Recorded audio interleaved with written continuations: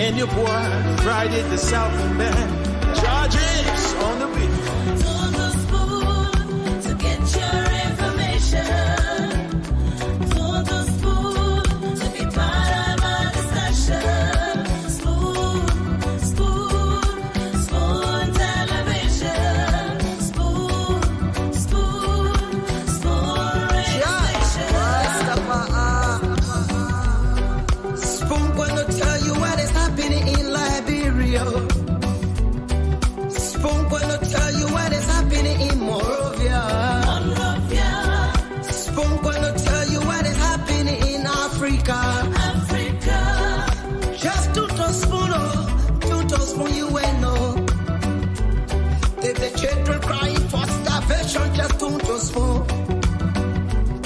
You want to get a news update, brother, to spoon. You want to know what is happening in Monrovia, to spoon. Politicians want to make their decision, just to spoon. You want to know what happening in the ministry, to spoon. Yeah, to spoon. Yeah, to spoon. You from Fonjema, Maryland, to spoon. Yeah, to spoon. If you eat kepan, congratulate my brother, to spoon. You got a Spoon TV, you got a Spoon Radio, to spoon. Yeah, to spoon. You wanna get a news update, to spoon. What? Yeah, Rastafari. Kilibamba, kilibamba, kilibamba. Kilibamba, kilibamba, kilibamba. What I want? Yes, what you got today? Spoon TV. Spoon. Yes, what you got today? Spoon. Spoon TV. Spoon. Bada. Spoon. Skidibidi dabado. Spoon TV. Spoon entertainment. Kuwa.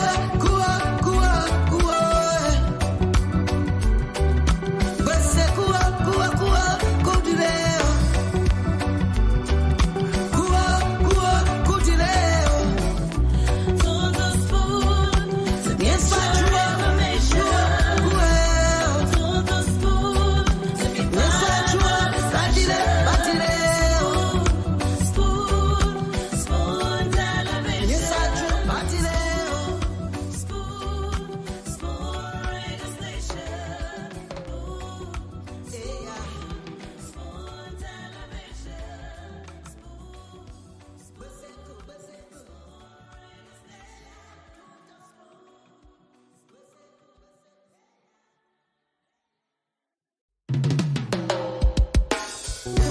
Yes, sir. A special one from the CEO, Stan coming with the spoon. And your boy, Friday the Southern Band. Charges on the beat. On the spoon to get your information. On the spoon to be part of our discussion.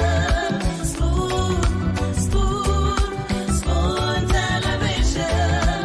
Spoon, spoon, spoon radio station.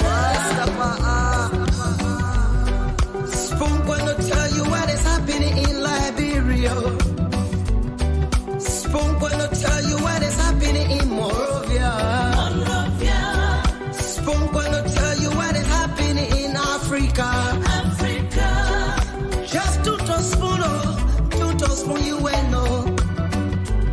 If the children crying for starvation, just to spoon. You want to get a news update, brother, to spoon. You want to know what is happening in Monrovia, to spoon. Politicians want to make their decision, just to spoon. You want to know what happening in the ministry, to spoon. Yeah, to spoon. Yeah, to spoon.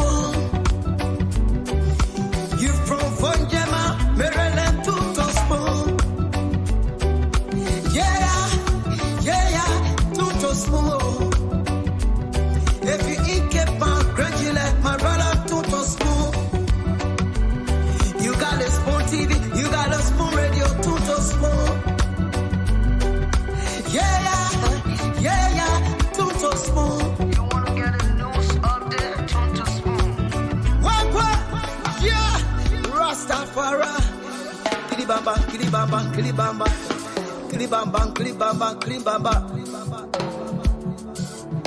What I want? Yes, what you batileo. Yes, what you batileo. Beseku. Baraba. Skidibidi dabado.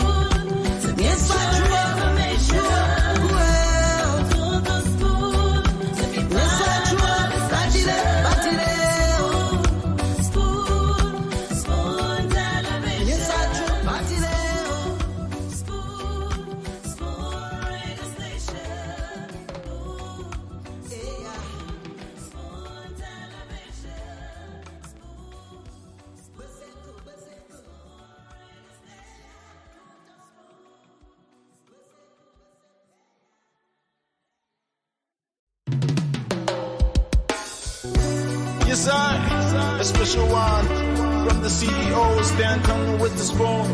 And your boy, Friday the Southern Band, Judges on the beat. To the spoon to get your information. To the spoon to be part of our discussion. Spoon television. Spoon radio station. Spoon gonna tell you what is happening in Liberia. Spoon gonna tell you what is happening in Monrovia. Spoon gonna tell you what is happening in Africa. Just to spoon you will know. If the children crying for starvation, just to spoon. You want to get a news update, my brother, to spoon. You want to know what is happening in Monrovia, to spoon. Politicians want to make their decision, just to spoon. You want to know what's happening in the ministry, to spoon. To spoon. To spoon. You from Vonjema, Maryland, to spoon. To spoon. If you eat kepa, graduate, my brother, to spoon. You got a spoon TV, you got a spoon radio, to spoon. To spoon. You wanna get a news update, to spoon. What? Yeah, Rastafari. Kilibamba.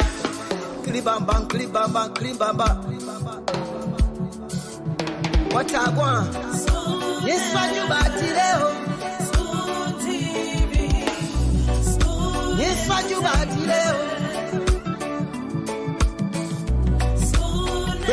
Beseku.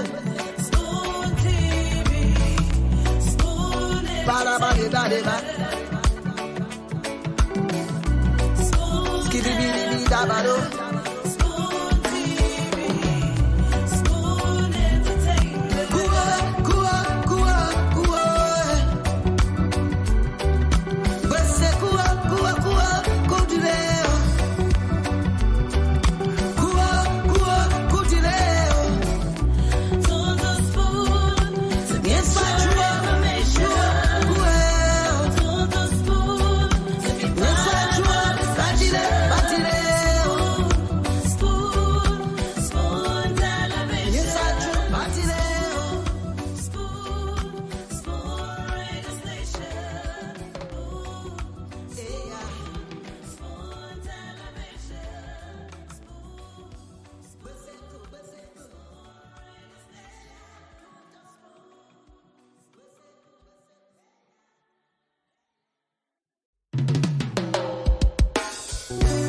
Yes, I, a special one from the CEO, stand coming with the spoon.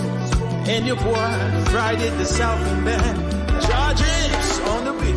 To the spoon to get your information. To the spoon to be part of our discussion. Spoon, spoon, spoon television. Spoon, spoon, spoon radio station. Spoon gonna tell you what is happening in Liberia. Spoon gonna tell you what is happening in Morovia. Spoon gonna tell you what is happening in Africa. Just to spoon you will know. If the children crying for starvation, just to spoon. You want to get a news update, my brother, to spoon. You want to know what is happening in Morovia, to spoon. Politicians want to make their decision, just to spoon. You want to know what's happening in the ministry, to spoon. To spoon.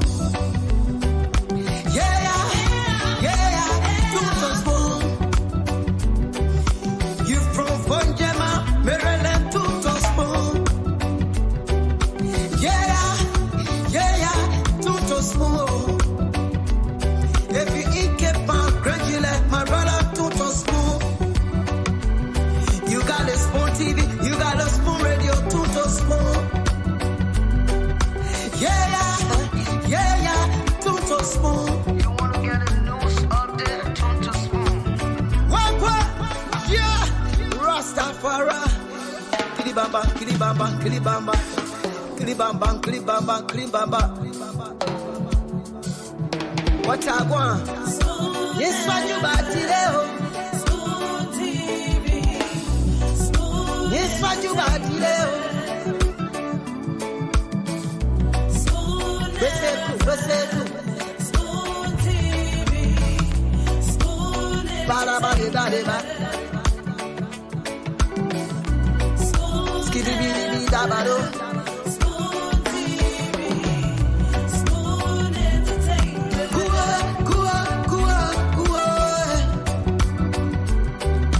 Bese kuwa, kudileo. Kuwa, kudileo. To the spoon to get your information.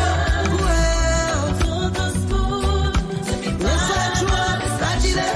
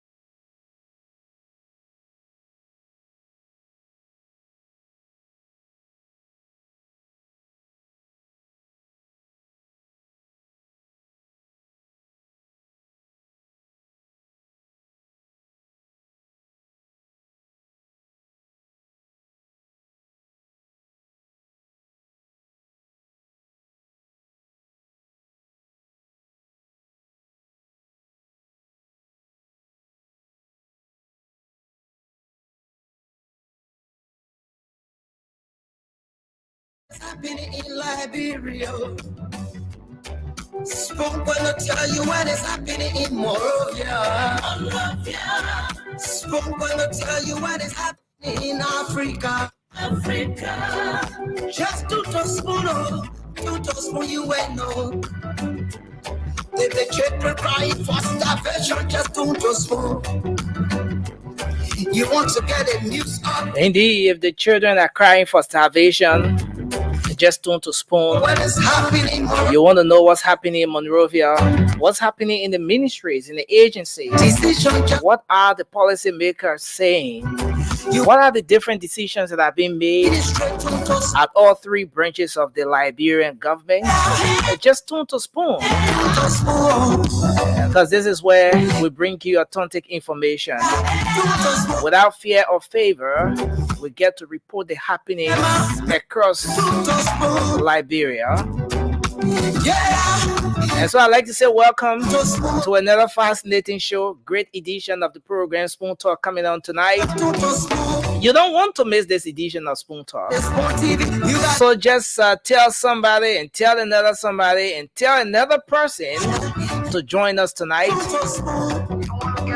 on this very platform. Of course, my name is Nelson Collier. We are coming to you tonight live across the Spoon Network, Spoon 107.5 FM, Fabric 101.1 FM, and Super 95.5 FM. We are online as well. We are streaming across the internet on Spoon TV, Fabric TV, and Super TV. That's for our Facebook audience. If you're on YouTube, we are there. And of course, the handle is Spoon Talk Live. So welcome. Thanks for joining us tonight.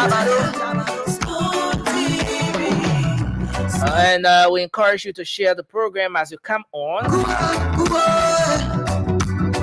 because there's a whole lot right here in store for you tonight.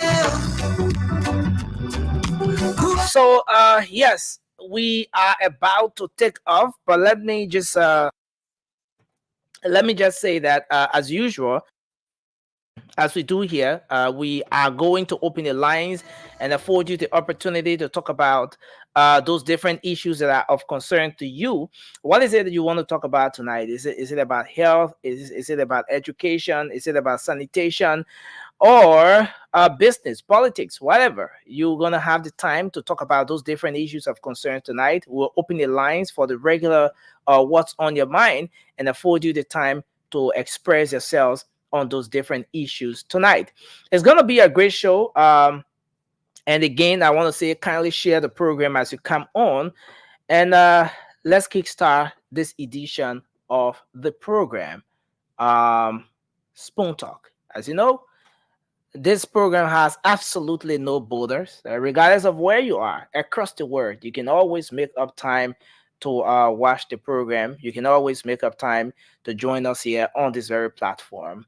So lots of things are happening in the country. There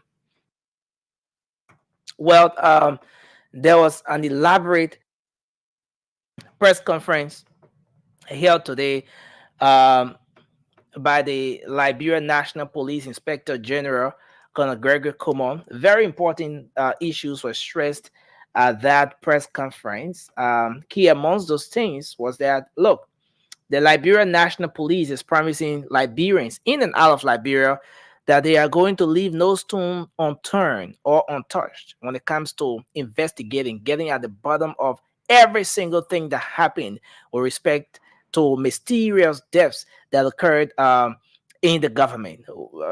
Going back to previous administration, even to where we are now, there's going to be a thorough investigation into different issues across the country. And so that's an assurance from the Liberia National Police.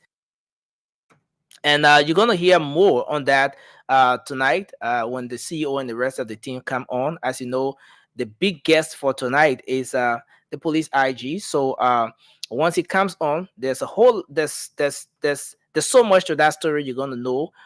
He's going to elaborate further on that here tonight. And so this is where we are. On the flip side, two lawmakers from the former ruling establishment, the CDC, Senator Nathaniel McGill, and Representative Abu Bana Kamara of District 15, Montserrat County, have embarked on a journey. They are saying that they're giving the government of Liberia 72 hours to conduct a thorough investigation in the death of Josephus. And Josephus Tupe, the individual, the gentleman who was um, allegedly killed by the power theft team of the LEC, the Liberia Electricity Corporation. They want the government of Liberia to conduct, within 72 hours, conduct a thorough investigation into the circumstances leading to the death of Josephus and be able to report to the people of Liberia. So that's what they've said. They've embarked on that, and they want the government to seriously address this issue and report, or they're giving the government 72 hours. But the big question is, what happens after the 72 hours ultimatum that has been given? What exactly are they going to do? What are the next plan of action and all of that?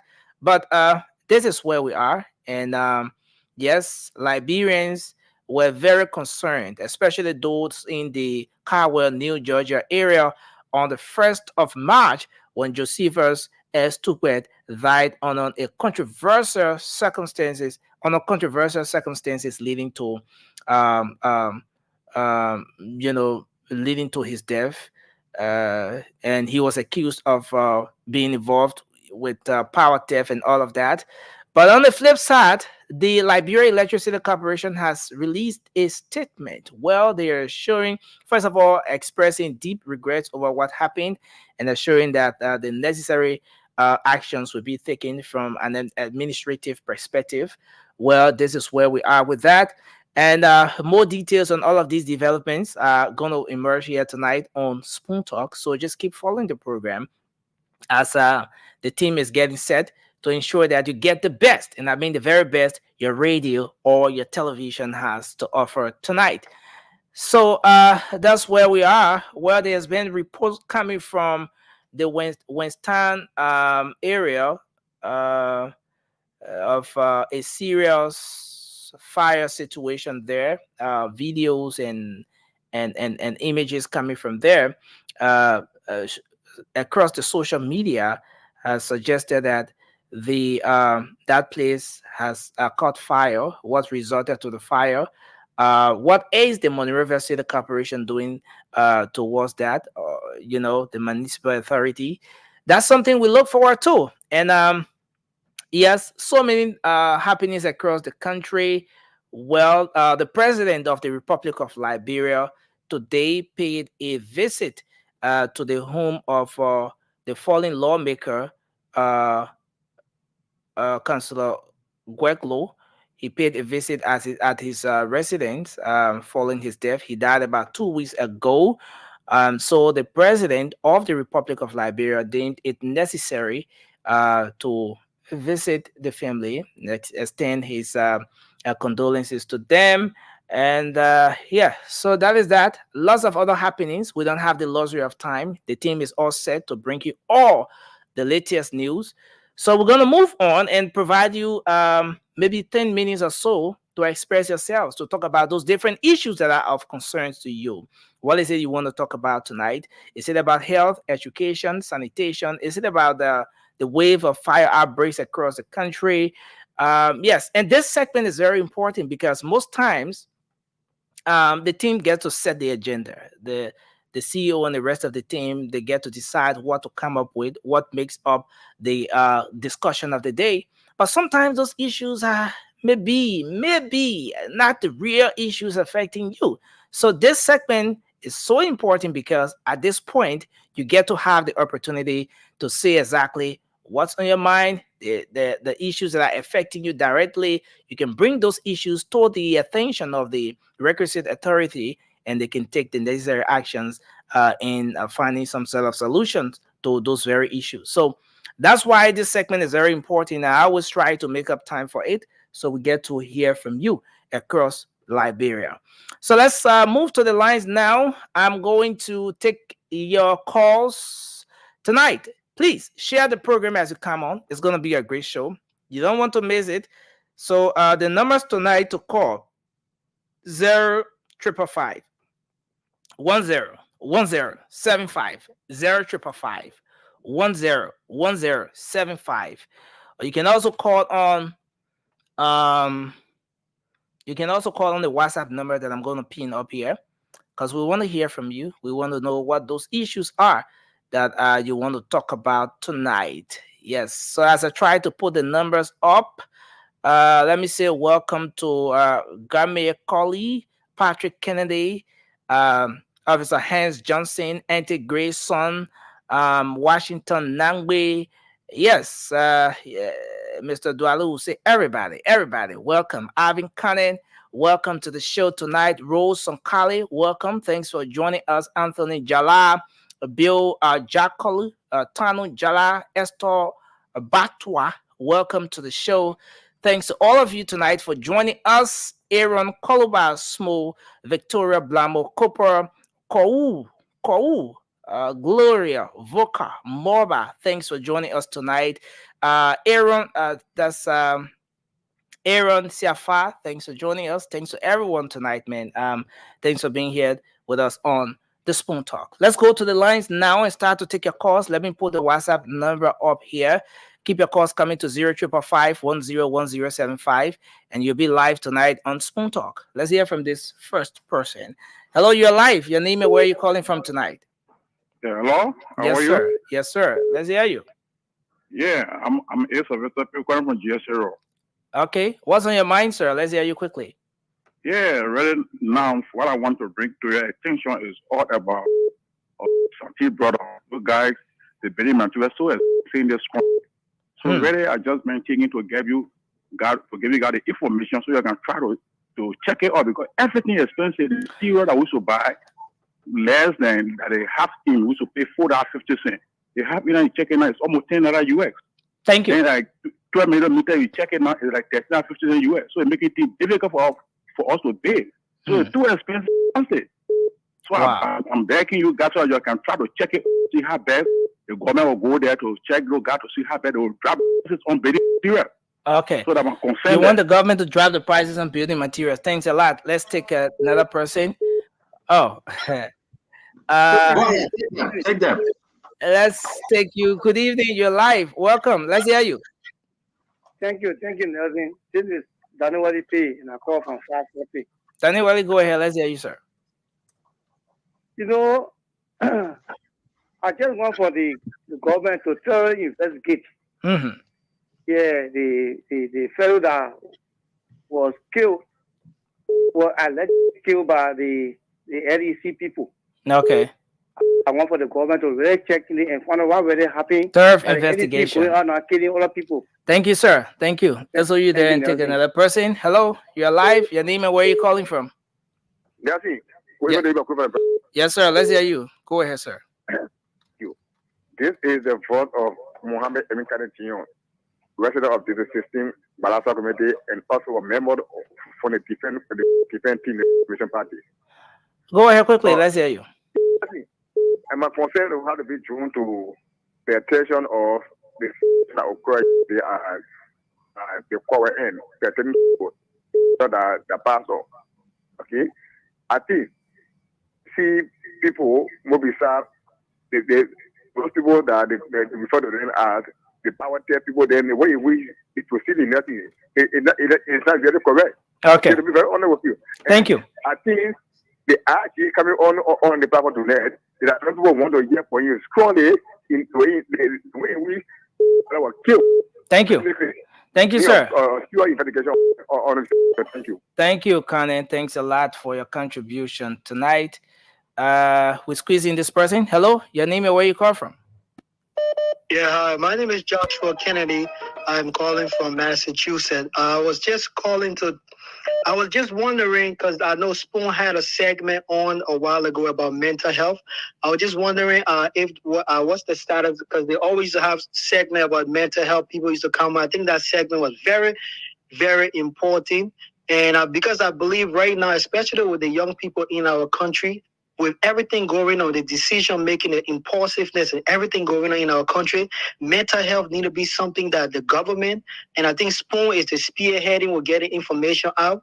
I think that segment was very informative, and I believe that talking more about mental health, the impact about trauma, and how it impacts our entire life, even our leaders in government. Okay. Their impulsive decision, and I think we need to try to do that. Thank you, just sir. Continue the conversation and the impact it have on our people.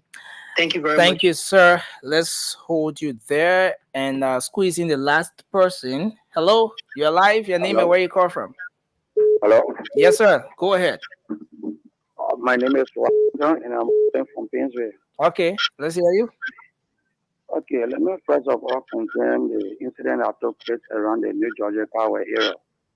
It was very wrong, and I'm calling on our Honorable President Joseph Boakai to really shine his eye. Okay. These are all traps that are set for him. Thank you. He should be very wise enough. Immediately take action on some of these things. Thank you, sir. Let's hold you there. And yes, I think this is where we are. See you. Let me I thought you were going to be like Dr. Richardson every day. She won't ask last question. I thought that's what you're going to do. The last day, my last question. But Dr. Richardson, how you doing this wet, raining day? Very well. I believe it's raining at your end too, right? Yes, it is.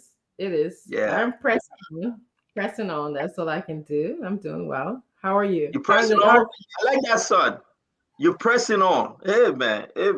Nelson, that's the song. I'm pressing on your way.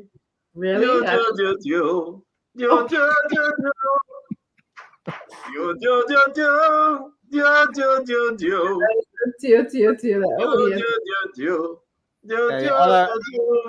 Hey, other way of whom this song. You want to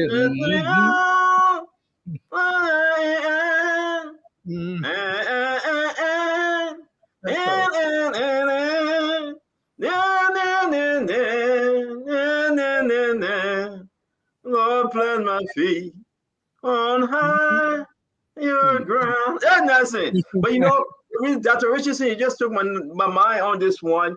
It's a very sad day for Liberian home and abroad. We just lost one of the justices, Justice Joseph Nagbe.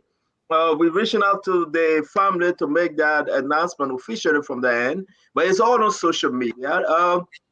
But again, I want to say, man, hey, he's like an uncle to me. He was like an uncle to me. I know him. We have the family relationship.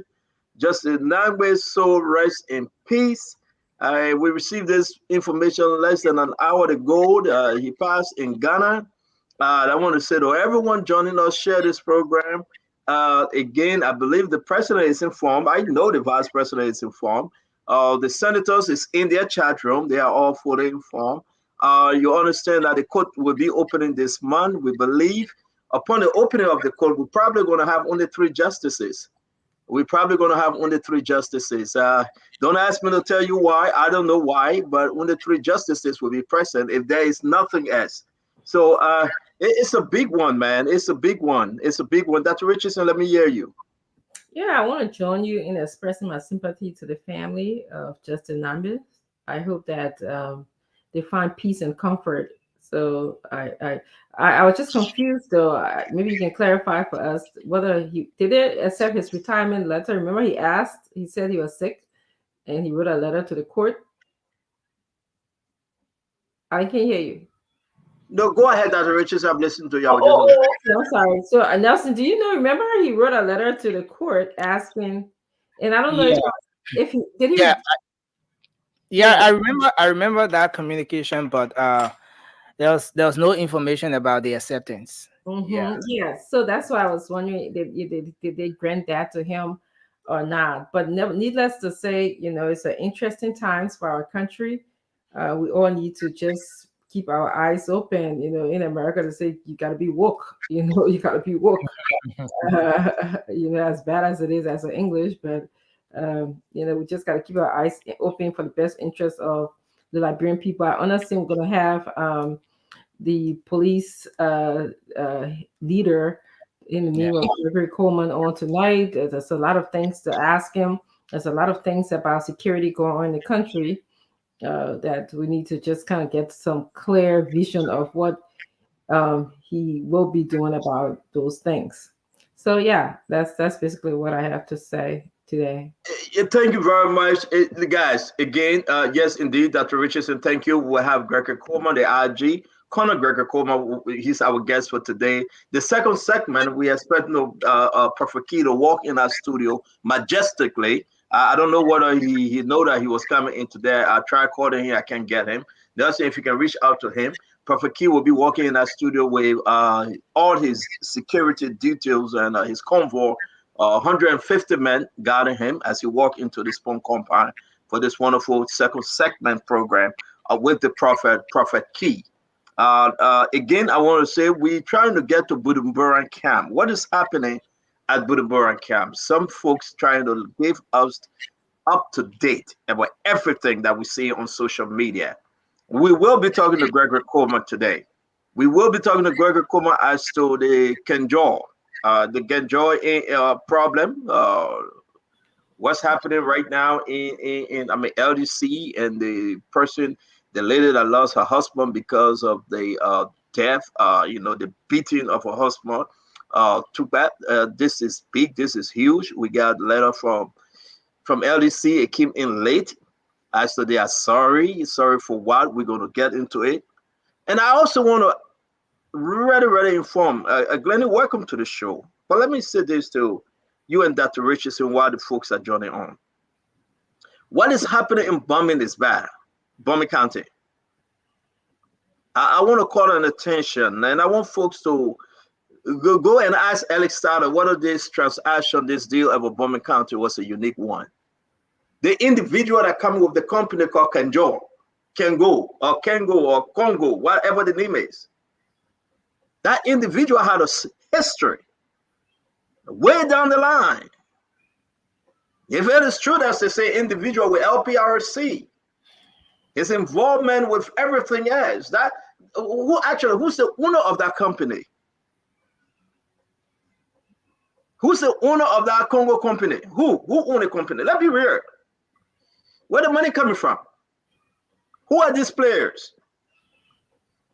Were there any thorough investigation, or are we about to see another Western cluster?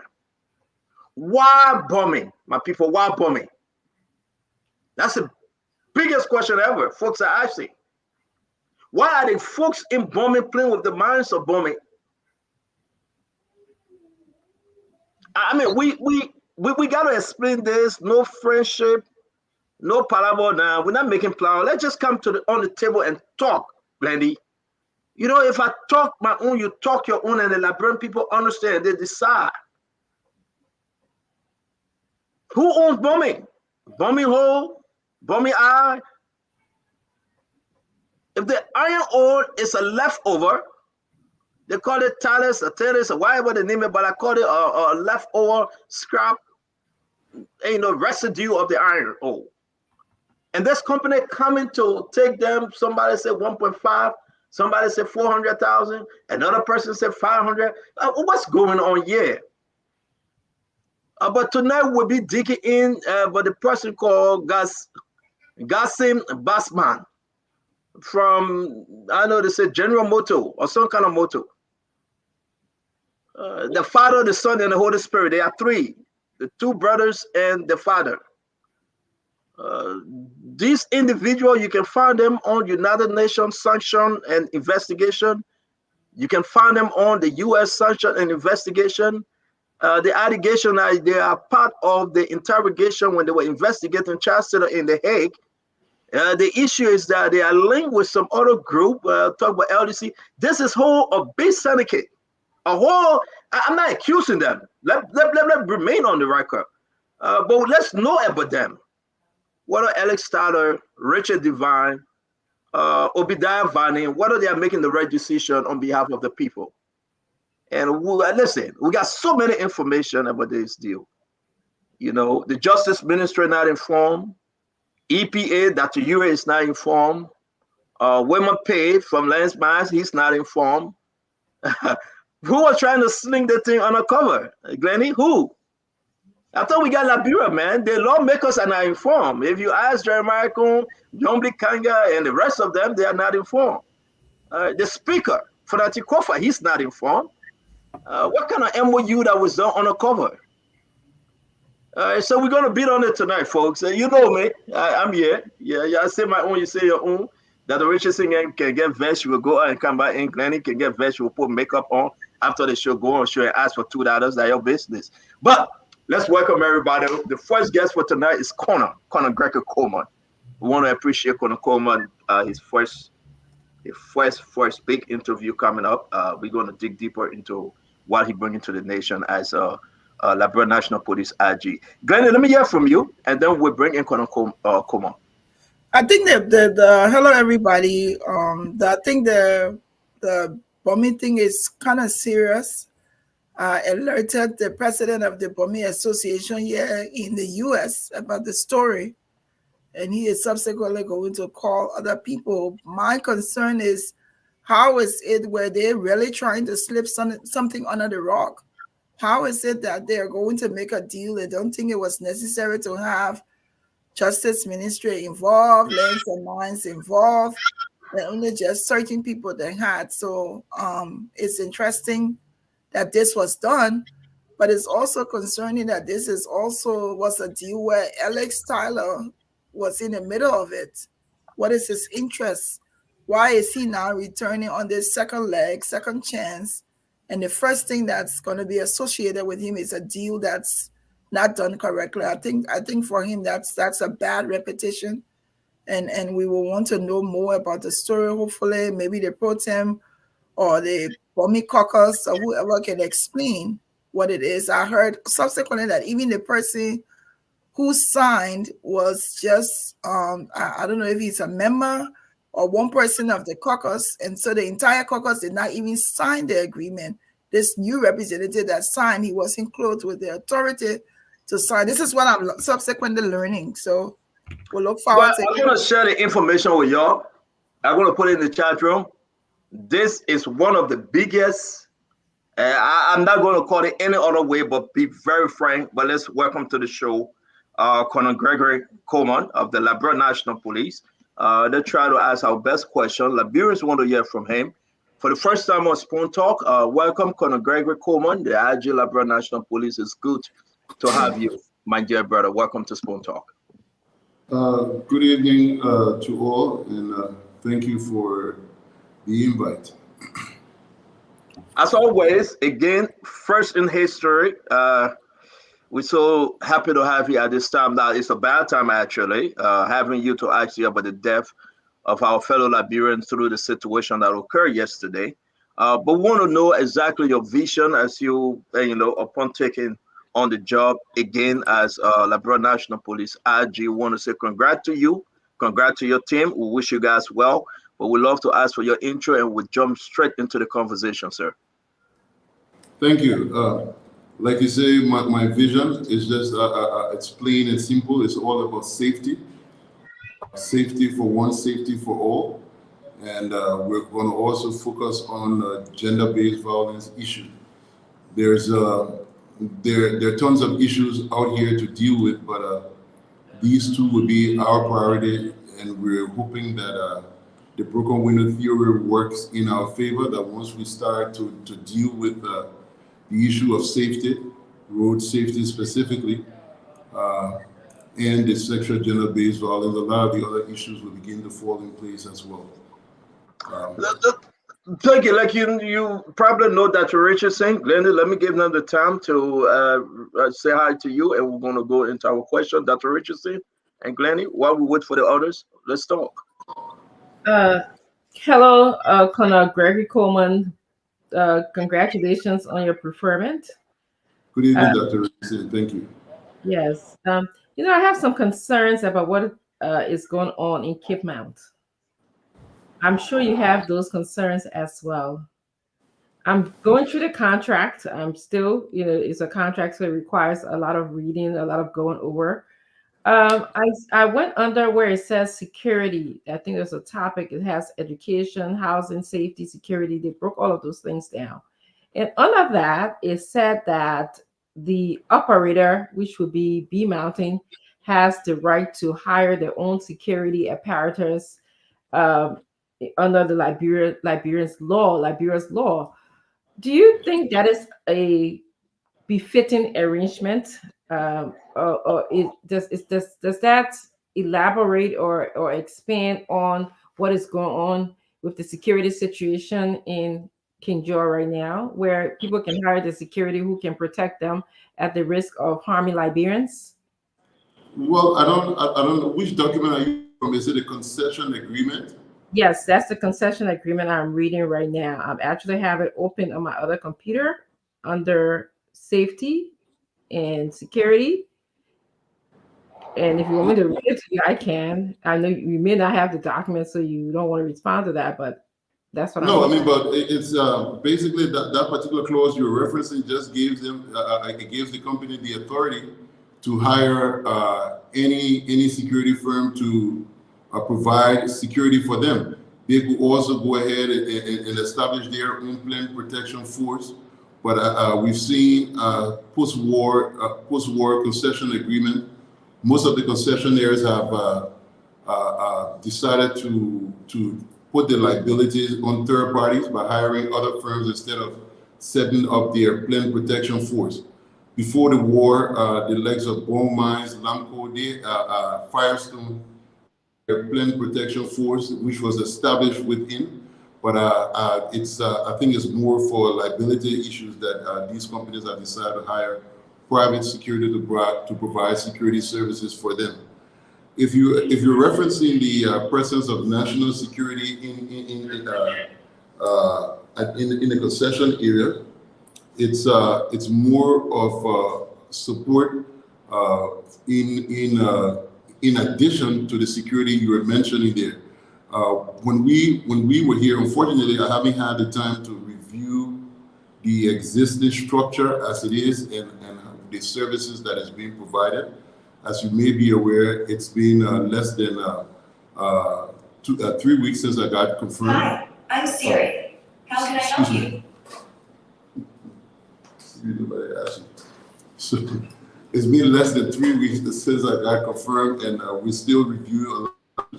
One of the things I was concerned about, because like I mentioned in the press conference today, working with these communities has become very personal for me with my background from the NBC. So one of the things that I would have loved to have done before we got to this point was to look at the existing structure of the services, the additional services that we're providing for these concessionaires, and see how we can improve our service. Unfortunately, I didn't have the time to do so, and ran straight into this unfortunate situation that led to the loss of lives. And I'm sincerely sorry about that. I have sympathized with the family. I empathize with them. I feel the pain and everything, and we're going to look into it to avoid future reoccurrences.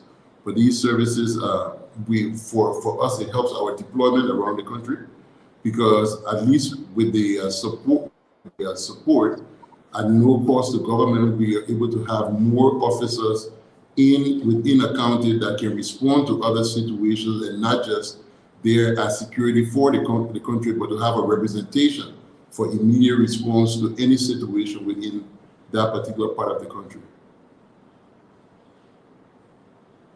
Yeah, thank you for the explanation. I'm a child of a concession area. Like you mentioned, Bone Mines appropriately. There were what we call the mine guards, but I don't think I even knew they existed as a child, because they were kept in confine of, the security place where they were. But it says here that what is the provision of the law, the security provision of the law, that a company can come to Liberia and provide security in accordance to the provision of the law? That's what it says here. So do they have to consult with you, with your security force, with the police, before they engage in any kind of violence with the Liberian people? Do they have to contact you? Do they have to consult you, or do they just take the matter into their own hands? Well, they are I think in the case of B Mountain, they do not provide security for themselves. The way it works, they put up a bidding process, and then people apply for it. Security firms that are registered by the Ministry of Justice, official private security firms, register for these for the bid, and they go after the contract. And once they win the award, they awarded. They provide a service for them. So I don't know about them having their own security that's been having some issues with the citizens. Are you trying to get into the exchange between the police and the? Okay, so we do have police officers assigned within the vicinity of the B Mountain area. Part of the coverage in that area, like I said earlier, is to provide a presence within that Western Cluster region for rapid response in case of any eventuality within that area. They also provide support for civil disturbances, like we saw here in the case of the riot situation. So their deployment there is very strategic to the national security interests of the country, and not as a force for protection of the B Mountain concession. So, are you still speaking, Dr. Richardson? I wanted to end by this is 11.2. I'm reading the security force, and I don't need you to comment if maybe you can do that another time, but I just want you to be aware of this. It says the operator shall have the right, in keeping with the provisions of the laws of Liberia, to directly or under contract with other persons establish and maintain its own security force for the purpose of maintaining law, order, and security, with power both of detention and of search and exclusion from the production area. You know, they go on to talk about the non-production area and production area. So I just want you to be aware of that law. That's all. No, so that's what I just explained to you, because that provision gives them the authority to set up a planned protection force, like in the case of Lampo, like PPF, that they could train their own, they could have their own security train through the Liberia National Police Academy. Like before the war, PPF even had a certification for firearm. We haven't had any of those companies come in for that level of certification. But if they chose to, they could apply to the police academy, train their own guards to provide security. This company, I think they've hired private security firms to do that instead of just training their own guards. So that doesn't apply to the Liberia National Police. It's just for their private security arrangement for the protection of their assets. So are you done with your question, Dr. Richardson? Can we move to Glendy? Yeah, we can move to Glendy. I have a for now. Yeah, thank you very much. Glendy, your question, please. Hi, Colonel Coleman. How are you? I'm doing okay, and you? I'm good. It's great to connect, my Cuttington brother. So Thank you, Scorpion. Yes, fellow Scorpion. I wanted to ask, I know you were at the police force before. You subsequently left during the RIA government. There are so many stories surrounding your resignation, but I want to ask, when you now have come and said your number one thing is safety, when you left the force now, previously comparing to now, would you consider that safety was not a focus for the police force that you were in at the time? So I won't just look at it, I won't just link it, when I talk about safety, I won't just link it to the enforcement aspect of it, but I'll look at it more from the culture, the entire culture. The culture of safety here in Liberia is extremely poor. Enforcement is just one part of it. The education, the training, everything, the licensing. We live in a country where we license people who we do not know whether they have skills in what we're licensing them for. That is, basically how it works for driving license and stuff is, like me walking to the dental council and pay them $250 and they issue me a license to be able to operate as a doctor in Liberia without testing me and knowing if I do have the capabilities. That's how we treat the issue of road safety in this country. So it's at all levels. It's at the level of someone deciding to just beautify the vehicle and put high beam light on it with higher decibels that blind other road users. It's about people deciding to get on the street without the proper PPE to be able to protect themselves against a danger. It's about drivers not wanting to register the vehicle to take the appropriate load. So it's not just one thing. It transcends beyond just the enforcement aspect. But I think generally there has been a breakdown in order, and it's something that we are concerned about. So it's going to take a time because we have to take some sensitive and smart approaches in being able to restore order and try to build this culture of safety that I'm speaking about that will require all stakeholders, all road users as a part committed to the process for us to succeed. All right. So my other question is, why was it important for you in your role? This is a major development for you. Setting up, I listened to your press conference today, setting up a committee to open up or look into all previous cases. Why was this important for you to do it now? So the thing about it is we are at a very crucial point in the nation's history. This nation, the views of people in this nation is almost equally divided. Unfortunately, the police trust and legitimacy is at its lowest. And in order to do so, we will have to address some of the issues that we have internally as an organization. This is not about any government administration. It's about the Liberia National Police trying to regain the trust of the people. So we come in internally and look into the organization and look for areas that we've been falling short. And one of those areas just happened to be a loss of trust because of our inconclusive investigations. We have a lot of cases where people have died mysteriously.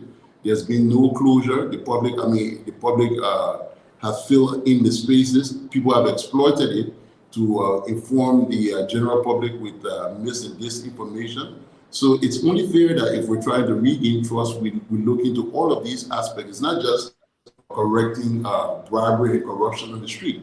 It's about restoring that image. It's about doing everything that will gain trust and legitimacy from the general public. In these cases, I think they play a major part in restoring that trust that we're looking at.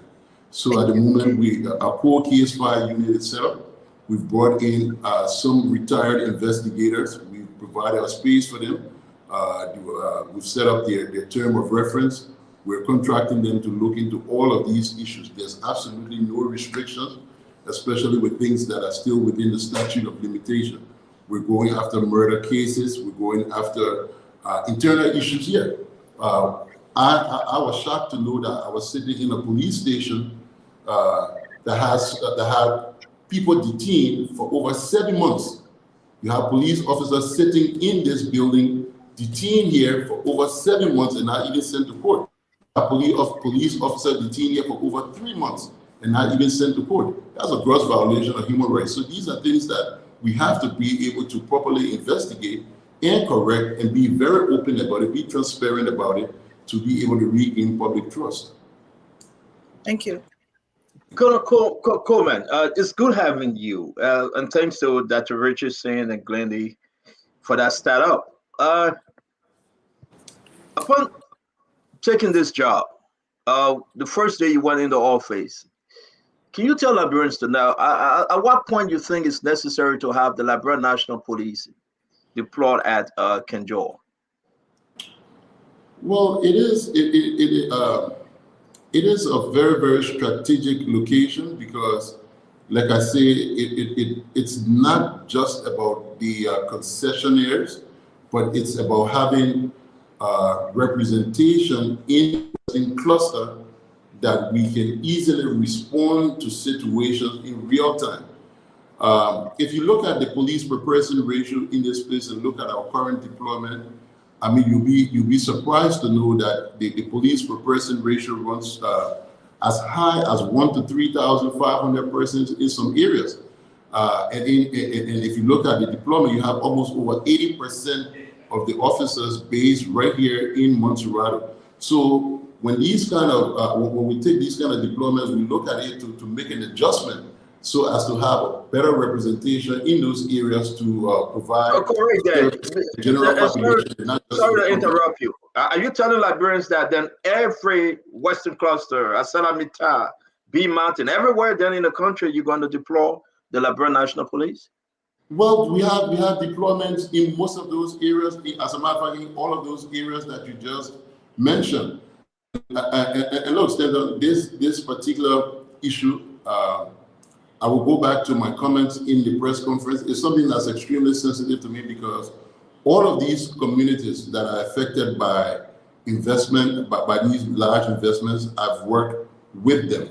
Up to the day I took on this role, I serve as Executive Director for Sustainable Initiatives International, and it's a local NGO that work closely with these communities, specifically as affected by land-based investments. So I understand the plight of the people, I understand the livelihood concerns and everything there, and these deployments will be in no means mean to infringe on the rights of the people, but try to rather help to protect those very rights. It's just unfortunate that before even having the chance to have gone into look at what it has become, we are already running to this situation. I've already called the academy. I've instructed an immediate use of force training for the entire. We respect that. I'm sorry, Keno. We respect that. But at what point, when you received the document, you went in the office the first day upon your confirmation. Yeah. At what point on those, what was on your desk concerning those deployment that the Liberian National Police should use force? Is there anything, any guidelines that at this time you must use live ammunition? You should use force to curtail and kill our fellow Liberians, regardless of the situation. Can you help us understand, sir? So the Liberian National Police have administrative instructions which covers the use of force, and the officers are trained to the use of force policy. It's not meant for them to go and kill citizens like you were describing it. And if you will be open and open-minded and let us do this investigation, we will communicate to you. The use of force policy is being reviewed as I speak to you.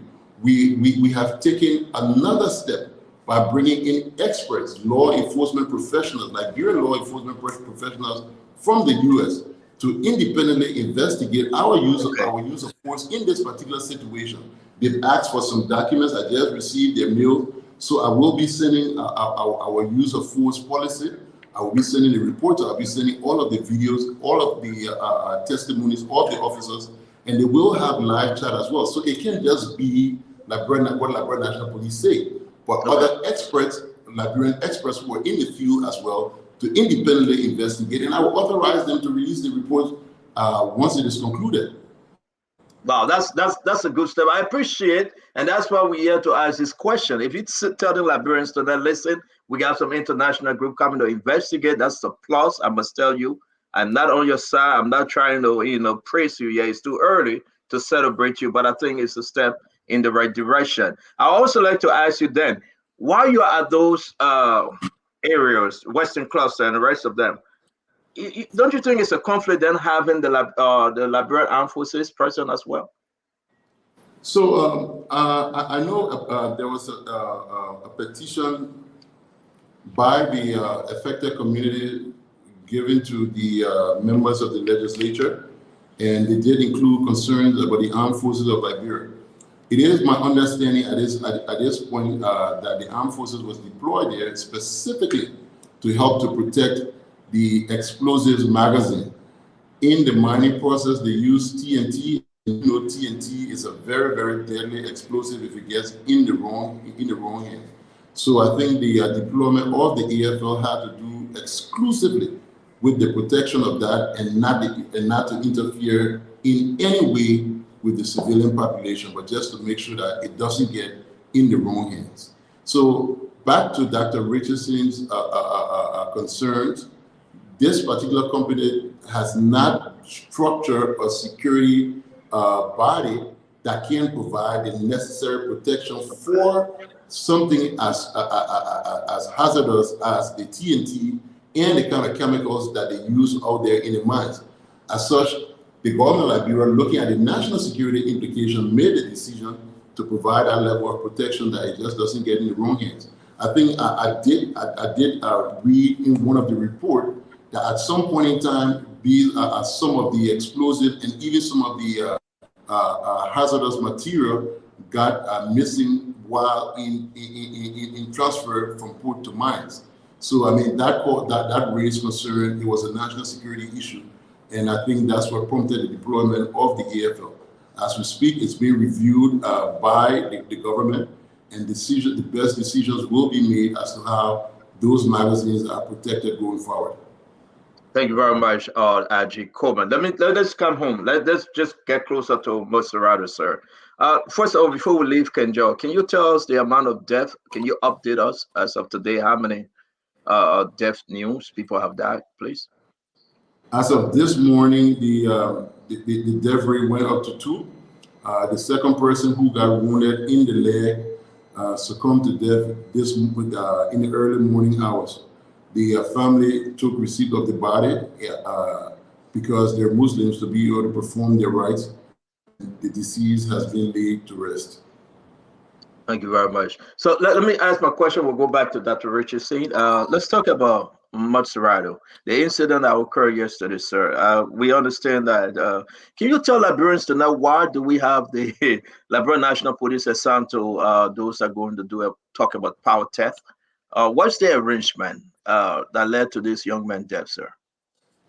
So the Liberian National Police providing assistance for power theft is my understanding. When this incident occurred, a call to get an understanding as to how it was even structured.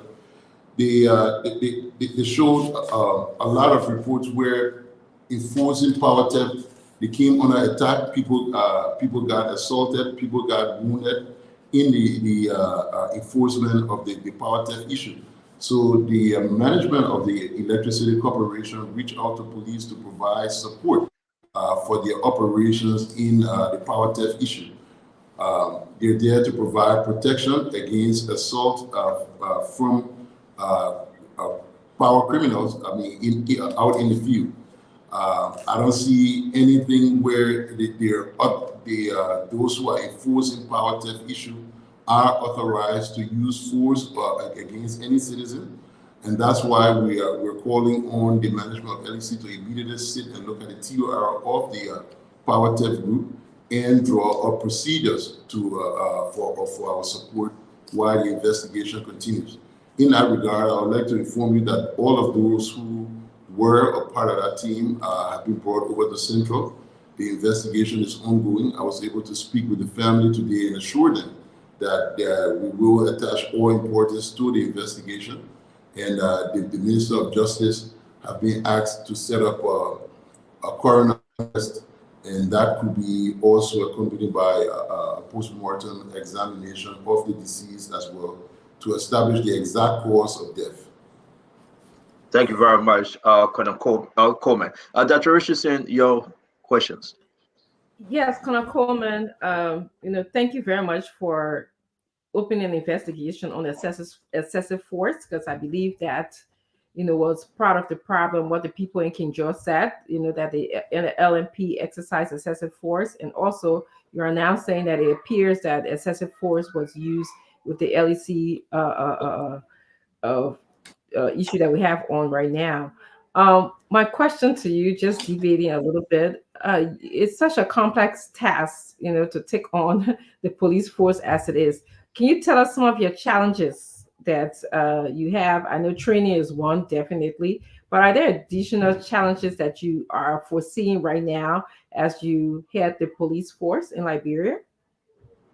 Okay, so Dr. Richardson, before I even go to your question, the comment about excessive force, that cannot be established right now, because if you look at the video footages that were released today, you will see in one of those pictures protester carrying artisanal weapons. You see the guy loading see him loading the single barrel gun, and the other person, two persons there with single barrel gun.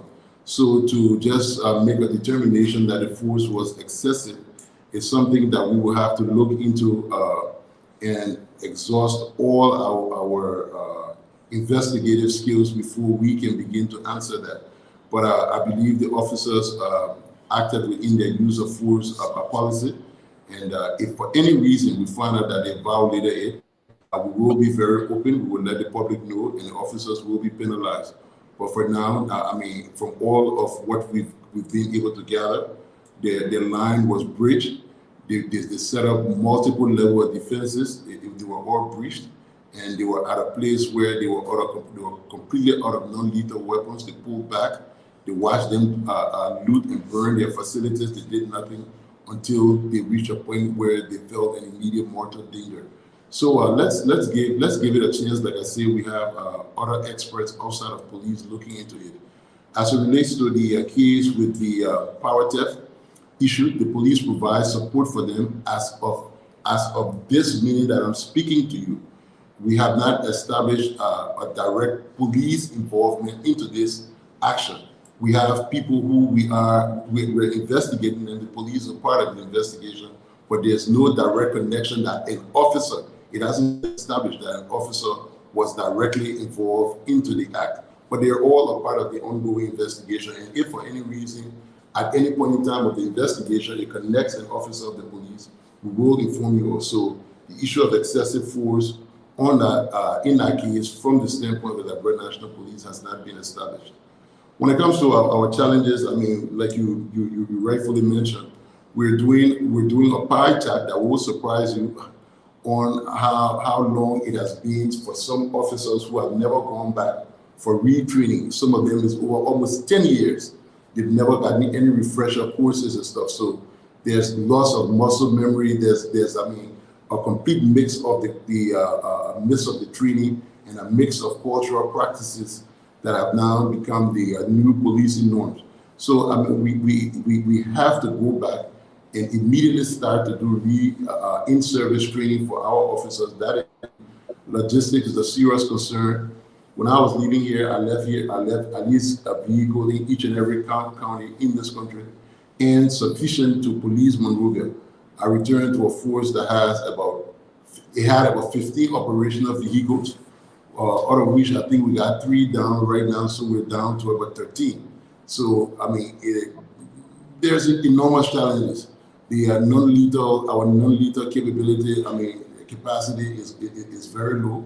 We're looking at, we need to replenish it. So there are multiple issues that we are faced with at this particular point in time, and we're looking up to foreign partners for help, and government as well for the needed support to be able to provide the kind of services that all of the Liberian people and our guests in this country as well deserve. Yeah, and I honestly want to thank you for your efforts towards making sure that Liberia stays peaceful and secure. You know, I'm not a police officer. I'm only here asking questions. So I would come from the approach of excessive force, and I use the word investigation that you're doing, just so I can be open-minded. And when I hear you say, "Oh, there was an excessive force used, we're investigating," I heard a little bias in your voice, and I just wanted to know that I'm just being open-minded about it. No, it's. I think that bias is the sincerity about it. Thank you.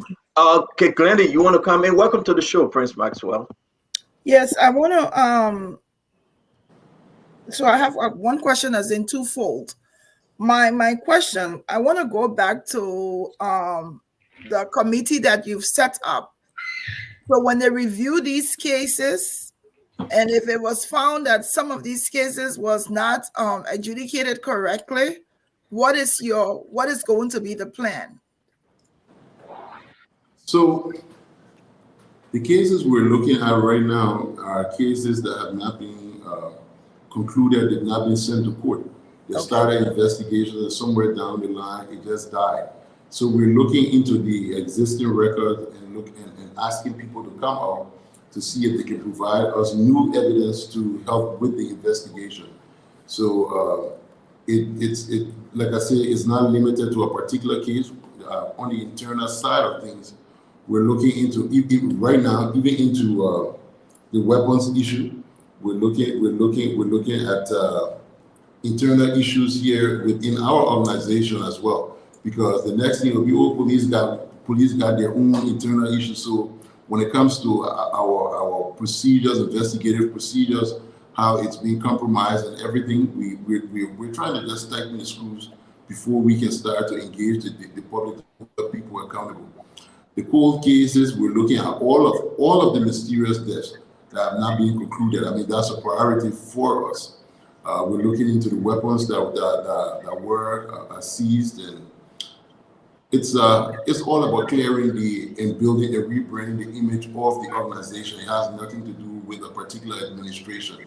It's about cleaning house to gain the trust and legitimacy of the people. All right. So I want to follow up on the LEC case.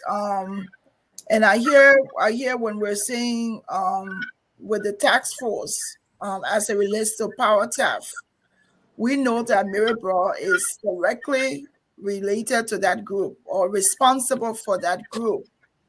What their term of reference is, we don't know. But I want to ask you, if you had police assigned to the power theft, best case scenario, what would be their function? What should be their function? To provide a safe coverage for them to do their job without interferences. Okay. So would Mirabel be one of the persons that you will question? Because if you're trying to do investigation to find out what's the TOR, how it started, how the police got involved, would she be one of those persons that you were asked to find out what were they told that they could and couldn't do? I would not want to preempt the investigation at this point. Right now, we're looking at those who were on the scene, those who were actually involved. And when we start to look into their TOR, if there's a need for us to extend it beyond the team to their management, we will reach out to the management. But for now, we're looking at the team that was involved in this particular incident. Thank you. Thank you. So, Adji Coleman, my question again, let me say this to you. I think we are just on course with our question and answer based on the fact that I think you've been very open and truthful to the nation tonight. Seriously. If not, I will tell you. Let me move on to some other issue. We have the file, the document of the 3 missing boys. We have the document. I said we spun that work. We are in possession of the document of the auditor's death. Okay, those pictures I cannot display today. The 3 missing boys, Honor Frank Musadin and the gentleman that just left, Patrick Sudu, I believe. There was no conclusive or we say holistic findings when they went on Frank Musadin. To be frank, I have shared with the folks before, yet in our chat room. What are you looking at? What are you looking for? What are you trying to do? Because you say we're going to go back to those court cases. And the 3 missing boys family members, they are concerned. Some of them watching you today. What would be your message to them? It involves Moses, it involves the past government. And, I want you to help them understand when you spoke today, when you say we're going back to court cases, it raises their hope. They are happy. But what are you looking for, sir? We're looking for a detailed conclusion to all of those issues, and that justice be served. So, I mean, to the families, we're asking that you all just give us a chance, give us the support and cooperation when needed, so as to give you all the desired outcome, which is the justice for the loved ones. That's what we will expect. We hope that we're able to get, but to get a full closure, proper investigation, In some cases, I mean, if we need external help like we're doing right now with our review, we will call for external help as well. So we are seriously challenged in so many regards. And with the lack of trust and everything, we'll be very transparent, and we'll always lean on the existing capacity we have, not just here in Liberia, but abroad as Liberians. Once we have professionals in the field, we lean on their expertise as well. So all of these investigations, at some point in time, we will establish a secure network where we'll be able to incorporate other people, other Liberian professionals who are outside of the country, to be able to work together under compartmentation. I mean, in the field, to be able to provide added eye in these investigations. So what we might miss, they will be able to bring in that expertise as well, and to bring some to lend us some level of trust, because we're still struggling to get the public to even believe and trust what we're saying that we're going to do. So it's all about just being accountable, being transparent, and lead this investigation in a way that people are convinced that what you're doing is the right thing and it is the best thing, that will get some conclusion that we all can look at and say, indeed, justice has been served. Sorry, before I bring in Acid and Prince Maxwell, let's talk about your budget. Have you reviewed what was left for you? Are you okay with with the budget issue? You are going bigger than some folks' expectation. You think you will have that money to run you through, to run your entity through everything? So we law enforcement with our budget, the finance people always tell us we're dreaming. Because they have this word about competing priority. But the LNP has always had a personnel-based budget that will always speak to over 80 to 84% for personnel costs and the rest for operations. As of yet, we haven't gotten the full ceiling, so we are operating on last year's ceiling, and it's very challenging. It's my hope that government will look our way and provide more resources so as to improve the effectiveness of our service. How much is your budget? I'm sorry, guys. How much are we talking about? Your total budget for LNP? So the LNP budget prior to the election line was 16 point something million, and then there was 4 million added there last year to cover the elections. So I'm hoping that we're going to be using the last year line, which might include the 4 million that was there for elections, to be able to provide some support for us. And if that is so, that will put us to around $20 million. Thank you, sir. So Prince Maxwell, Asido, Conagray, and I see our sister Jackie coming in. We will not hold the IG for too long because that was our agreement. Next time we can hold him for the 2 hours. Prince O. Hey, IG, how do you do? Hi, my brother. I'm hanging in here. And welcome to Spoon. Thank you. I'm going to desist from telling people that I know you, because people have been sending long text messages in my box that I know everybody. So let me just get out of there. Okay, quickly, IG.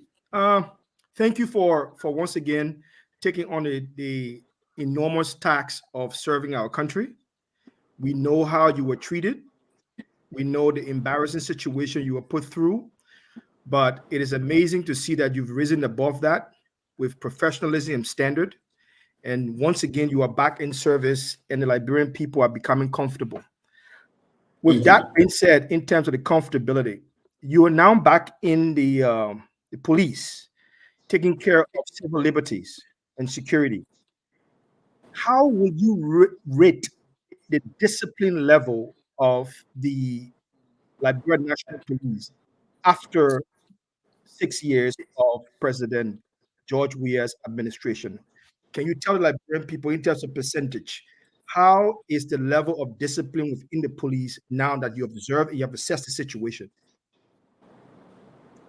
Well, discipline is a concern, but then again, to individual officers, and I will not put it on the entire police department, because there are exceptional officers here, and there are officers who are extremely indisciplined. Then you go back to what I just mentioned about the lack of training over a long period of time, the in-service training. So there is a pressing need for more in-service training of officers for discipline and courtesy. I mean, just to be able to provide the service that we should be providing. The service that we provide is the same word used in the restaurant. So it should be appreciated by the people. So in order to bring service alive, there is a need for us to go back, for people to grab the concept that we're trying to present something to the people that they should appreciate, to accept as a service that we're providing for them. But as of today, if you ask the public, are you satisfied with service? People will definitely question. Most people might tell you, say, oh no, we're not satisfied with the service. And that's what we're changing our approach to reach out to the community, get their involvement, get their buy-in, and provide a service that they will appreciate and accept as appropriate policing for them and for the country. You spoke about buy-in, and I like the policy language that you are using. I really appreciate that. Relative to community awareness, community engagement. So let's jump into readiness and preparedness in terms of community policing, community engagement, community awareness, community satisfaction. Do you think that in terms of preparedness and awareness relative to community policing, the police have right now, they have a very good relationship with the community that they serve? Because over the years, we know fully well that armed robbery, community theft, community insecurity increased tenfold in the country. We've seen so many instances. Do you think under your leadership, how are you going to address that under your leadership in terms of bringing calm, bringing a sense of peace and a sense of satisfaction to community policing now that you are there? So the first thing you ask a question, and then you elaborate further. For an upfront and sincere answer, no. The police, the trust level is extremely low. But what are we going to do? We're going to take a multi-pronged approaches into solving the problems that we're faced with. And this is not the 6 years problem, it's something that's been accumulating over a period of time.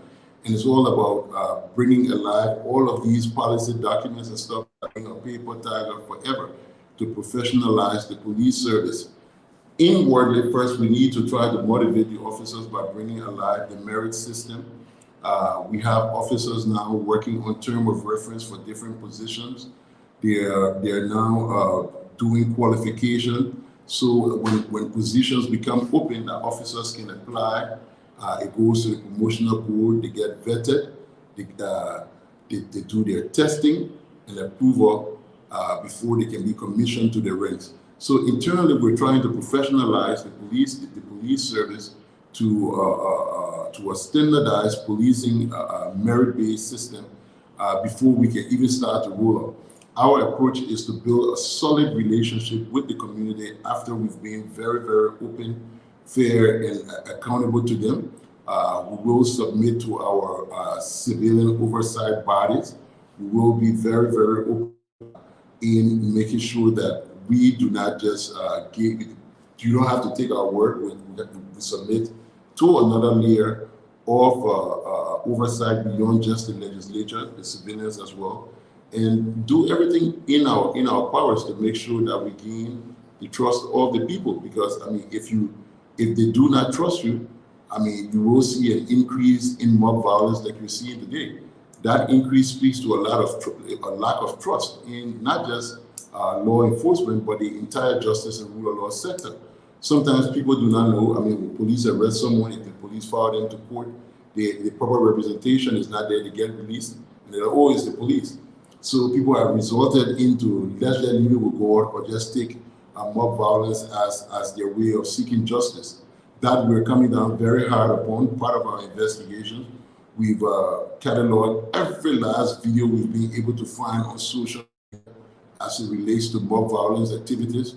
We're capturing faces. We're going to be posting them around for people to get information on those individuals so we can start to set examples for people to know that this is not the Wild West. It is a place of law. If you have any issue, test the law instead of taking the law in your hand in violent manners as we've seen around the country. If most of the mob justice issue, mob violence issues were captured on camera, you will be extremely shocked as to what this society has degenerated into.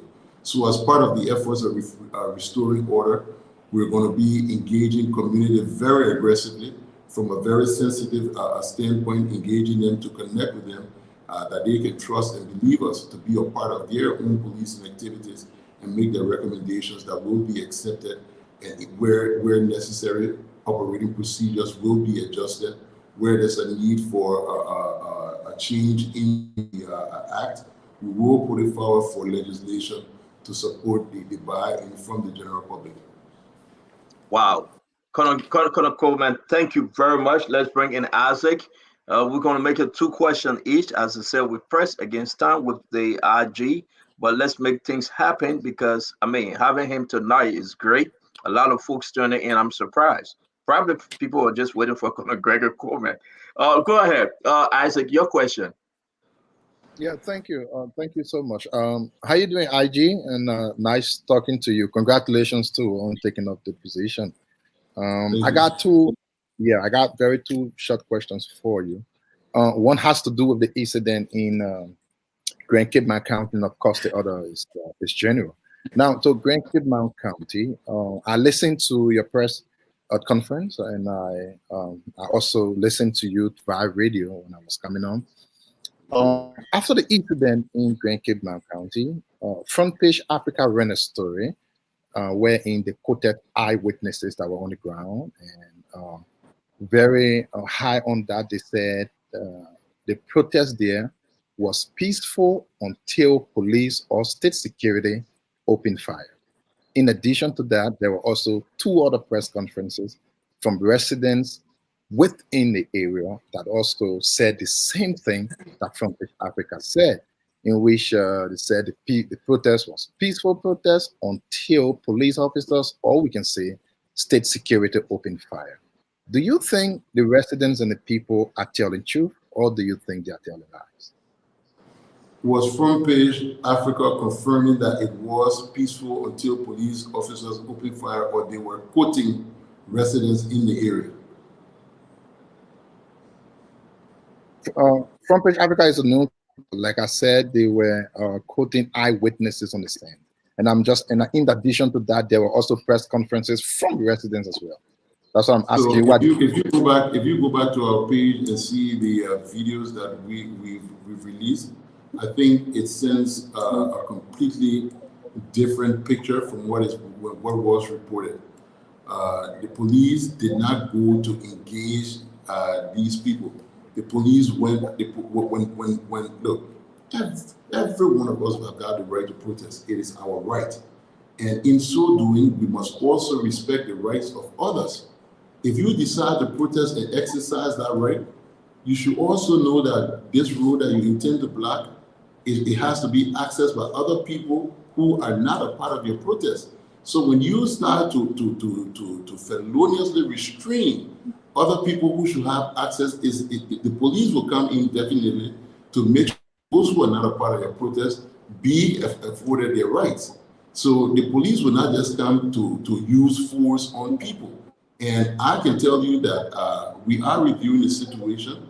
I would not stand up here to say, oh, police we're gods. We're all human beings. We're liable to errors. And one thing I can guarantee you, if we do an investigation and we find out there was a misuse of our authority, we went also our use of force, I will definitely come back and report it to you, and action will be taken. But as far as we know, for now, we will wait. We'll just wait until the investigations are concluded. But go back and please watch the video and see the peaceful protester. As a matter of fact, we are now engaging on a small project.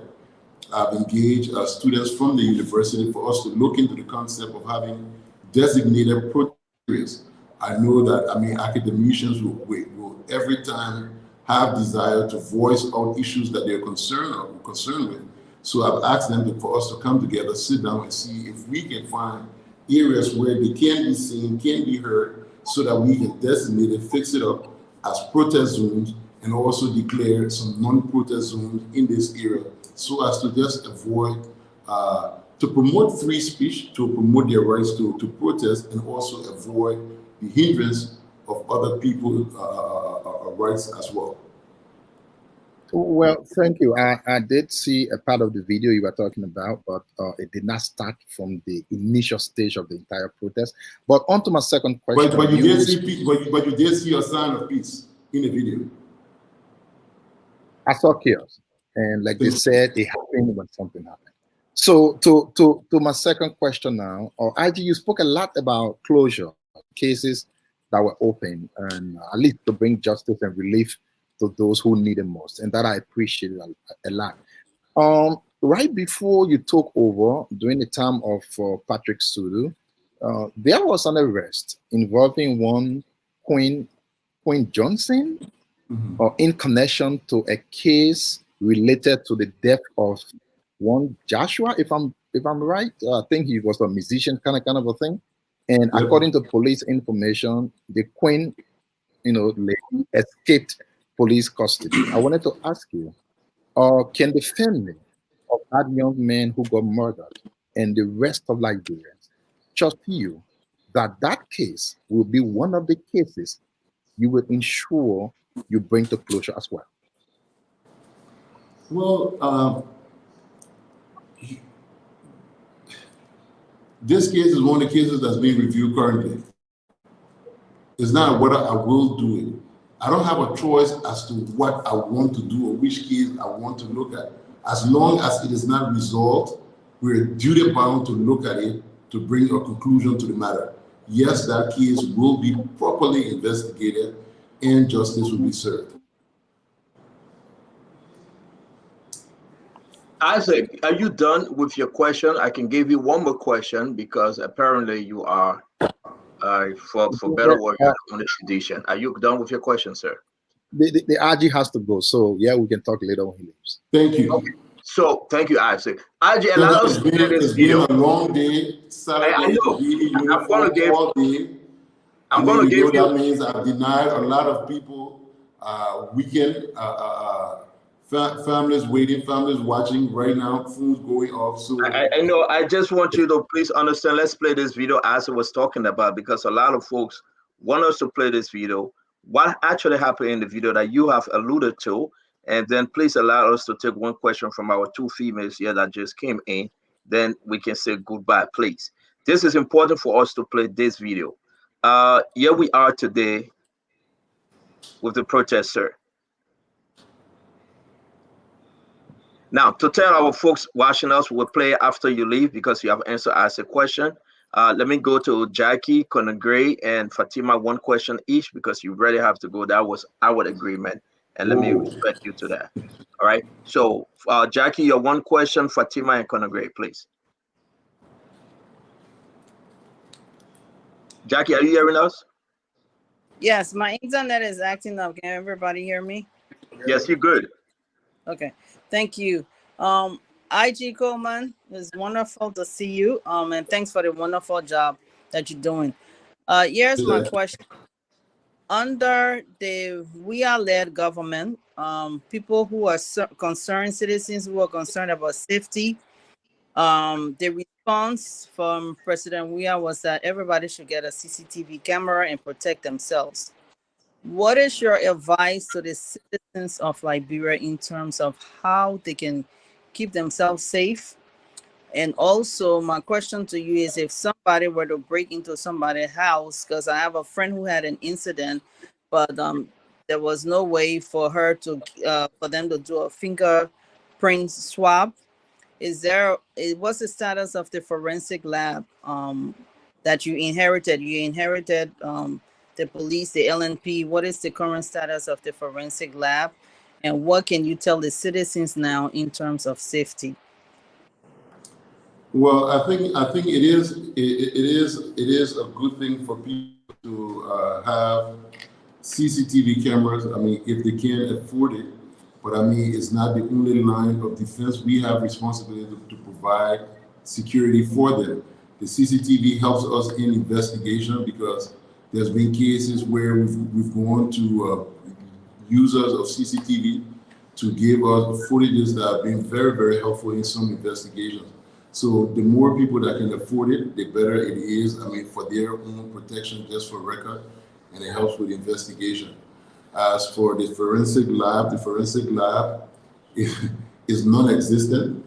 It's a place where we use ink to collect fingerprint and not an electronic database where fingerprints are stored. Right now, we're looking into public-private partnerships. We have a couple of offers on the table to help us digitize our system. And then we're going to, once that is done, we will be speaking to the Passport Bureau and the National Identification Registry so as to have access to their databases to be able to update ours for better record keeping and reference purposes.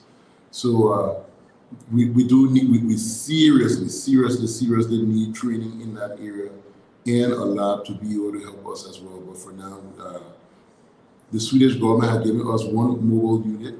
That unit, it was running when I left, but I don't think the plane is around here anymore. So yes, we're at zero capacity when it comes to the forensic laboratory. Thank you, Fatima.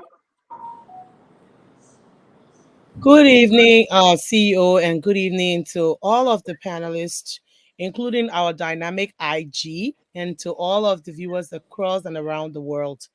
IG, I would just like a disclaimer. I want you to please tell all Liberians that the police of the Republic of Liberia, the police belong to the Republic of Liberia and not Unity Party. Because I've been hearing talking points and they're saying, oh, UP police, UP police.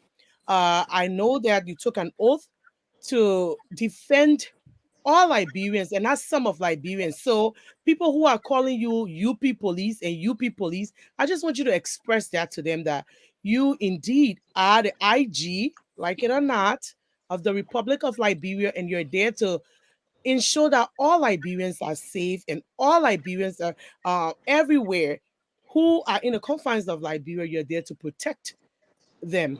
So that's my statement I want to make. My question to you is, I know they are talking about you, if there's going to be justice for certain of the population, and as I've also just my statement, as I've also said, was you're there because you're there for all of Liberia. You're going to go down all of the court cases, every family, because I also have an interest in that. My cousin, my auntie Nene's son, was one of the 3 missing boys. So I know you're going to investigate all of those cases and not just some of them, because my aunt, she's just not herself since her son has been missing. She don't have closure, and her only son was her life. So instead of people coming to say investigate one boy that wore a party t-shirt, I think you're going to go across the board to ensure that all Liberians whose deaths were questionable will be investigated. So those are the clarity I wanted you to give. And thank you for your service to Liberia. And we are proud of your initial engagements. Thank you, Fatima. Comment, can he elaborate? I wanted him to just tell me about those things. He didn't say anything about what I said. I said, thank you, Fatima, and I'm going to say, comment, please. So Fatima, thanks for your question. As the name suggests, is Liberia National Police, headed by professionals. The entire leadership of the Liberia National Police, we have no member that is aligned to any political party. So we are here to enforce as law enforcement officers, void of political interferences or influences. The cold case investigation would cover all cases. All lives matter. Whether it's someone who wore a party t-shirt or an auditor that was murdered. All lives matter, and we will look into them. It runs beyond just the murder cases. It goes to, like I said, our own internal issues to help support the to support the integrity of our institution. I can tell you one of the things we're looking at internally. There was I got a report because when I got in, you gave me the turnover note. I asked the internal auditors to verify the turnover note. So as part of the process, we're now looking at 96 names that were mysteriously put on the Liberia National Police payroll without any involvement of anybody within the Liberia National Police. So it did not come from within. We're now pushing that investigation back to other ministries and agencies that are responsible for the police bureau. Some of these people, I mean, just do not exist. Police don't even know them. So everything that has not been concluded here, I mean, we're going to look into it to make sure that we can regain the public trust. Colonel Gray, your question, please. All right. Last but not the least, good day, IG Coleman. As we say in uniform service, you look good.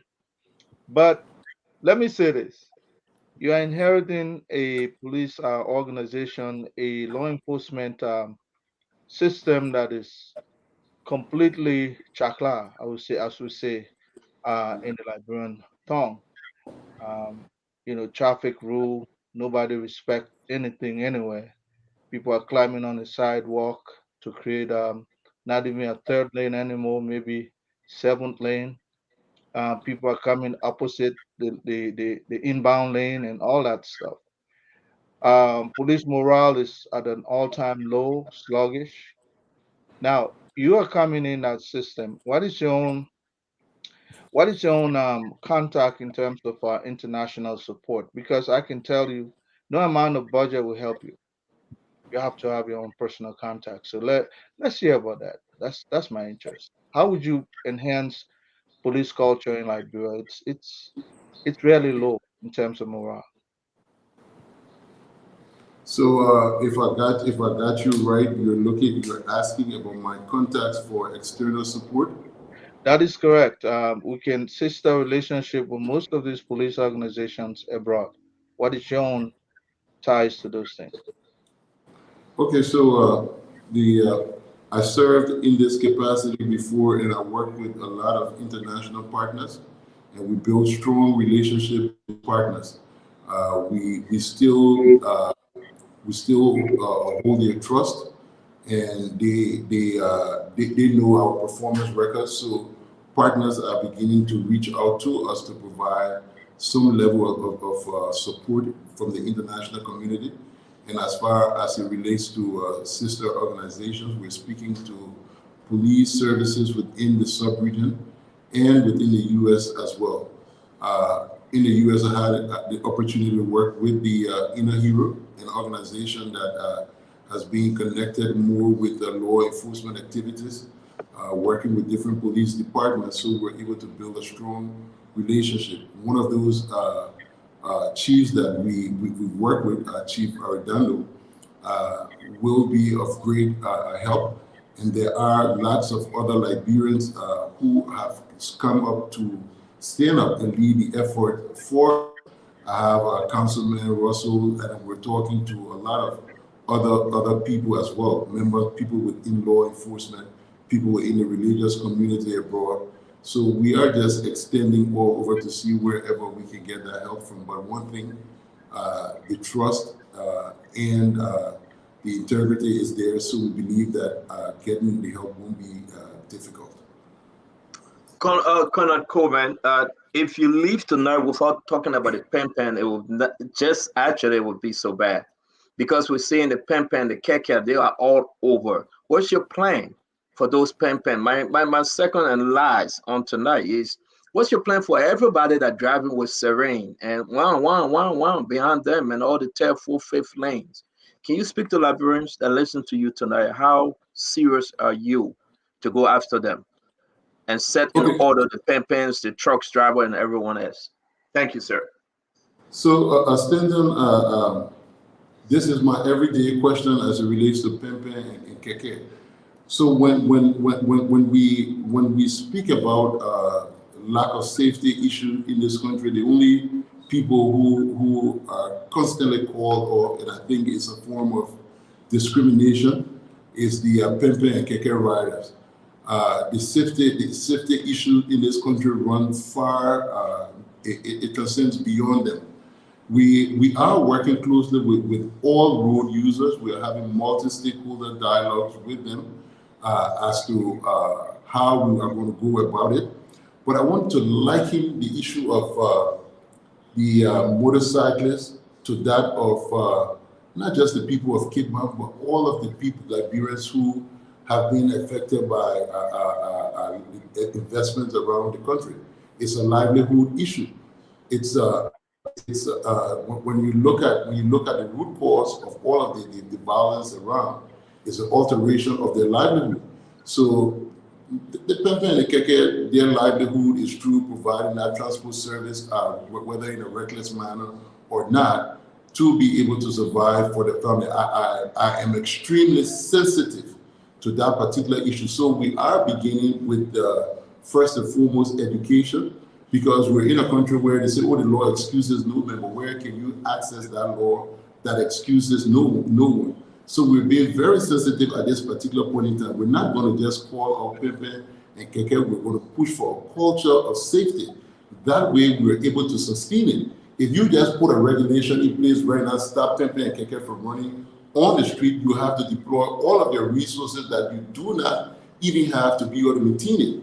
But if you are able to take that approach and get their buy-in, to understand why we're doing this, why these safety measures are important, and then they start to build that culture, it will require less enforcement effort, but now it becomes a culture that drives how they operate in Liberia, and they can all go safe. Definitely, we cannot allow a truck to go down Como Hill. There's a reason for that. It's the same reason that we will not allow motorcycles and Pempe anywhere, just anywhere and all over the country. But we will sit with them, look at the livelihood issues, look at the safety issues and everything, come together, work along with them, sign an MOU, which is in progress, and then we do a lot of publicity, education, training and everything before we can go into enforcement.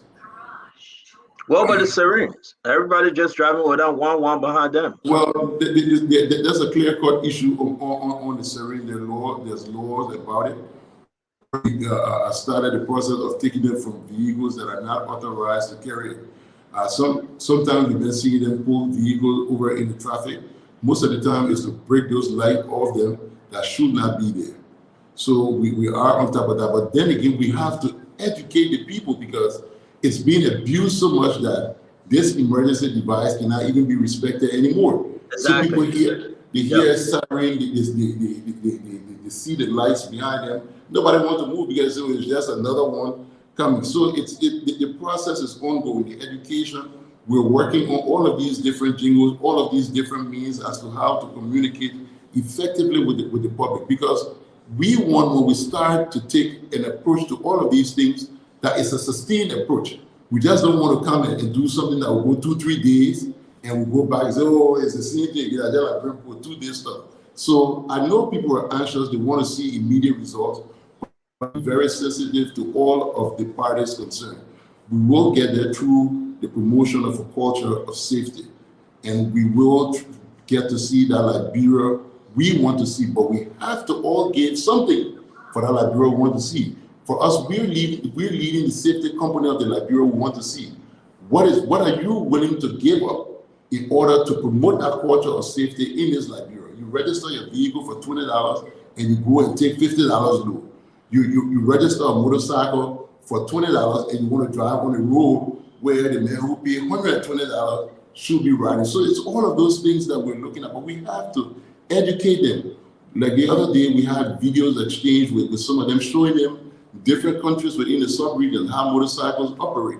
And some of them were amazed. So we're getting buy-in, we're getting commitment.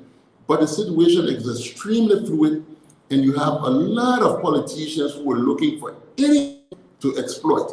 So we have to be extremely sensitive as to how we go about it. So we are working on it. Before you leave, though, let's talk about the morale of your guys. Are you going to fight for them? They are down, they are drained. Salary not looking too good. Compensation not looking better either. I know you just got there. We talk about the budget. What you have in place for your guys? How can you elevate the morale? I'm not talking about the one that on the street taking bribes. Two questions. No. My last seriously. So unfortunately, how are you going to fight for them? Yes, I have to. Unfortunately, they are a part of us. So I mean, whether you're on the street taking bribe or not, you can go ahead. But the day you're caught, you will answer for it. So the thing is, it's one family. You cannot fight for one and do not fight for the other. While we're trying to professionalize the service, we're hoping. I'll go back to the president's comment. The president said, when you act like you paid in, and you're working.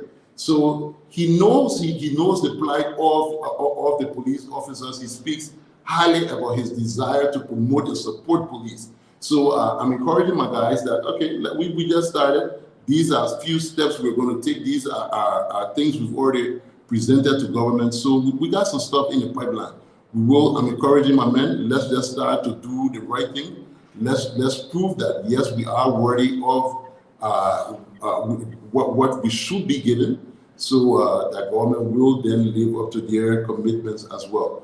We're very hopeful that this government will be nice to police officers and they will support us. Thank you very much, Colonel Gregory Coleman, Labrador National Police. Always good to have you. And what?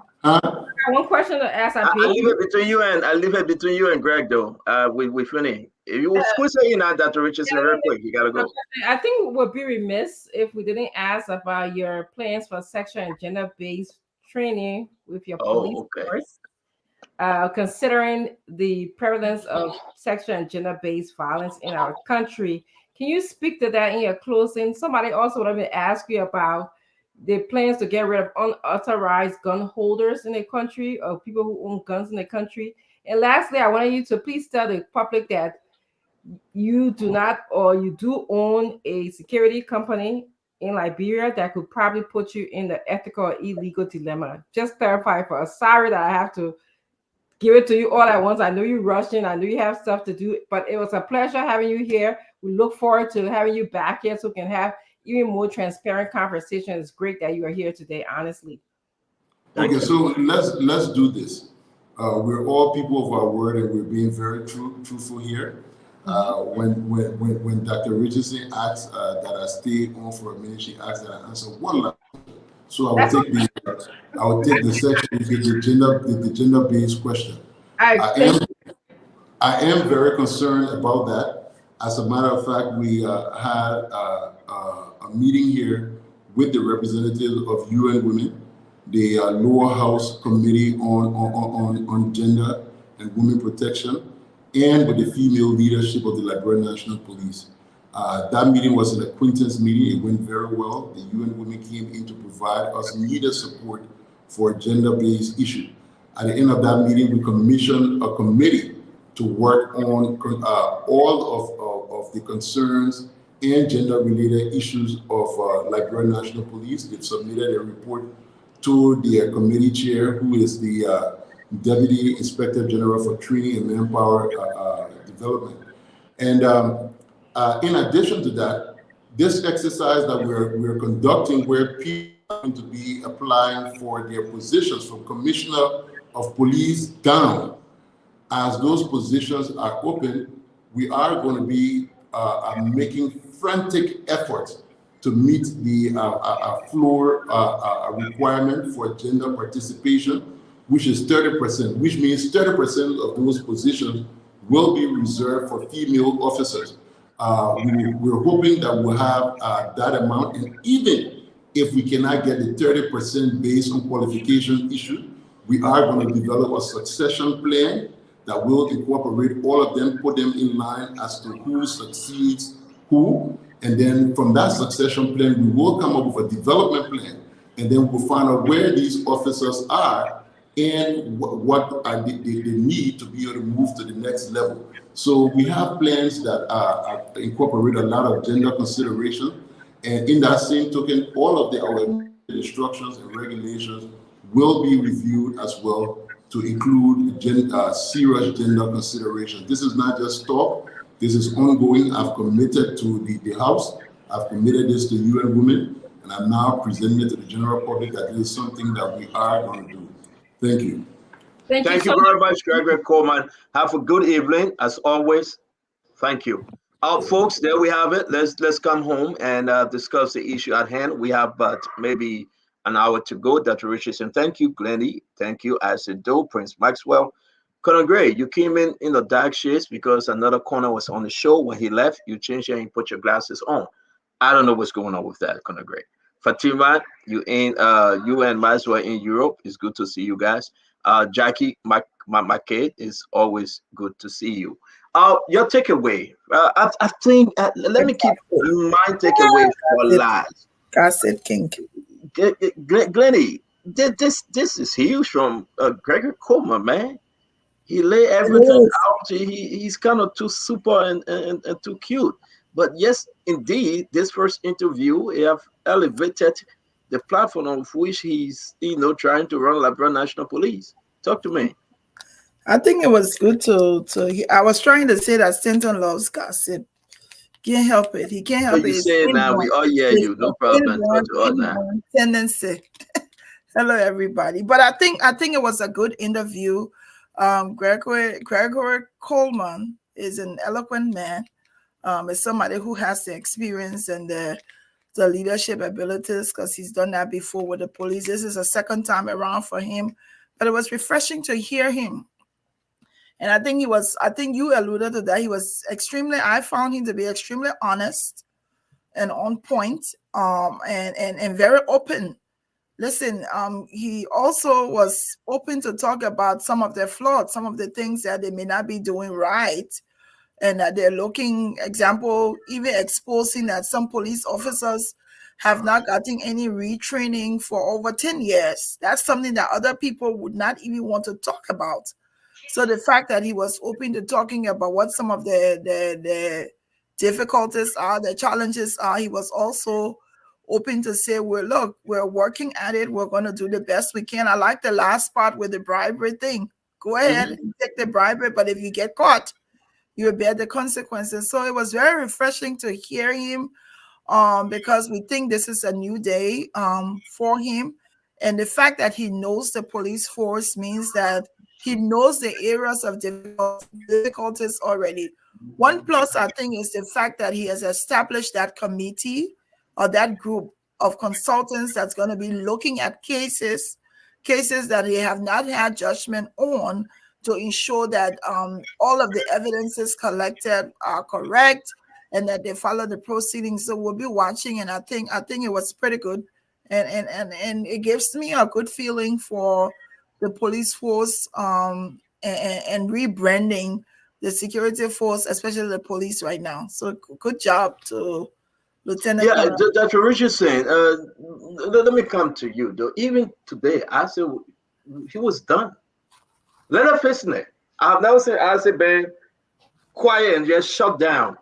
I mean, if you meet a veteran, right? I'm not trying to pick on Isaac. I even asked Isaac, you get any further question? He said no. But when we put Gregory Coleman picture in the chat room, Isaac said, oh, thank God. At least I'm going to ask all of my many questions. But yeah, we are, man. The Kipman issue, the LDC issue, the pimping, the morale of the guys, the new turnover, the court cases. Let's just name them. His answer. I'm not trying to celebrate Gregory. I never met him before. But I think if you put Gregory and A.B. Kramer on LDEA, phenomenal appointment, good decision by the president. And that's exactly what we are saying. Look at A.B. Beside the slow music we play. Look at his press conference when he came on Spoon. And look at Gregory today.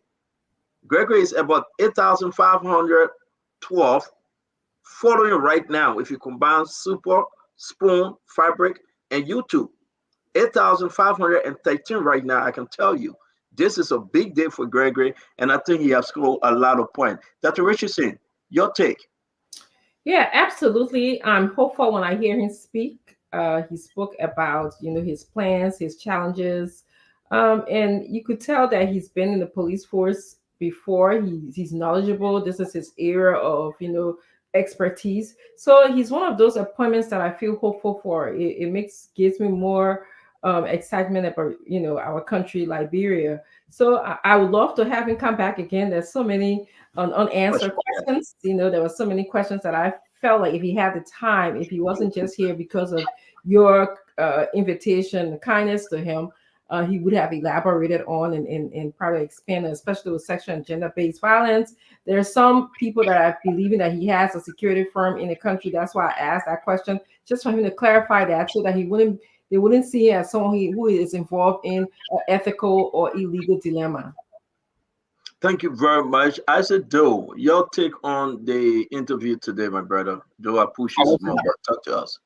Yeah, I wasn't impressed. I wasn't impressed at all. And again, the IG, kept asking for time that he wanted to go. So I thought he wanted to go. I didn't know he was doing the parties in line to have the CDC man with, and then UP people start giving him, which kind of chewing gum that you eat and how the ice cream tasted. I didn't know about that. But of course, I wasn't impressed. Listen, first thing that I was expecting is for the IG of the Republic of Liberia to get away from party politics and to get away from campaigning, to take responsibility as the IG of the Republic of Liberia.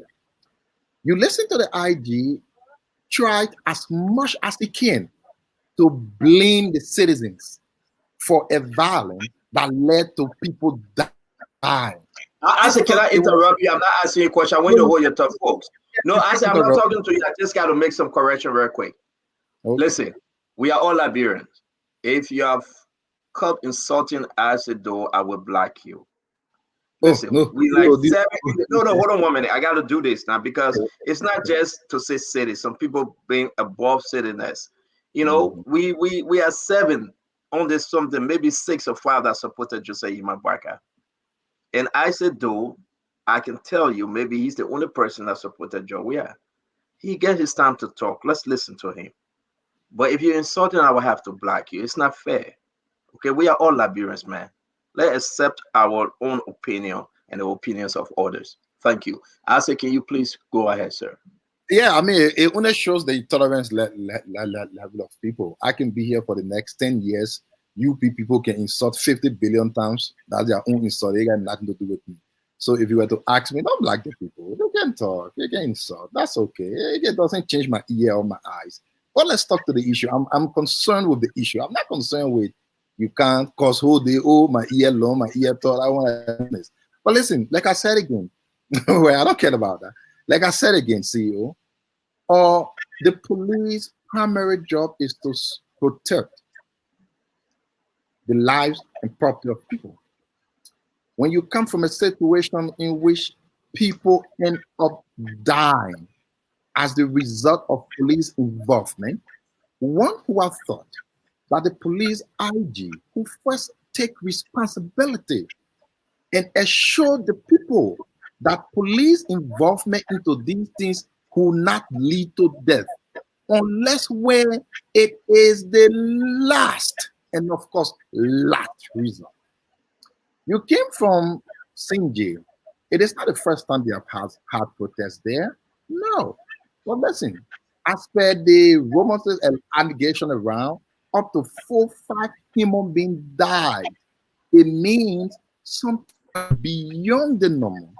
Why only our IG try as much as he could to assure the people that the police will be there for you no matter how difficult the situation will be. But there's the police trying to say, watch the video, you will see, did you see peace there? But the video he's talking about, it's a video that came up after the first news came of 2 people died. So what happened from the time the people started assembling? Can we see the video from the time people started coming from their houses to assemble, to see if people just started coming from their houses and started maybe throwing rag or shooting on the ground?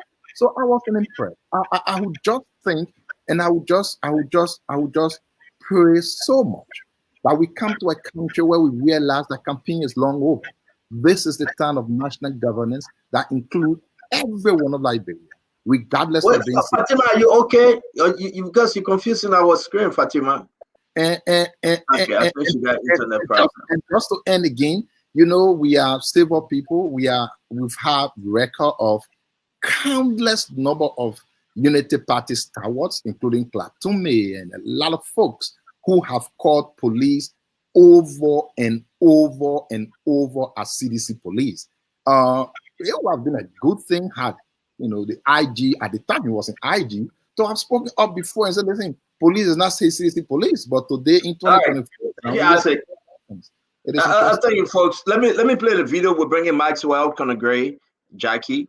But I said today, part I disagree with you. Yeah. Let me tell you straight up. I think the issue about Kenjo,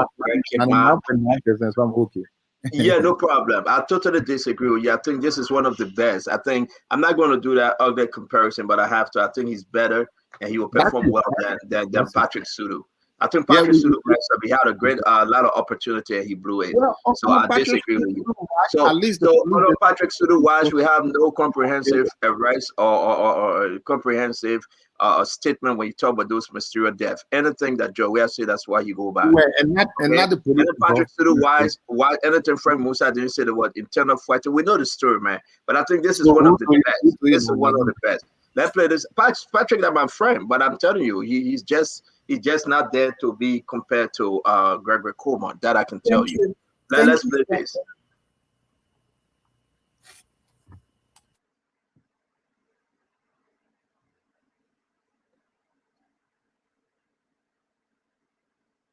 I thought we had an audio today, but as you see, people are looting. These are some of the video from Kenjo. It's all on social media. Folks are vandalizing stuff, burning building, looting.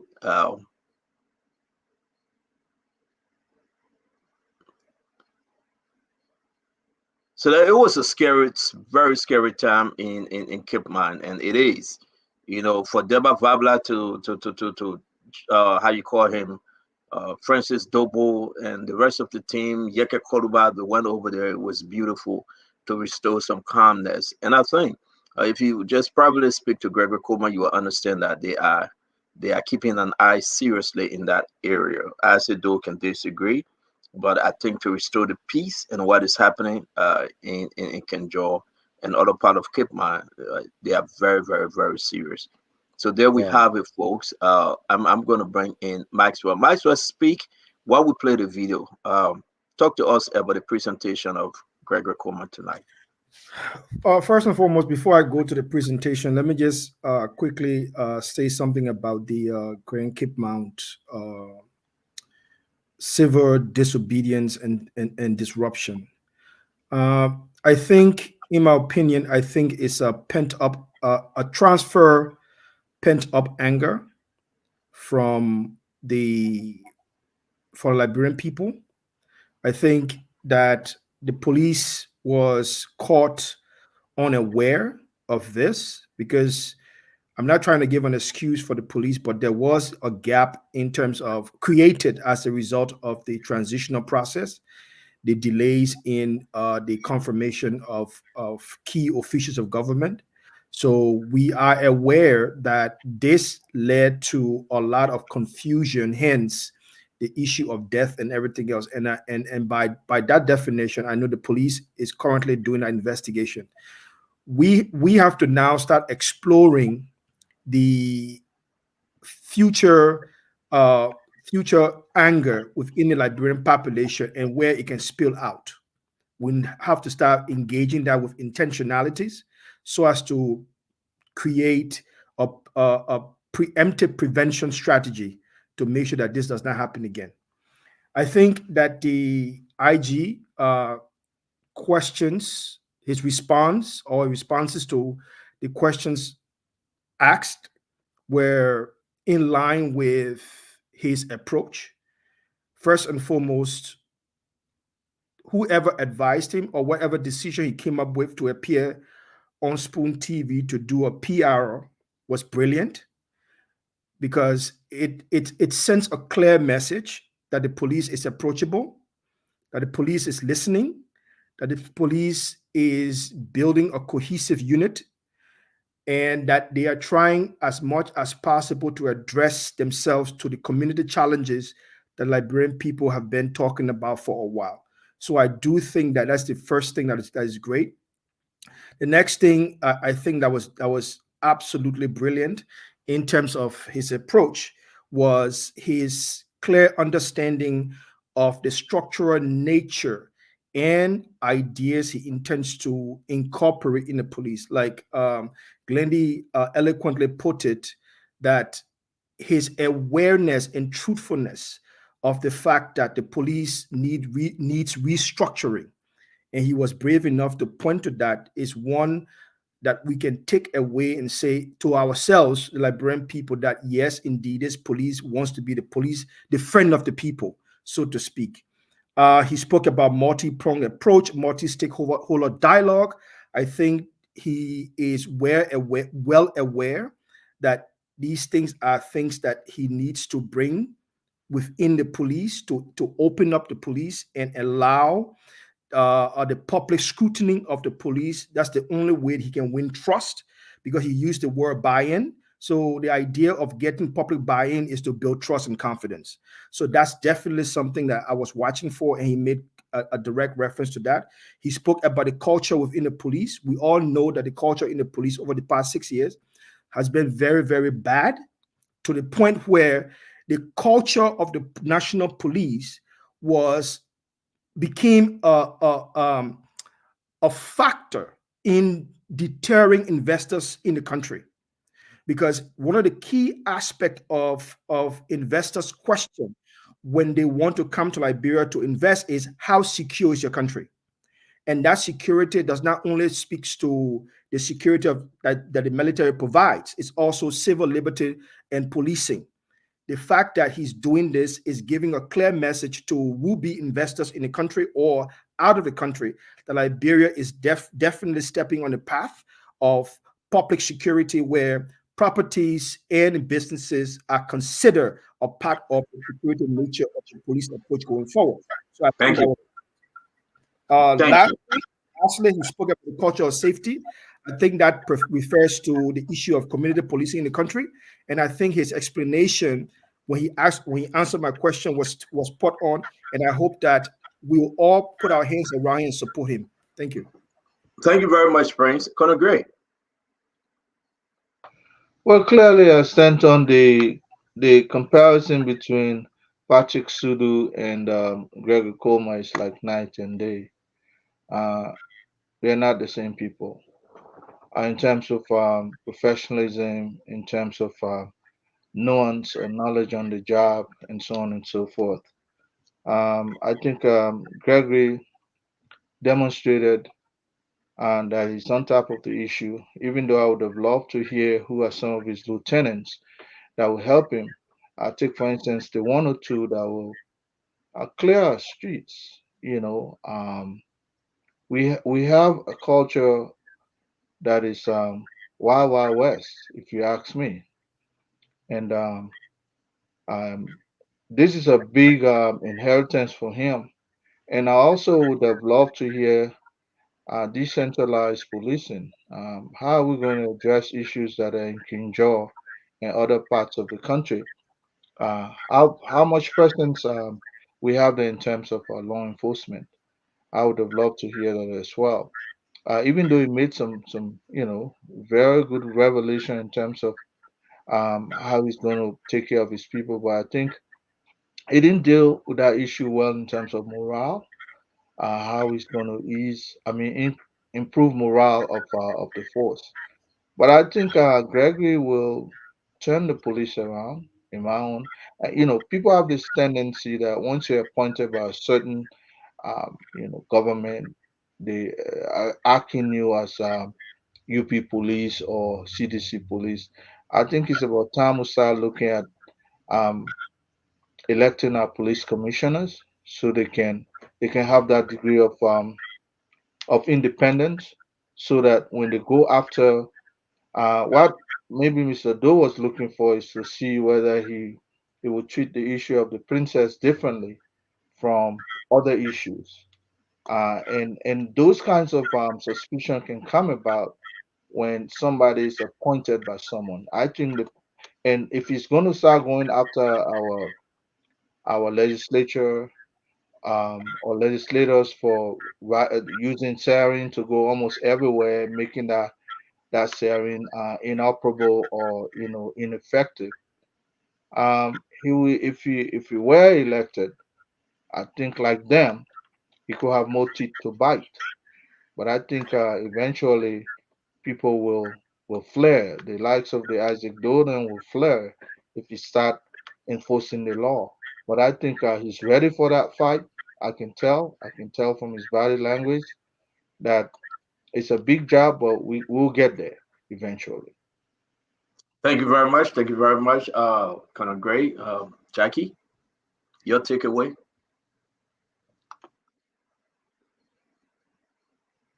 Jackie's frozen. Can you hear me? Yes, Jackie. Okay. Yeah, I think it was timely, given all the different chaos and stuff that's going on in Liberia right now, from King John to what happened to LEC last night. It was very, very good that he was on the show today. I personally was happy that he answered a question about the forensic lab. That is extremely very important. And also the issue with safety in Liberia. Before the election, a lot of people were concerned about their safety. And after the election, with the exchange of government, people feel a whole lot better, feel that the environment going to be safer. And with the appointment of the IG Gregory Coleman, who's been there before, he came into this role again. He was there. He already understands what he's going to be working with because he was there before, his experience. And we look forward to a safer, better environment for all the citizens, because that even helps to boost confidence on our international side, where people now, okay, we do have a good leadership within the LNP.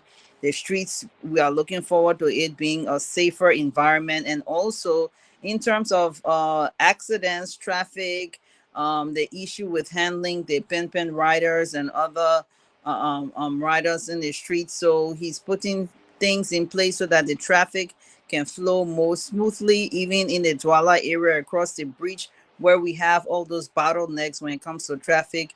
So I think it's very, very good. I look forward to us having a forensic lab where when crime happens, and even a good crime lab, that they will be able to better fight crimes and help to keep the environment safer for all of us. So that was very, very good and very, very interesting interview. We look forward to getting more information and more updates from him as time goes by.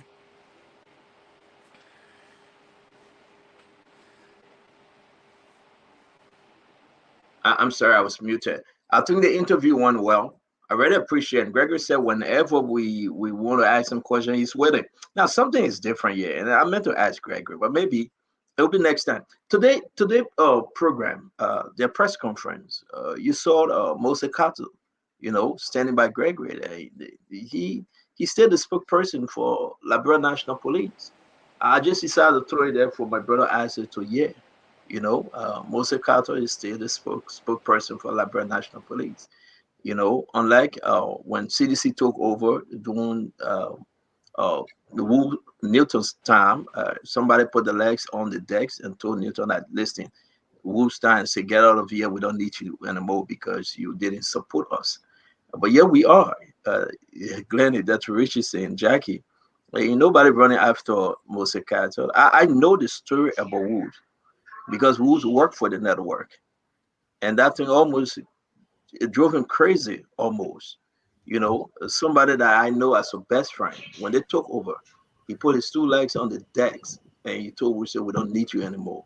The president said you should get out of this office. And that's how Woods left. He was the shortest serving spokesperson for Liberia National Police. So when I saw Mose Kato standing today, Jackie, I said, wow, this left. So Cynthia, I want to I want to comment on that because when I saw it, I immediately asked a question on Facebook like, is that Moses Carter? Yeah, Is that's that it. the Moses Carter we know whose stories were different? Is that the Moses Carter who was very invasive when it came to talking to people and how he spoke to people?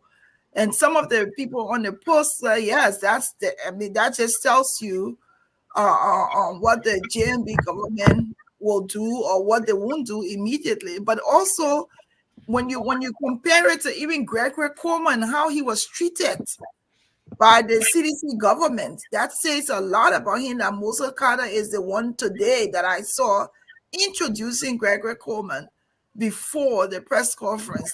That was very surprising to me, and I'm still in shock that he's still at the police station. Listen, we are not calling that they remove him, Prince Maxwell. That's not what I'm calling for. I like Musikato, but that transformation, and because I know the story about Woods Newton. I know you know Woods. You'll understand. That thing drove him crazy. Welcome to the show, Asiva. And it drove him crazy. This individual went and laid back in his chair, put his two legs on the decks, and I said, know who I'm talking about. And told Woods to pack your stuff and leave. You didn't support us. We don't want you. Like immediately. And without formal letter, with nothing whatsoever, just pack your stuff and leave. And today we see Moses Carter, man. Listen. Yeah, Stanton, yeah. let's be clear on the issue of Moses Carter. Moses Carter, I followed his professional career as it pertains to the spokesman of the police. He did his job. Moses' job was to be invasive as best as he could be. That's what he was asked to do. That's what he was mandated to do. So he did his job. Now, the leadership under which Moses Carter is about to work will have a different administrative policy and approach. Let's give the man the opportunity to show his better side, because we can now agree that the fact that he's now in the company of the new IG, there will definitely be, as he says today, there is a culture of honesty in the police. I'm sure Moses Carter will be falling in line with that culture as well. Thank you. Again, let me be very clear, Dr. Richardson. Yeah, you're coming, Isaac, though. You're coming, then we're bringing your namesake, Isaac. Let me be very clear. We are not asking Moses Carter to go. I like Moses Carter. I respect him. But we're just talking about the transformation of there's no hatred here. There's no bitterness, Dr. Richardson. If you are qualified, we can still work with you. This is about Liberia. But let's just understand, Moses Carter could leave tomorrow. We're just flagging it because when folks saw it today, Facebook was going crazy, like Glennie said. Dr. Richardson? Well, this is what professionals do. I mean, you don't come out there and show that you're having a disagreement with someone in the public, or just because you disagree with them or you are not in the same government. So this is what professionals do. This is what I expected of a higher level thinker, somebody who wants to model a better relationship or conflict resolution for our country. I didn't expect them to come there and shove other people who are in the force. I believe that they would be professional enough to work it out in the back if they need to do that. But I'm happy that they are modeling good relationship, conflict resolution to our citizens, and then they have meetings. They can go in the back and solve whatever conflicts they have. So yes, I expected that. I didn't expect any less. If they were going to behave any differently, certainly it was going to cause a concern for me. And I just wanted to say something about what Isaac was saying earlier. Isaac, I hear what you're saying about what happened in Cape Mount, but at the same time, the IG can't come here and say, "Oh, excessive force." He said they were investigating, right? That's what he said. He cannot acknowledge, and I asked that question, and that's what I actually was thinking. But I'm happy. I'm glad he used the word investigating. So we can't say that he wasn't doing his job when he came here. But yes, yeah, that was my own thought.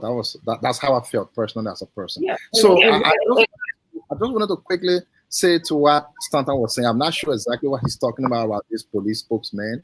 Moses Carter, of course, is a professional. When CDC took over 2017, Sam Collins was the spokesman before CDC took over. I'm not sure what you're talking about. Sam Collins was then appointed as an assistant minister at Ministry of Defense before Moses Carter came in. So I don't know what he's talking about. I don't want us to talk about who's dismissing people, but because we all know the record that all across ministries, there are people have been dismissed every day, here and there. Ministry of Finance just dismissed almost 200 persons. So let's not talk about who made people to stay in government. But when the CDC came on to correct that, I know propaganda won the election. Propaganda cannot govern. The truth can govern, and the truth is Sam Collins was the police spokesperson when we took over, and Sam Collins was then appointed as an assistant minister at Ministry of Defense before Moses Carter came in. So I am not sure exactly what.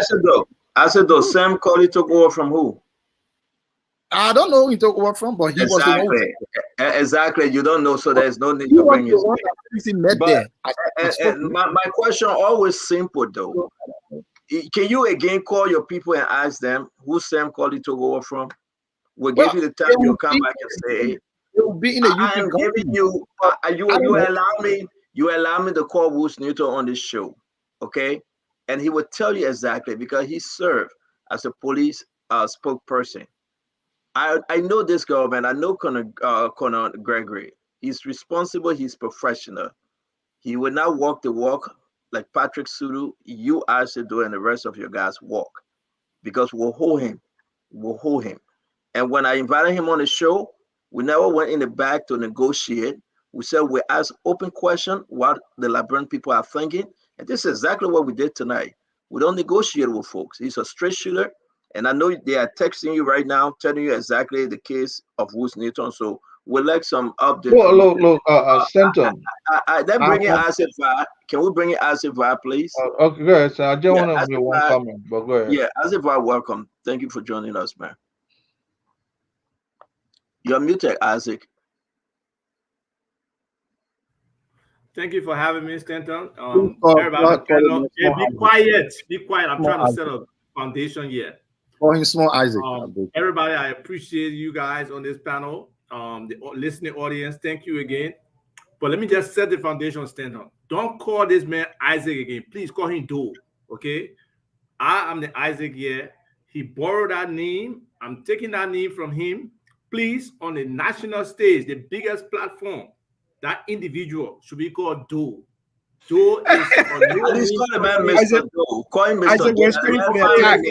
I will take you as Doe. And I'm nobody references you as Isaac again. Nobody. The man went in straight for the attack. He took a name back. He reclaimed his name. I took my name back. The red based using my name here, making all kind of false claim under the moniker Isaac, and people don't even know that the difference. People on the radio think that Asif VAR, you know, people on the radio think that Asif VAR. Somebody asked me, oh, that funny comment. Look out. But guys, let me see one minute. Actually, I want to bring you in on this one. I would say Asif VAR, I want to bring you on this one, but hold on 1 minute. Let's talk about the passing of one of the justices, which is very important. I just spoke to the family member, the son of Justice Joseph N. Nambe.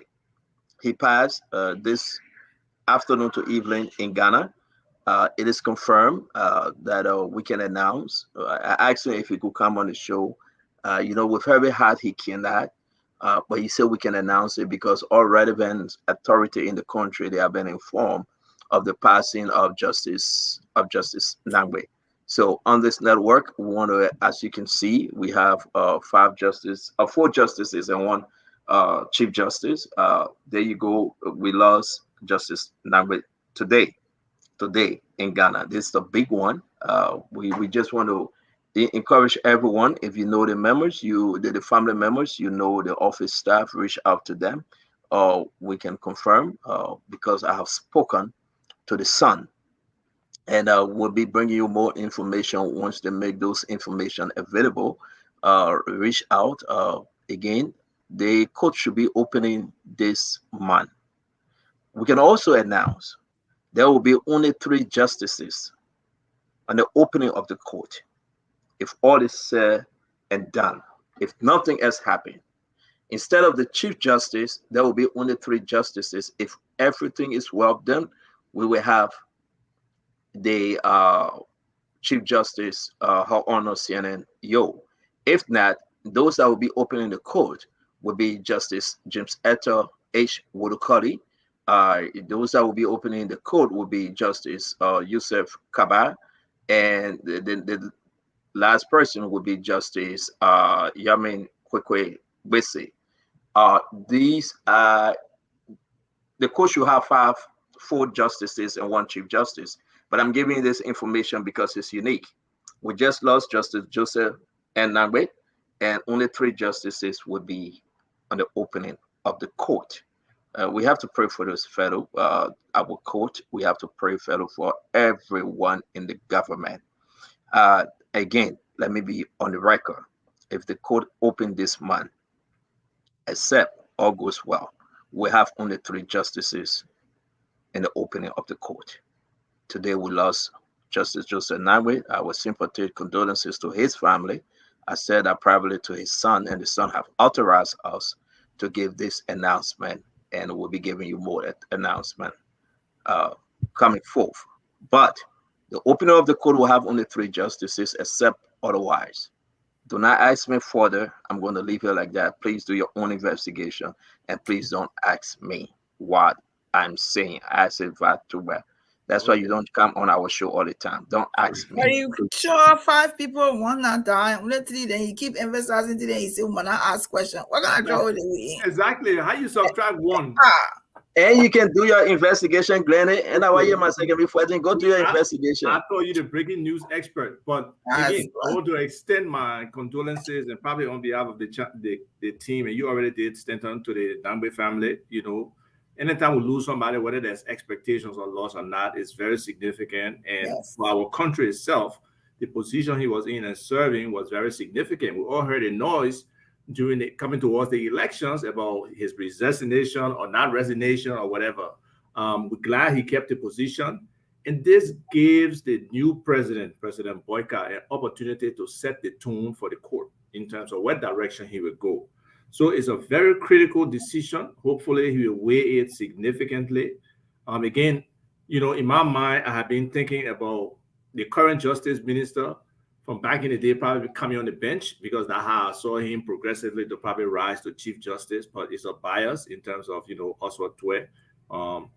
But it's very critical for the president to give a significant thought on what kind of court he wants. And hopefully he has already had some discussions with the current justices, including the chief justice, about what his vision is from the executive side and his expectations of them, so that we can have, you know, really look into judicial reform, because it's terrible. Even listening to part of the discussion with the IG, it was clear that the justice system does not hold up its bargain when it comes to criminals and adjudicating cases. So we need to look at that strongly. And for those who really understand the justice system in Liberia, they should start putting forth reforms and probably start putting forth potential names that will hold those positions so that I can start vetting them, because we know sometimes we are limited on the vetting process in terms of from an institutional perspective, but the news and talk from the public can influence those decisions our leaders make. Thank you very much, as again, folks. It's open conversation. Let's make it sweet. I hope as a Minister Doe can come back, because I have some questions for him. But let's hear you up, Conor Gray. You were speaking. Yeah, I lost my train of thought, but one of the things I want to say, equally, I will extend my condolences to the family for the loss of Justice Nangwe. It's now clear that he was really not feeling well when he left the bench, and he died with our country in his mind, and hopefully his successor will champion some of the principle and ambitions he stood for while he was here with us. Um, and I want to say, you know, Gregory is coming into a position that has the patents of being politicized. Regardless of what he's going to do going forward, he will now win the heart of many people.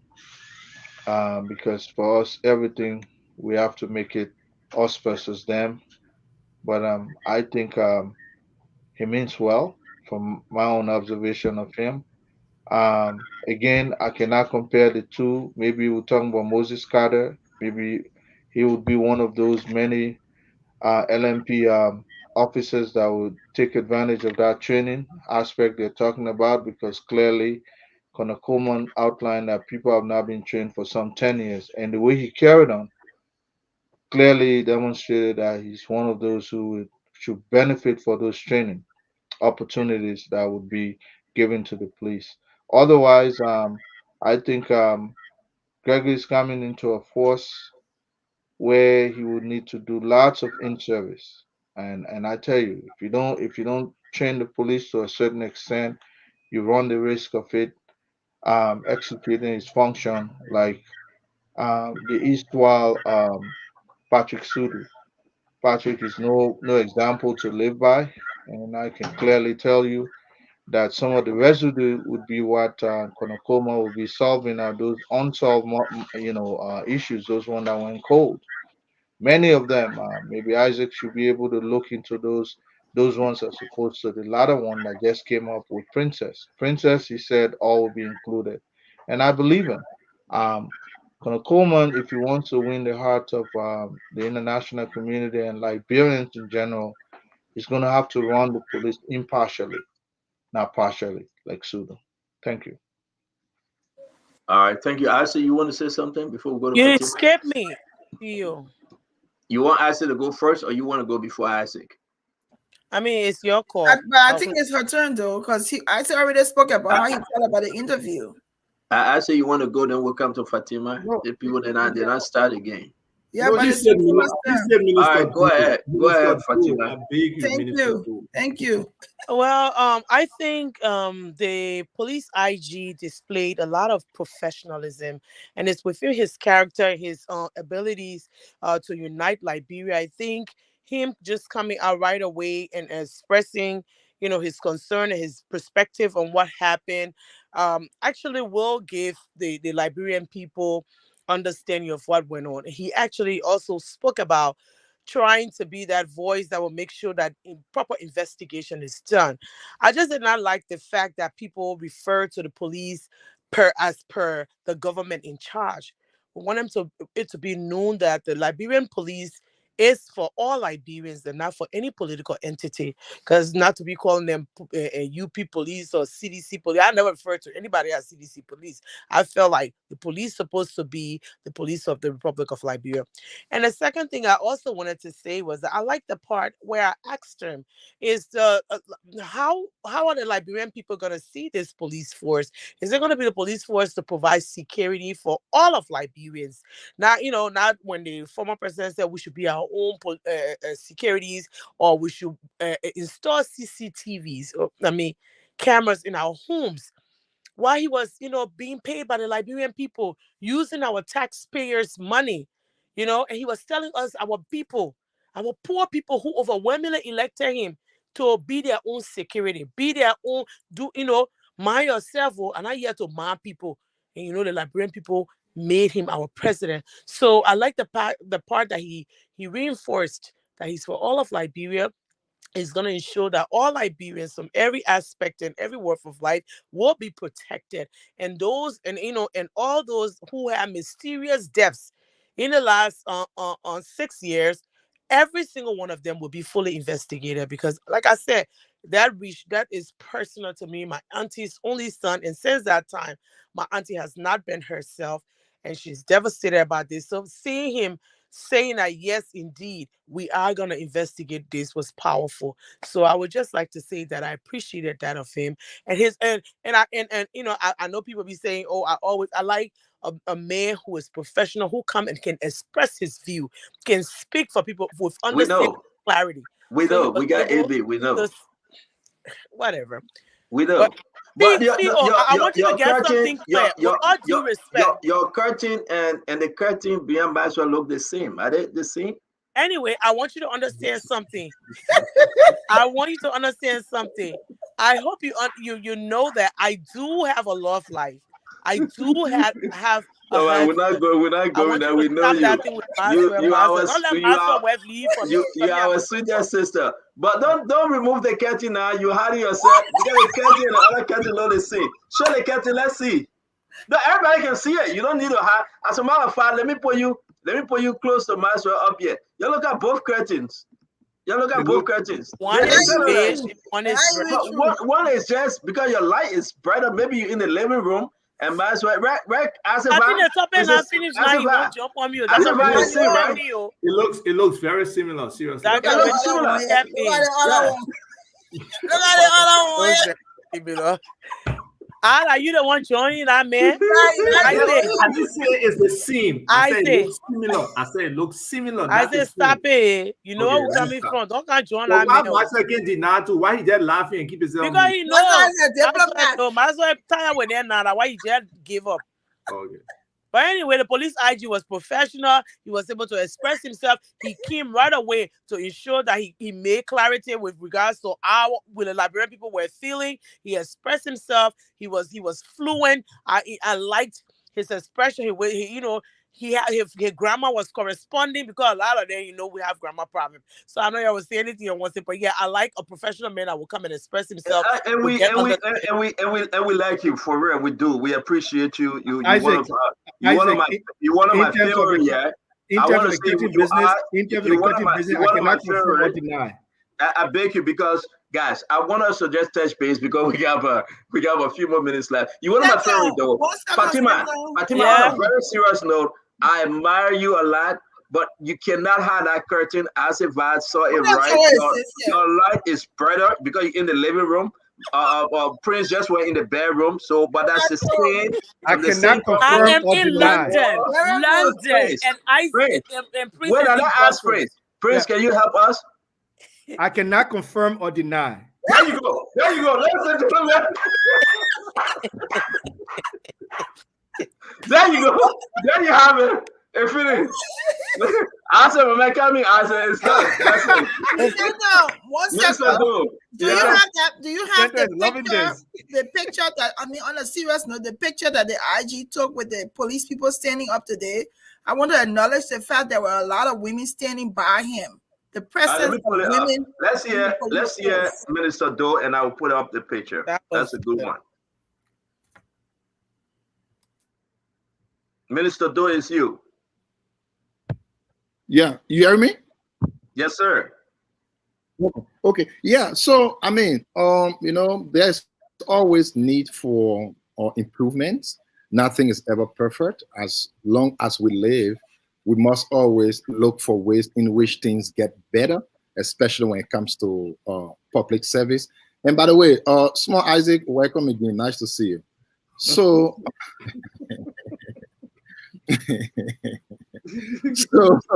the police under the former government, of course, was not perfect. Nothing is ever perfect, but we always have to look for ways to improve things as long as time passes on, things evolve. And it's always good to have change.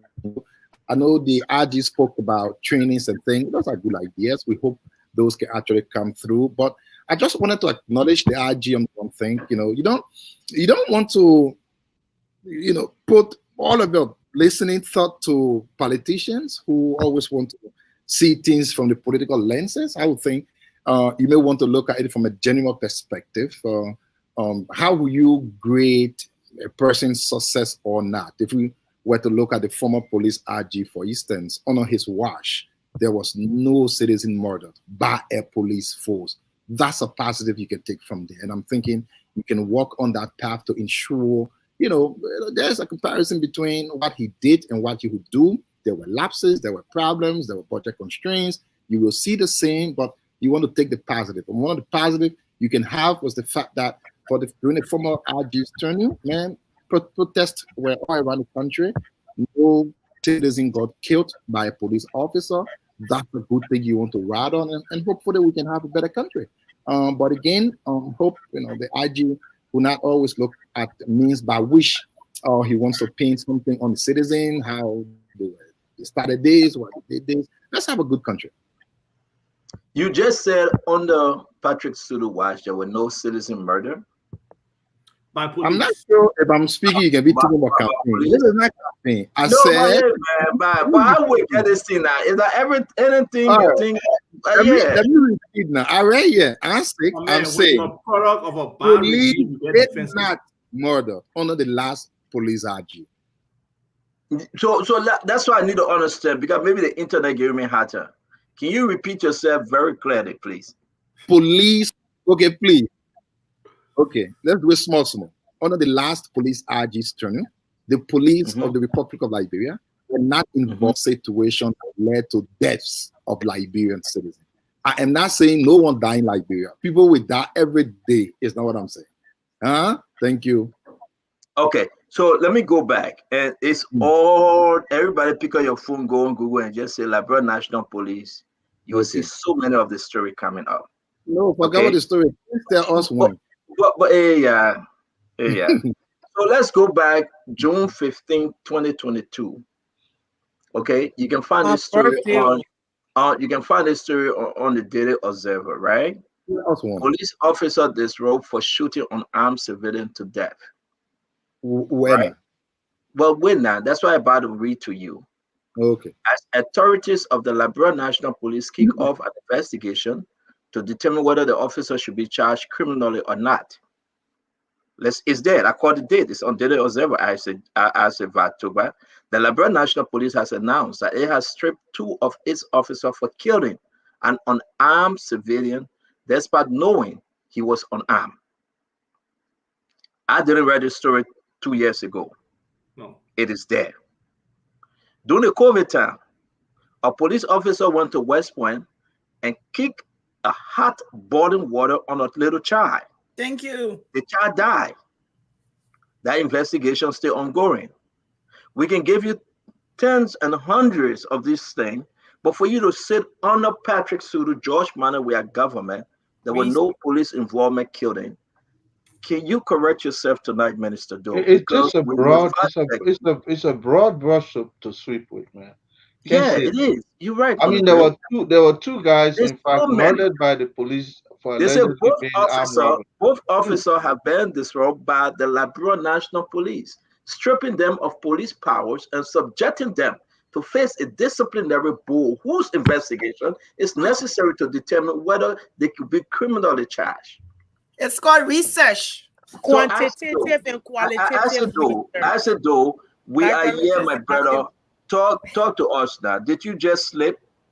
Or can you come back to defend that there were no one?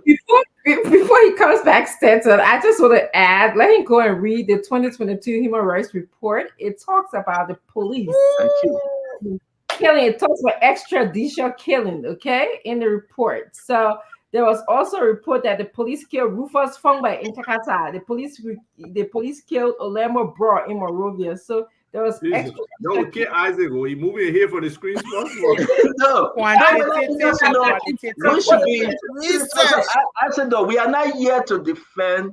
For me, I'm here to defend Joseph Kwaga. So when I say we, okay, but let me just say this to you. I'm going to give you the chance. We're going to give you the chance. We're going to give you the chance. Speak now onto everything we just said tonight. Just speak to it now. Yeah. So again, you won an election with propaganda. It will not govern. When we speak with fact. And when we speak with the reality and not propaganda. Let me go back and say again, and I hope the RG coroner will learn from what Patrick Sudu did. And what did he do? During the turning of Patrick Sudu, the police of the Republic of Liberia, with all of the protests that happened in Liberia, had not had an instance, anyone, from which a citizen died. If you want me to put it in Liberian English, I will put it there again. I say, all the time people were protesting in the country, the police did not go there and anything resorted to death. So you can do your propaganda and people can be yelling up and down. One thing I know, yelling, point. Making a point on the fact makes the point. So people can yell on the roof, my roof can move from there, no issue. So do you want to correct yourself now, Stanton? And say, okay, we are right now, we can move on. And I hope the RG will learn from that. Thank you. So you feeling, right? You feeling right? No, we're going to bring in, but hold on now. But we're going to bring in Jackie. that have not spoken will bring in praise mics where as it do, because we got one other story, that the bombing story to talk about tonight. What's going on with Alex Starter and the folks in bombing, selling what is in bombing to a man that was involved with child stealer, a guy that ran a Block 13, a man that was put on the allegation on ban, on sanction from the United States and that of the UN. A big guy. It's all in the news. I'm not saying it. The allegation is on Front Page Africa. Why Alex Tyler and the group decided to move and give this guy some MOU special agreement. We want to say if we can discuss it tonight, we have to discuss it Monday because this is big. But Jackie, let me say this to you. Ain't nobody stupid here. Even if you graduated from high school in Wellstone, I think you still get sense. Everything Asa just said is one of the that my brother do. But one of the things that only Blama do could say. I'm not calling him Blama do. To tell you the truth, how can you tell us, say, with the exception of protests, Labrador National Police under Patrick Sudu and George Manawia were never involved in killing of civilians. But because it didn't happen on a protest, but a woman kicked the hot boiling water, the baby died. The guy looked at his civilian, no gun. Hey, hold on now. But he say you are finished. But he say you are finished, though. You are finished. Process. But you are finished. Can we just say something now? So Jackie, come in, man. You hear your brother. And as a matter of fact, please don't give Asa do your number. Even when you call, you don't answer because he been asking me, where is Jackie? Where is Jackie? Let me just tell you now. Please don't fall for it. But come in, Jackie. That's true, Jackie. You are complimenting you in the chat room. That's true. Oh, well, hi, Isaac. Well, there's no question that the Liberian National Police, there were a lot of problems with the LNP under the 6 years of George Weah, and primarily because the government, for the most part, they didn't respect the rule of law, was ungovernable. A lot of things were violated, processes, even the safety of the citizens. And even at one time, 102 was beaten by, he was beaten, you know. So you cannot compare this new government, the LNP. There will be no comparison whatsoever, even under the Ellen administration, the LNP compared to what the LNP did and how it governed under the George Weah administration. So there were a lot of things that happened that went wrong under the George Weah administration with LNP, to the point where the citizens were not even feeling safe at all. Everybody was scared. But I must say this, it's not every LNP people, because there were some LNP officers who even tried to protect the Liberians even during the electoral period. So let's recognize those people, because had those people not resisted or provided some information to keep our electoral process at bay, Liberia could have gone into a much devastating state under the electoral process. So I would like to take this time to acknowledge those LNP officers who were there quietly making sure that they protected our democracy, our electoral process, and the citizens of Liberia. But for the most part, we saw that a lot of things went wrong under the George Weah-led government when it comes to the LNP. Okay, guys, before we go to the next person, y'all think we should start a bombing story or we should wait for Monday? Because this is big. Monday. Let's prepare for Monday, right? Okay. Yeah. Because it's a huge story. It's very big. We want to say then, let's talk about the ULA. Please show my picture. Please show my picture. Yeah, Prince, I will come want to take a stab at what Minister Doe just said.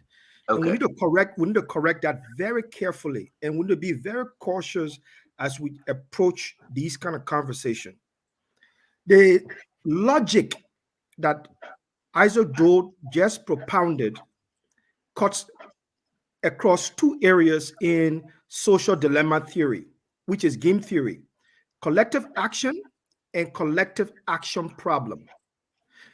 When the IG was on the show, a question was asked to the IG in terms of corruption. The IG responded with collective action response, indicating that whatever happens to one police officer in the police is an entire police problem. So when one police officer is corrupt, it means that the entire police officer can be broad stroke with corruption. Hence, the idea of retraining of the police is important. Isaac Doe cherry-picked a game theory idea called collective action problem, which is the conflict between the group interest versus individual interest. Meaning, Isaac Doe is saying that what the police officers did in terms of killing other people was not connected, is exclusive of the action of CEDU's police unit, which is not. The fact that they were police officers, they were trained and they were in uniform and they killed somebody is still a collective action of the police. It's just that it is one action that is bad, that need to be rectified. So the police do not operate under the game theory idea of collective action problem. They operate on a collective action. That's hence there are police morals, police laws, police code of conduct, blah, blah, blah, blah, blah, blah, blah. Just want to make that clarification. You know what? You are quite correct, because that's how CDC, the mindset theory, they want to go with one side of the brain that which will say, no, Joe not to be blamed. Put it on Samuel Toa, but not Joe. That's all they would do. Put it on Samuel Toa, but not Joe. Put it on Patrick Sudu, but not Joe. But then the other side of the brain telling them, say, no, Joe is the head. He making all these appointments. And that's the one side of theory. Thank you for bringing up a theory. Let me put Glennie's picture up.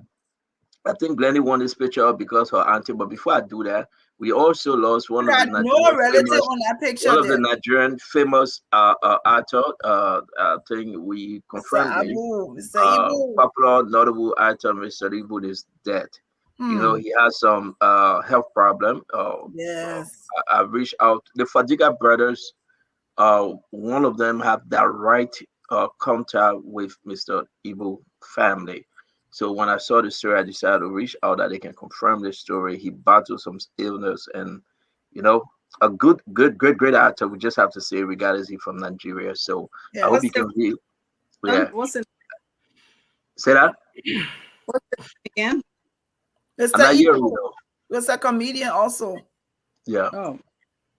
All right. So now let's put Glennie empty picture up. My internet in that place. I just acknowledge the fact that there are 1, 2, 3, 4, 5, 6, 7, 8 women standing there. That's what I'm acknowledging. Standing with the IG. We'll keep it up till you tell exactly what you want to say. I'm just saying there's women in the force and they're up front. The women are at the table. That's my point. I'm related to any of them, but I'm women. That. So that's a positive thing, right? Yes, very positive to see women up front with the IG doing its press conference. 7. I never saw that during that other time. Yeah, because thank you very much, Glenn. I know you refuse to show us your little sister that's standing over there. I do not want to cycle her, but that's okay. That's the only reason you want us to put it up. I want to say, guys, that's me, a wonderful show. Now you can tell us what's on your mind. I want us to bring the Utah people in. Utah election was held today. There's a problem with our community. I said, Vlad, you can address this deeply. Glennie, Dr. Richardson, you went to that program before. I attended the program before. You guys know about Utah. But there's a problem. Even the election that was held today, I'm bringing the Secretary General, Mr. Bakley. This problem. They got to go back to the court, and they got to decide who wins, and they got to decide how the chapter will be set up. Over 400 folks came from around the United States and Canada to vote in this election that was held today. It's bad for our community. It's bad as a people. We just can't come together. The outgoing chairman, Sharo Kamara, Mr. Kamara, the outgoing president, Mr. Kamara, they had to go to court. They had to fight on the issue. And the judge in Philadelphia have to decide when is election, why would there be election, everything.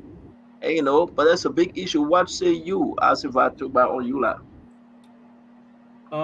Sometimes I feel like Eula has outlived its purpose because it doesn't live up to it.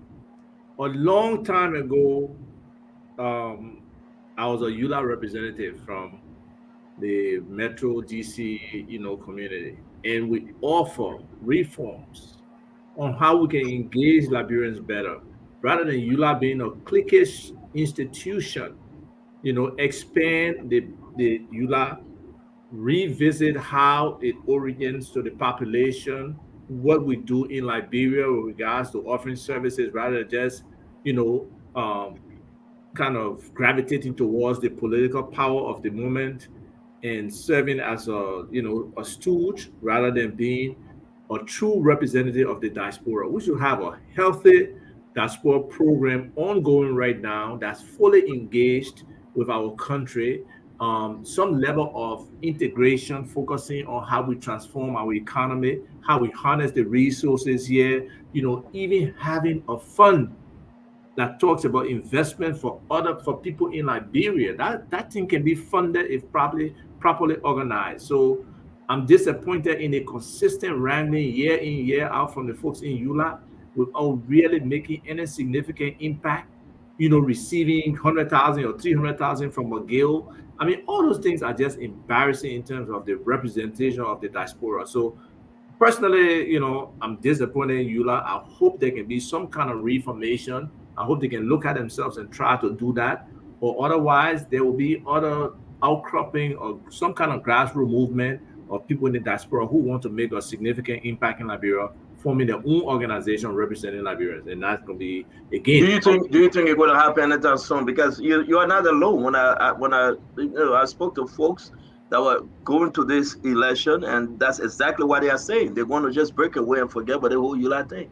I'll Do you be think it's going to happen? honest. Over the last couple of years, I've been approached by several people, but I just don't like Liberian institutions or organizations breaking up. I just hope they can internalize their challenges and try to work on it. But if they don't, I can tell you in the next year or so, there will probably be some organizations stepping up to try to usurp EULA's role as the preeminent Liberian organization in the diaspora.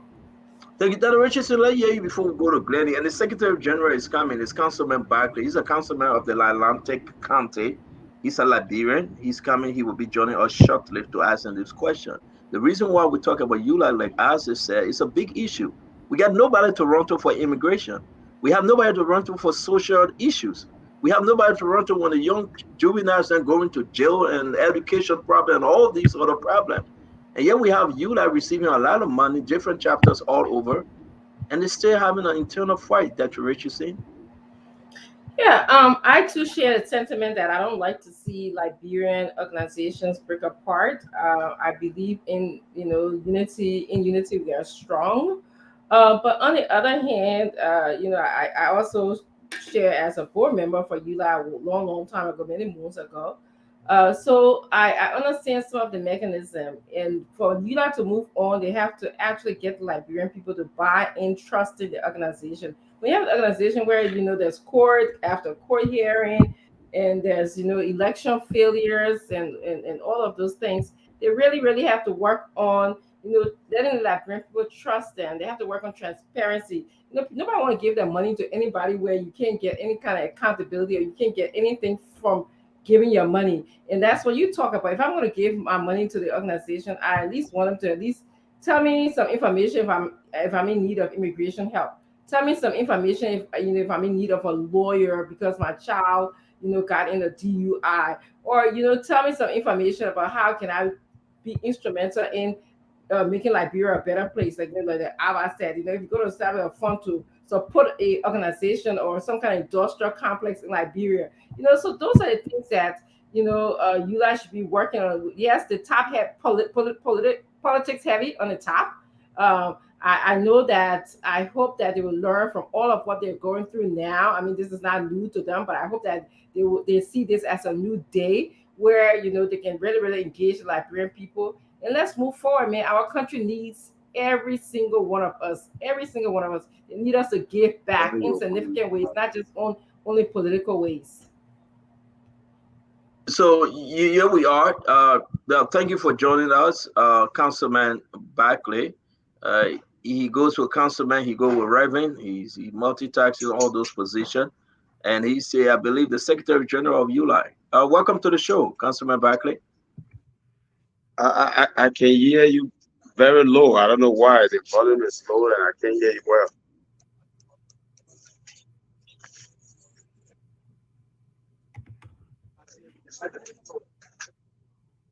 You said, can you guys hear him though?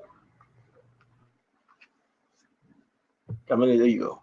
I can hear him, but I don't know why he can hear us. Can you hear us? He looks frozen. Looks frozen.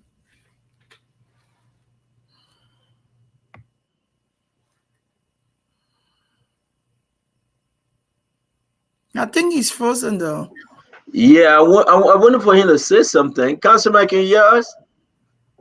He All frozen. He right. needs it. All right, go ahead, Glenny. You know about you that. Why they set him up? Let's hear you, So, Glenny. so I think I quite a few years ago I was a staunch advocate against why there even needs to be a ULA, because most of the Liberian organizations you have in the different states, they're almost autonomous. What does ULA do for them? Why do we need a ULA? If you say ULA is the Unions of Liberian Association in America, if you can't gather and you as the parent body cannot be able to function as an organization that carries out function and that people can look up to, there's no need for ULA. I think the continuation of ULA now, I think it's just based on history that they've been in existence, so they should continue. There's not one thing you can point to that they've done. Some local Liberian organizations are doing way better than the parent body, which is ULA, and the politics there. Even even to even become an officer in ULA, the politics and the hierarchy and all of the innuendos and the different laws and restrictions, it just makes it difficult for anyone to even excel in an organization. I think that I would hope that some other group will want to start a new group to help, because if ULA is not able to rebrand itself and reestablish itself and reach out and act as a parent body, there's no point in ULA. What have they done? What do they really do? I know the vice president who is running, I know, and that's why most people, they just become a part of the local organization in the area than becoming a part of ULA. But it's really sad that they have not been able to get their act together. I mean, every other time is that they go into court. Every turn they make it go into court. How can they implement anything as an organization? This is not good for our country, that we have no parent body that we can look to. So I hope there's some bold Liberians out there. I wish there was some bold Liberians out there. I would join them to form another organization, because I am one that is totally against the organization of ULA and what they do. They do nothing. The bureaucracy in ULA is too much. And this should be simple. The reason why, also like you said, Dr. Richardson, yourself on the board, we attended the program. And, this is one of the biggest, I can agree. This is one of the biggest Liberian other country having a better organization, achieving greatness. And we were still talking about fighting. Even the Secretary General, who is a councilman, can't even come on because he got internet problem. What's going on? One has to ask which.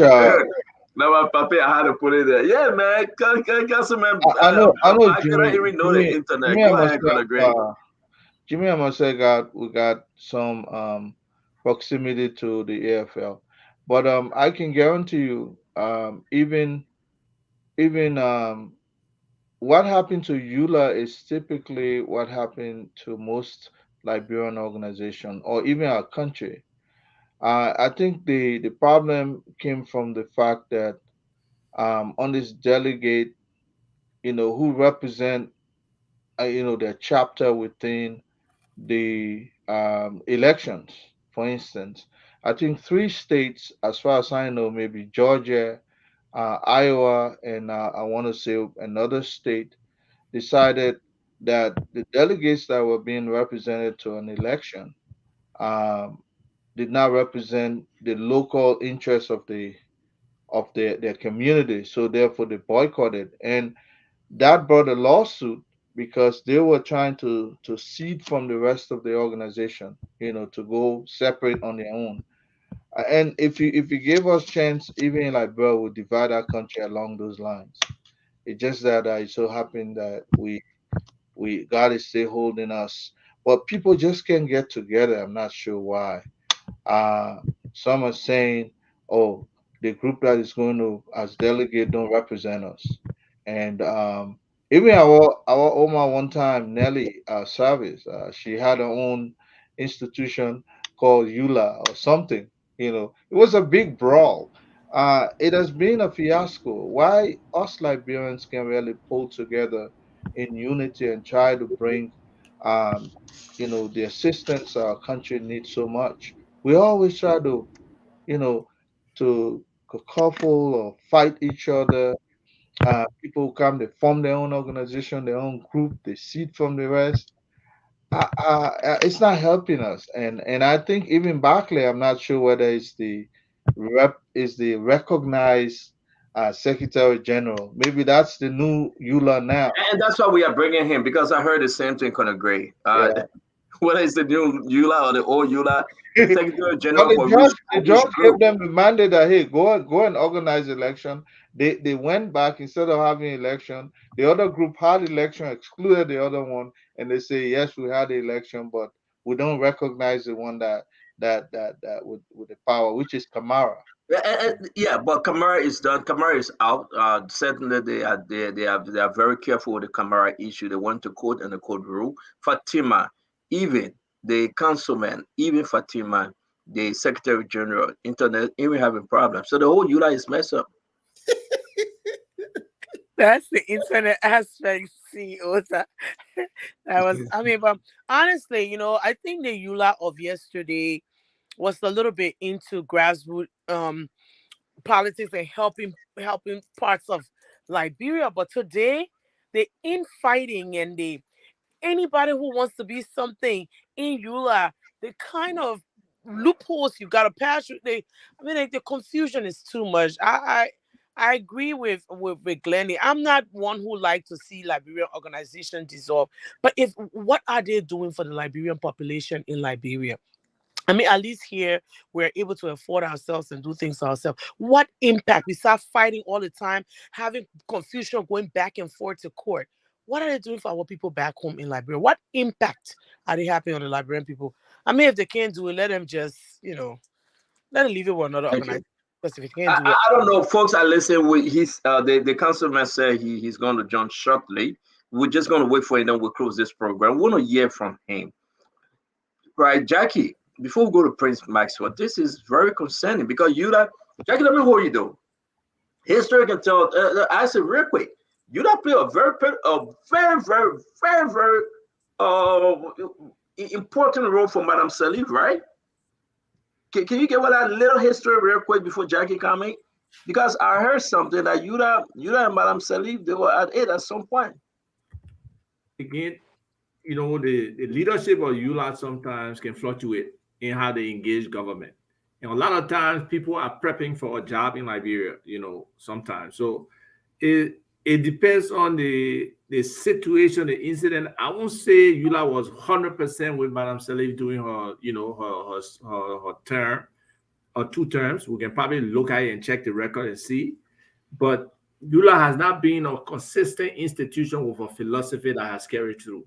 Look, I just got a text from somebody who is suggesting, right, that they were able to turn around an institution that was moribund down, the University of Liberia, coming in with like 1,900 balance and turn it around to 100,000 he left there.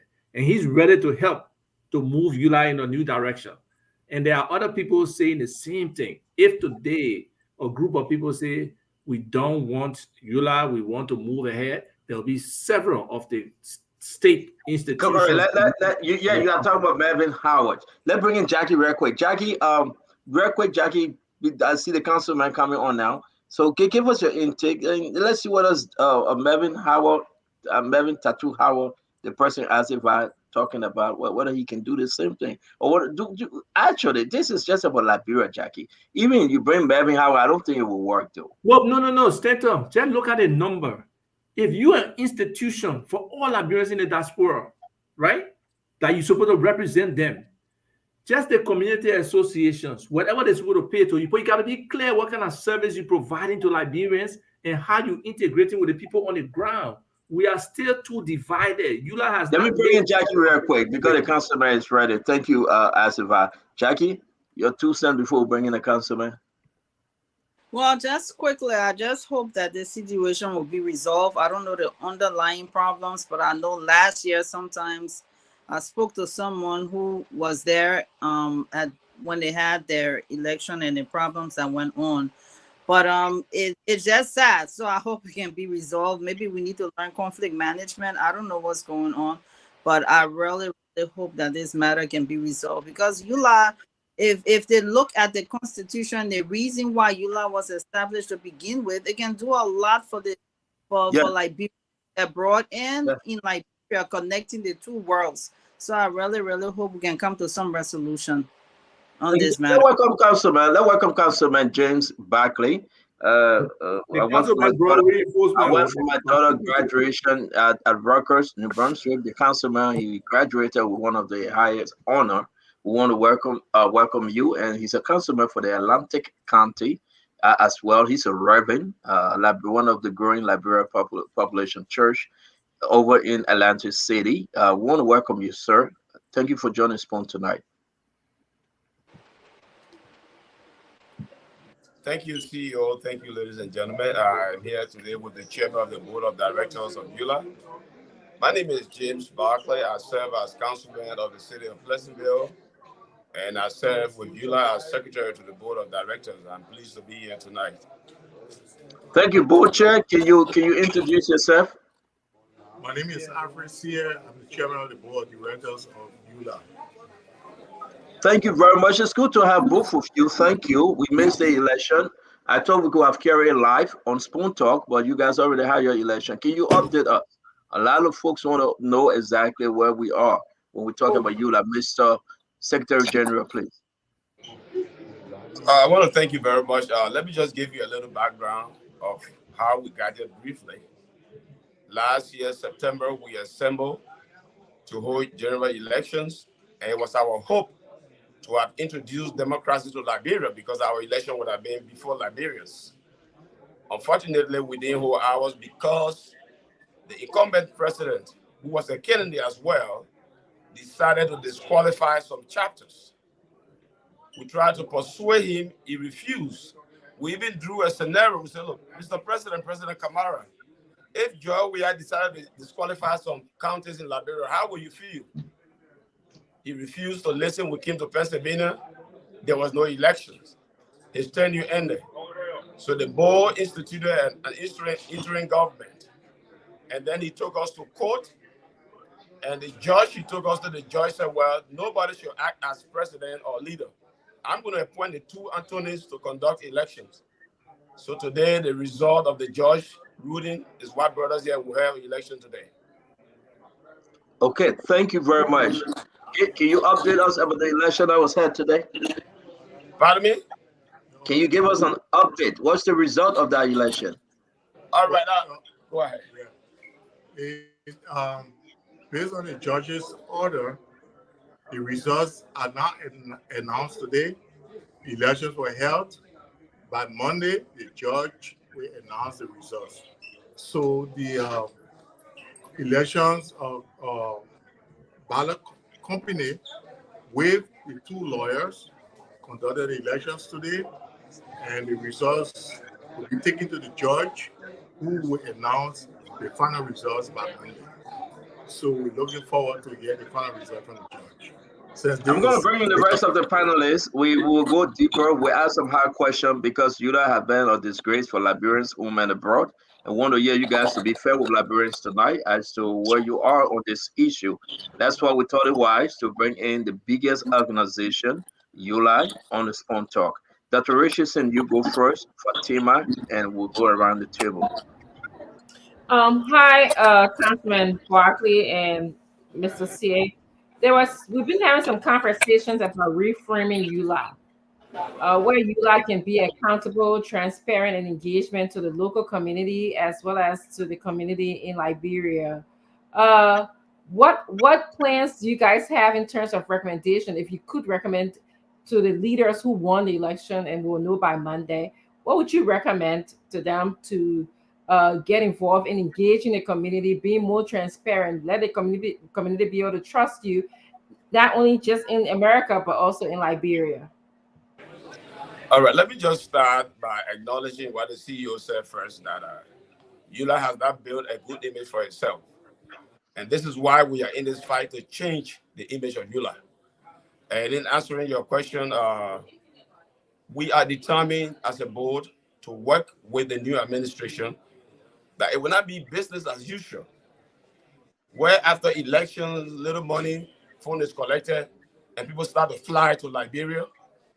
We are going to set up a structure where we can become accountable to our community and also form a partnership with the government of Liberia and the people of Liberia, as opposed to just going to ask for a job because you hold a EULA position in America. So we are determined to change the way EULA portrays itself. I'm sorry. Can I follow up? I'm not sure if I got a clear answer. You kind of just being very vague in terms of telling me specific changes that you intend to make EULA more engaging, more transparent, and more in the way that Liberians in the United States and Liberia can trust you. You said that you want to bring accountability, which is bank statement. But what are you planning on doing for the community? The community here, we're just somewhat. If we need immigration problem, we can. You're not there. We need to borrow loan. You're not there. We need lawyers. You're not there. We need all of the things that the community in America need. If we need building industry in Liberia, you're not there. So what specific recommendations as board members have to the incoming leaders that will make EULA more transparent, accountable, engaging, and trustworthy? Okay, Dr. Chinwe, let me come in a little bit. 4 years ago, we visited Liberia, and before we went back to Liberia, we heard about the academic situations in Liberia where the students were failing massively in WIAC. So EULA took upon itself, we bought an acre of land that we wanted to build a resource center, which we have right now. We have the land. Unfortunately, the Shehu administration, when it came to power, it decided not to support. Can you guys please help us with the music? Sorry, please. 2 years ago, when the Shehu administration came to power, because it was not their initiative, they decided not to support it. We have a blueprint of the EULA Resource Center that we wanted to build. And we want to work with the new administration to ensure that we have that. One of the proposals we had on the table the past 2 years was to build a diaspora bank in Liberia. We have been working with the central bank. We have a proposal to submit to the central bank to ensure that we have a diaspora bank. Now, the diaspora bank will be like a 401k for Liberians in the diaspora, where they'll be investing in Liberia. The bank will invest in other sectors, economic sectors in Liberia. For example, agriculture or other different sectors to invest in Liberia. In that way, we create employment. Yeah, but we understand. I'm sorry to cut you off, Boche, but we got to run with this thing. We understand. We heard that story when we attended you that program on Shehu Kamara. I'm trying to get Shehu to hear him out. And let's talk about what brought us this far. We understand you will come back and explain the goodness of your plan. But again, let's just talk about what next and how we got here. I hope you understand. I'm not trying to just shut you up. We almost 10 on this show. We have to set our question because we're way out of time. It's after 7. So please consider us, Mr. Board Chair. Fatima, can you come in with your question? And guys, if you can make your question short, I want to go through the legal issue. We got a court document where you guys want to quote. We got a decision that was made also. We got something that they're pointing finger on the councilman, or I would say the Secretary General, and you, Mr. Chairman. Maybe you'd like to defend those things. So if you allow us, we'll enjoy the last 15 minutes we got left, sir. Please. All right. Fatima. Go ahead. So, Mr. Board Chair and Mr. Secretary, thank you guys for appearing on Spoon. My question is membership dues still being collected?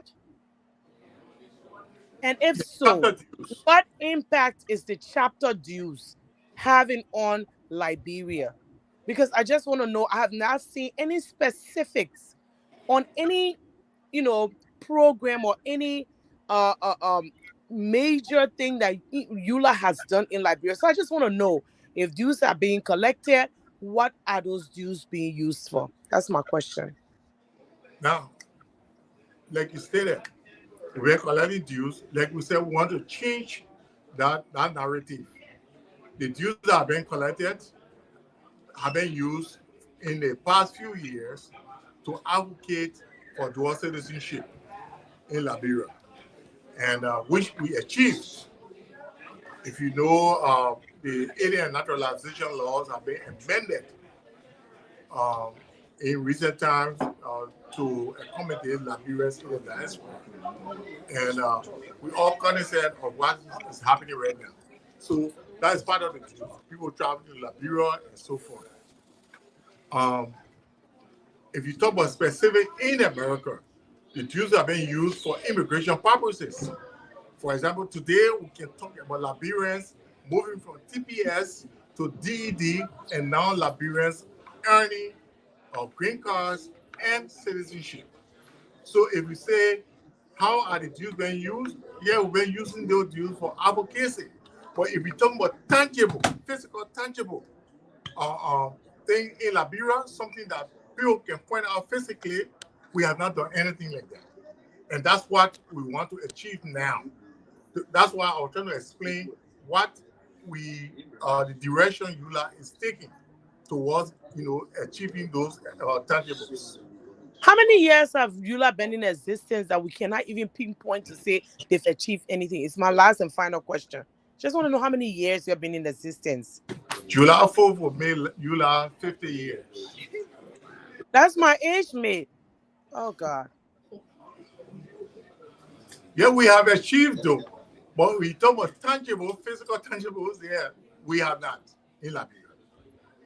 But if you look at the history of Liberia, and if you look at when EULA was founded, if you look at the alien naturalization laws in Liberia, do you remember that the alien naturalization laws were amended in 1974 to exclude Liberians in the diaspora from participating in Liberia, because Liberians in the diaspora then were advocating for multi-party system. Of course, we have achieved that.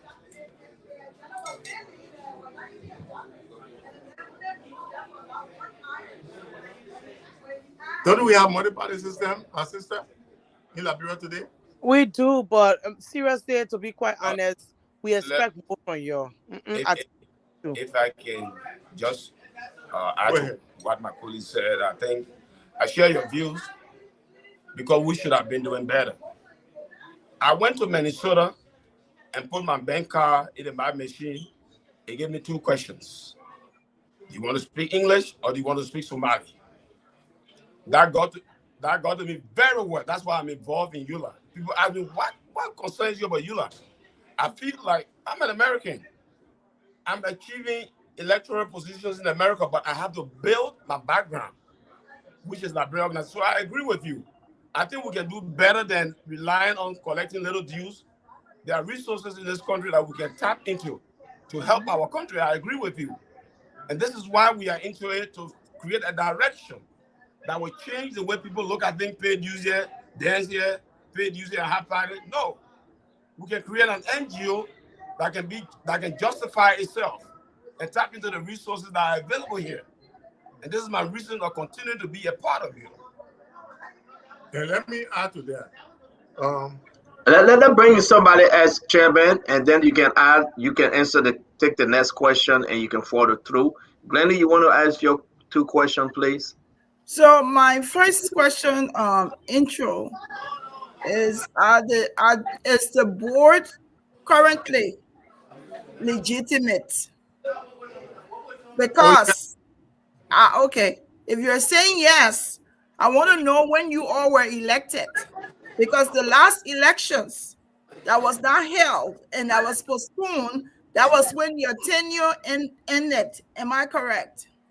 No. Okay, so how long were you supposed to serve for? And when were you all elected to the board? Now, about 10 years ago, EULA had a crisis. And EULA elections, the board elections were never held when we had general elections.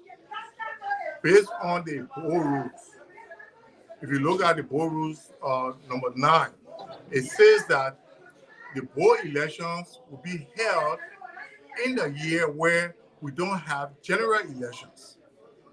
But 10 years ago, when the Keseli administration had a crisis and had that interim elections, it affected the calendar of the general elections and the board elections.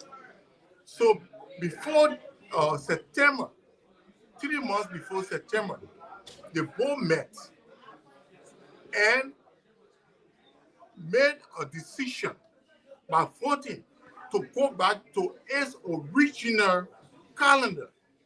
That is, we cannot have board elections in the same year that we have general elections. So it was approved by the board of directors that September of last year, we were not going to have board elections, so that after the general election, we can have the board elections. Okay. Unfortunately, we did not have the general elections. So the board elections will be held. Now that we have had general elections, the board elections will be held after the general elections. So you still didn't answer my question. The reason why I'm asking the question is because the reason I'm asking that question because I'm a member of the DMV association, and I know that one of the contentions were the board that was not happy with the previous administration, and that's why the election was held. One of the concerns were the board was not legitimate to have stopped the elections or to appoint an interim body. So that's why I'm asking. So are you telling us tonight that for 10 years you have not had election of board officers or board leaders? Is that what you, because you're saying 10 years ago? I said 10 years ago, there was a crisis. And because of that crisis, when the general elections were held after the court order, at the time, the general elections fell on the board calendar of elections. So in that year, the board elections and the general election were held in the same year. But that is not what the board rule says. The board rule says the board elections cannot be held in the same year that we have general elections. Because so let's make it simple, Chairman. Chairman, please, let's make it simple. Are you guys legit?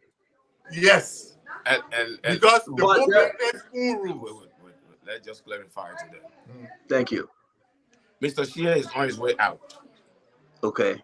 There's no doubt about that.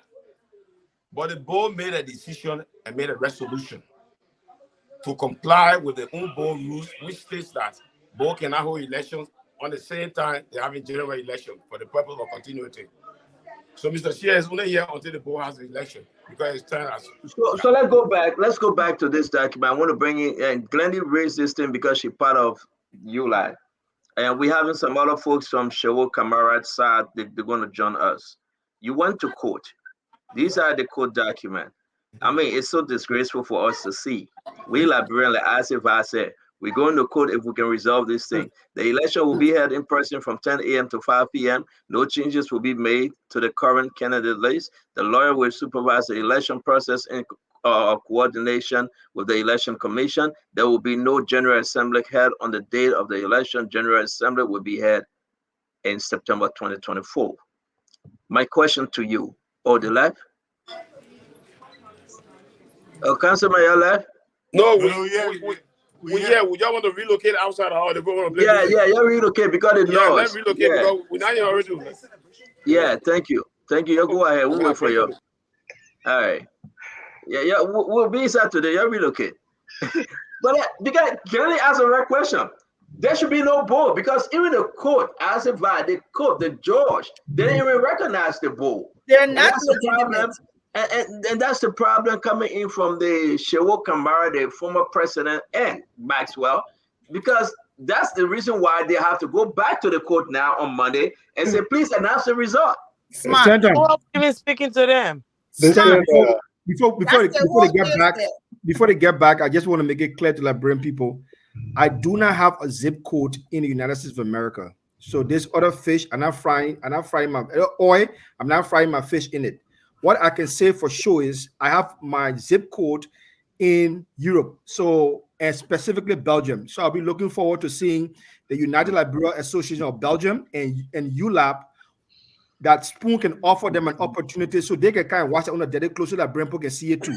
Because they got plenty of daily clothes that need to be washed. So to the ULAB people, if you hear my voice, and to EFLA, you guys have an opportunity now, an open invitation to come on Spoon TV and wash your daily clothes. The same way the United States ULAB washing our daily clothes here for everybody to see. All of them get daily You know what? You're right, though, because somebody reached out to me, Prince Maxwell, and thank you for saying that, and we'll bring that person in. But to say you do not have a zip code yet, I believe the only zip code I know is 08046. I will leave that alone. Councilman, thank you for coming back on the show. And Chairman, I think let's go back to Glennie's question before we bring in Colonel Great, Jackie, Asiva, and our brother Prince Maxwell. It is important to know, did the judge recognize you as a board chair, and did the judge recognize the councilman who is the Secretary General through this lawsuit, sir? Yes, because if you look at the lawsuit has my name and Shehu Kamara on it. So if the judge does not recognize my position, why would my name be on it, on the lawsuit? So, but is your name on there as the chairperson of the board? They may have recognized you as an individual. No, but as the chairman of the board, that's why. Excuse me, Councilman, Chairman, please. Yesterday, can you recognize this Second Amendment order document from the civil action? Are you seeing it? I've seen the second. I've even seen the third. Yeah, what's your name? What's your name on it? Well, can you give us your name, please? My name is Alfred Sear. It never said anything about chairman, though, and that's the position. But for Kamara, they say President, Union of Liberia Association in America, ULA. For you, they say versus Alfred Sear, ETAL. So, are we making a mistake here, sir? Okay, Mr. Spoon. Yes, sir. Spoon. Yes, sir. Why would she sue me? If you read the document, why would you sue me?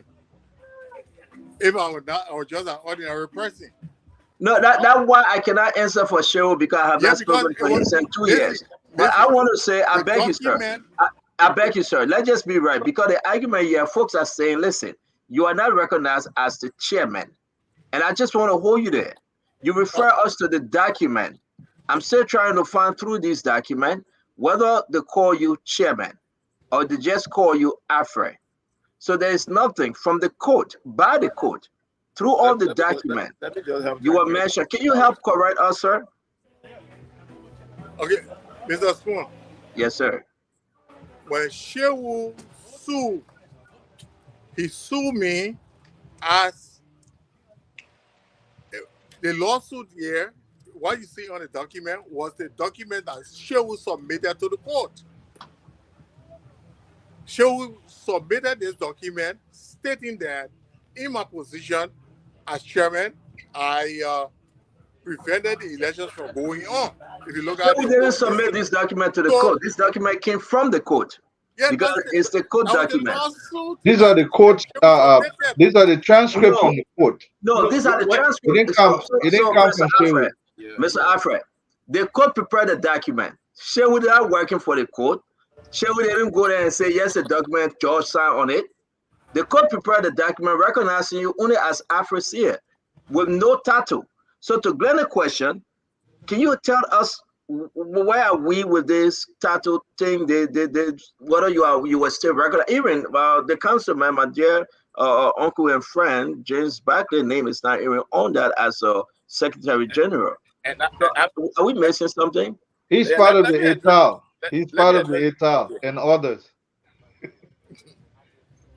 So Can I go ahead? Apache and others, they're Yeah, recognized yeah, yeah. as private parties that probably have hijacked the process. So No, that gave the councilman a chance.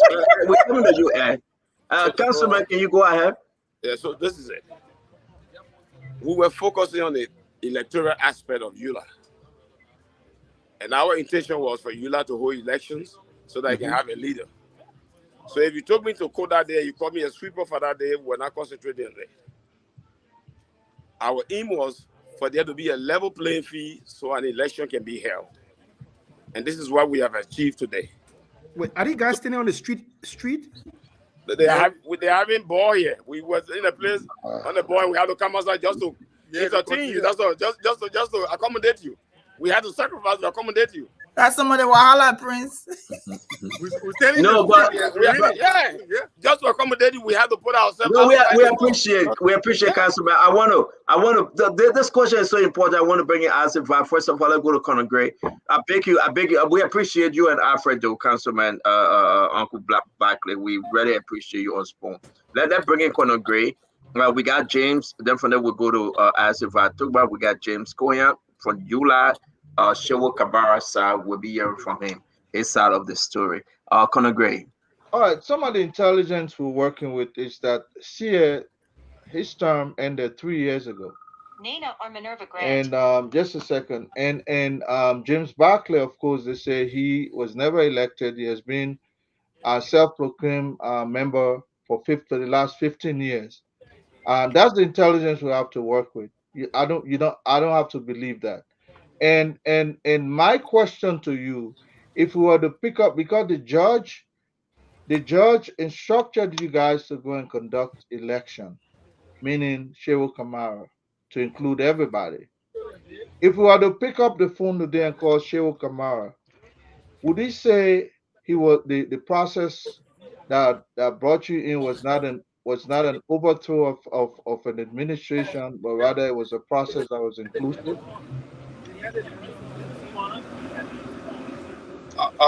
Whose question? Mine?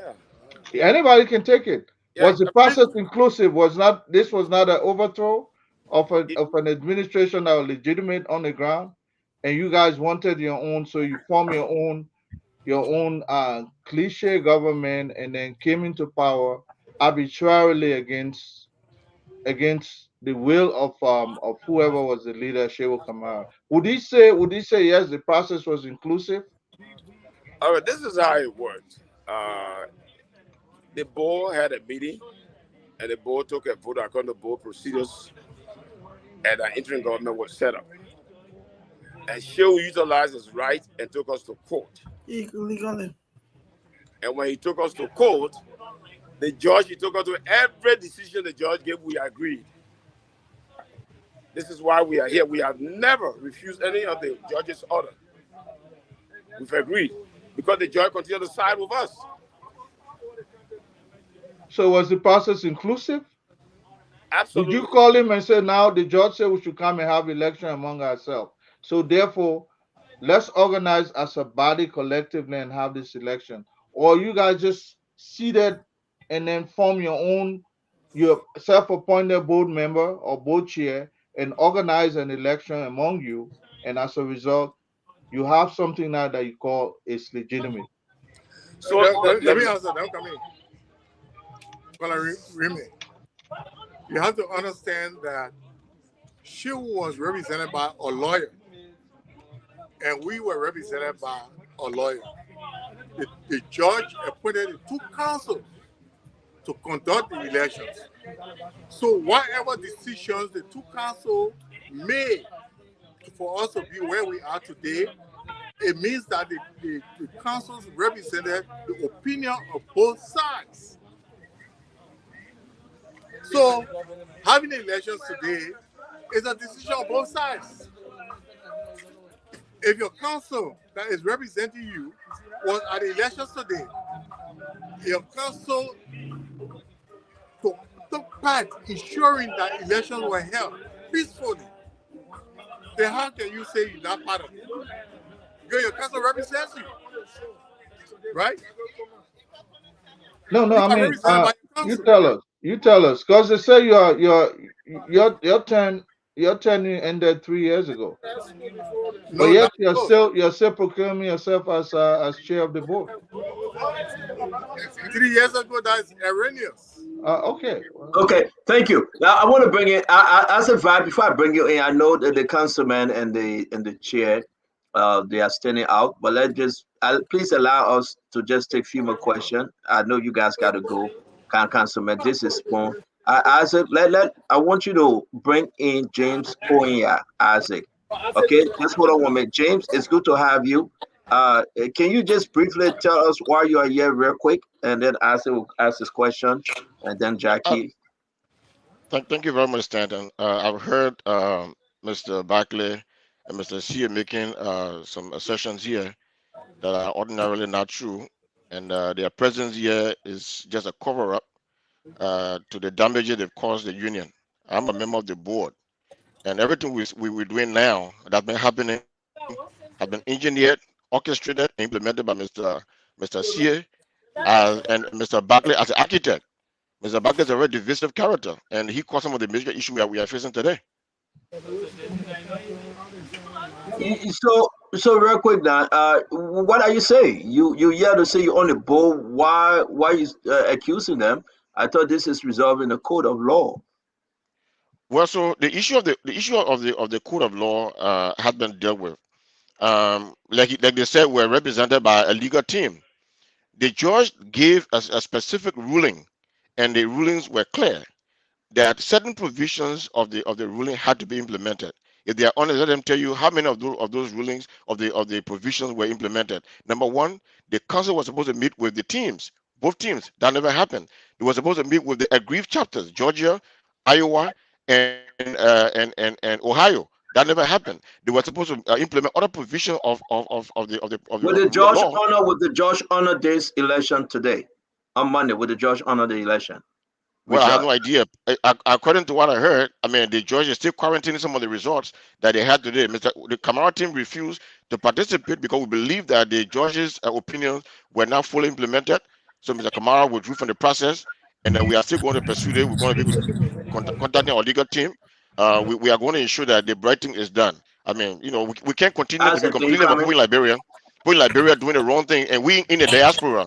Mr. Barkley is an American citizen. He's a councilman of a city. If he would be doing the wrong thing and preaching democracy, where are we? What kind of democracy are you preaching? I said Liberia washing that today. Yeah, Liberian people, you're putting your popcorn. You're washing that dedicated. Yeah, hold on 1 minute. I won't bring Isaac in because I yet to understand, Isaac, what's going on. The judge had a representative at the election today. Two of the lawyers, the election commission, they took the result to the judge, and the result will be read on Monday. So how can James say the judge I'm kind of confused. What happened with your question, and maybe you want to speak to that as well? Well, let me just make a comment. I just spoke to Charles Sonwabi, who's one of the counselors at law that was, representing the judge presence and trying to run the elections.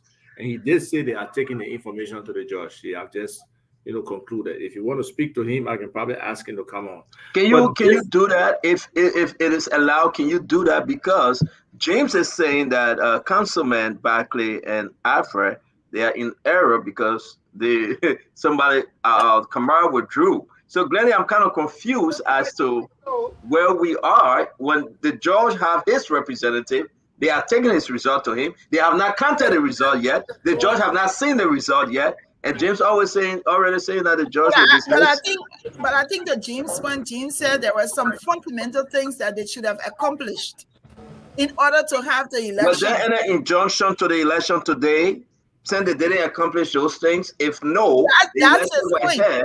But if the election were held, then we move on, right? The elections were held with the court-appointed supervisors. Yes. Right? So go ahead, Mr. Barkley. Who invalidates the election? Look, it's getting interesting. It's getting interesting, man. People are getting interesting. Take your popcorn. I want to say this whole thing sometimes it just a greed for power and for nothing title, like somebody just text me. Eula has been on this kind of yo-yo for so long, disparaging that on this kind of national platform where we have a new dispensation, where they can really establish themselves as a strong institution to move Liberia towards an integrated diaspora, on the ground society, they are there among themselves fighting for title. It's just unfair to the Liberian people, especially people in the diaspora who don't have a voice that really speaks for them on these kind of issues. So I just hope they can go back to the drawing board some kind of way tonight. Go call all sides. Let some sound minds or rational people sit down and say, look, we're embarrassing ourselves on the world stage among all Liberians everywhere. It's unfair to the Liberian people. Let's put our greed, let's put our pride, let's put our ego or whatever small change we're getting for anything, if any, and make a decision in the best interest of the people. So I really don't have questions because they are proving themselves that they haven't done much on the ground. The stuff they talk about with the how should I say, us getting a green card in this country or status, we started all those advocacy, right? And they have continued the Coalition of Concerned Liberians, CCL, John Law with the guys in Europe, and then Eula came on board. So it's been a very interesting journey, and we're happy that they carry it on. But it's still not enough because we see today there's still discrimination against diaspora people in Liberia. We have not made a sincere effort for integration. And I think they should go to the table, have this discussion, because it's embarrassing for them to be out here. So Charles calling me, you can go ahead. Yeah, if Charles want to come in, we appreciate if you can bring it in. Let's hear from Mr. Backley. Mr. Backley, you want to say something before Jackie comes? Yes, the honorable board member that came here and accused us, it's embarrassing, really, but I have to just say the truth. We have records. He voted for the actions they both took. We have recordings. I told you it's getting juicy. It's getting juicy. He started with us. I got a record. I'm the secretary. It's on Zoom. He drafted a resolution that removed Shehu. So we did everything legally. For you to come and talk, we had the records. But what Isaac said, we are embarrassed. And we want to ask Spoon, hold us to our task. Don't abandon us. Stick on us. Make sure we do the right thing. I mean, we will appreciate it. We are determined, some of us. We don't have time to waste to be here. So if you can join us to straighten the thing up. That's why some of us, we are in it. I'm not here to play cover up. No, I'll be fooling myself. That's all I have to say. When you see Conor Gray sitting like that, thank you. Do we have the councillor? Mr. Bagley, you are a congenial liar. Bagley, you are a congenial liar. No, you just lied. Mr. James. Mr. Bagley, you are a congenial liar. Let me Mr. James, let me professional, sir, please. Let me professional. We know where we are. We have thousands. Mr. Bagley, you are a congenial liar. You just lied. That's why I say you are an architect. All right, so we're not going to call names, sir. I hate to remove you, but that's not decent. Then Jackie, you have any question? Do we have the councillor on Isaac? You think he want to speak? I was just texting the room. He says he's code restricted, so he can't. Yes, I believe that our man, how you call him, Simon Serena Seaforth, we say it's pre-judicial, something like that. You always say. So we want to say he's right. Jackie, I'm not going to be diplomatic on the way out. Jackie, go ahead. Then Maxwell will come in. You let Jackie, Maxwell, let Jackie go ahead. Then you can come in for us to close this thing. I don't think we're going anywhere, Fatima, but we'll try. Jackie? No, Stenta, I'm really lost for words. These people are in a country, Eula, where that gave birth to democracy over 200 years ago. And yet still, with all that we have learned in America, we still cannot conduct ourselves accordingly and respect our constitution. Eula has a constitution. What is the problem? Follow the rules. But we all know there's underlying problems. I hope they have a conciliatory committee that is neutral and that all of them will respect. And when the court opens the results on Monday, are they going to respect the court orders and move forward and have a special committee that will be set up to try to see how there can be some type of peace and reconciliation going forward? Because I mean, here it is. Here they're on the show, and yes, still they can. The entire world is watching, and we still are not able to say, okay, let us put our self-interest aside and look at the interest for the better good of EULA and the people that EULA serve. This is embarrassing. I saw on the live feed where I think Thompson, the person is called Thomas Anderson, they said they even have problem in Norway. Yeah, Maxwell, they say that they have problem too in Belgium. I mean, come on, man. Can we learn something? Come on. You should read the comment section. You should read the comment section. It's so funny. It's so bad. You have reputation on the ground. Look, the librarians are holding their popcorn, listening to you guys. You guys are making fun of yourself, and I'm going to enjoy it tonight. I'm not going to be diplomatic with this one. That's why I said my zip code is not in America. Maybe we should put the camera every time they have a session, they go to meet Stanton. If you got a TV crew, let them go there and let this stuff be air live. Maybe that will help them behave themselves as opposed to everybody locked up, behind four corners and there's no live camera. Because I mean, and the live camera and look at what is going on. Shehu Kamara is saying the person is saying that Minerva, who is the VP, will come on for the team. So that's in the text. I'm in a chat room. You want me to bring Minerva on? Bring Minerva, the vice president. Yeah, bring you want me to bring her on? Yeah. Look, stand up. Why you let drama like that? We can put all the Bring Minerva on. That put everything else down. Oh, my people. All right, I just, but listen, Jackie, I know we're going to go back to the council. We'll go back to the council, man. But folks, listen, guys, it's raining. I got nothing to do. I just ordered Chinese food. So you live. I still come here and prove that you come on. But wait, guys. Wait, I beg you. Jackie was still speaking. Let's finish up with Jackie. No. Jackie, go ahead. Just speak. Just wait. Okay. When this situation came to my attention in September, I barely remember what the person called me told me about. But every step of the way, I'm just seeing guys. Where are the ladies in the leadership? Maybe they could help bring some balance here in this. One of them coming on now. That way, they coming on now. One of them coming on. Councilman, you want to say something? Yeah, I just want to say that Minerva is the candidate. If you want to bring her, I think it will be fair you bring the other candidate also. They can be, because I can't. No, you're right. Bring the other candidate on if they are with you. No, I don't have them here, but I mean, it's better you engage them. We're not eating no kerosene here. We're the candidates out. Administration. We'll watch it very close. close. Candidate. So she's there. This appearance on this live show should not go in vain. If you guys are going to come on this show tonight, there should be some resolution where you will come back next week and say to the spoon team and all this audience that y'all were able to resolve something. Y'all please don't waste our time tonight for nothing. You don't have space on the link. But it must be fixed. Can I come in? Yes, sir. Yes, sir. EULA has an internal resolution or mechanism when the three main organs, that is the leadership, council, the administration, or the board, have issues, they take it to the eminent council. But the administration decided to go to court. So they bypassed the internal resolution mechanism and went to court. So that's why we are where we are today. We asked Minerva because she was vice president during that time. So let's ask her. Thank you, Mr. Alfred. Thank you, Mr. Alfred. Minerva, can you come in? Go ahead, Minerva. Yes, I can come in. Go ahead. Hello. All right, I am Minerva Krent, and I will say it. I am still the vice president for the union. Let me make that clear.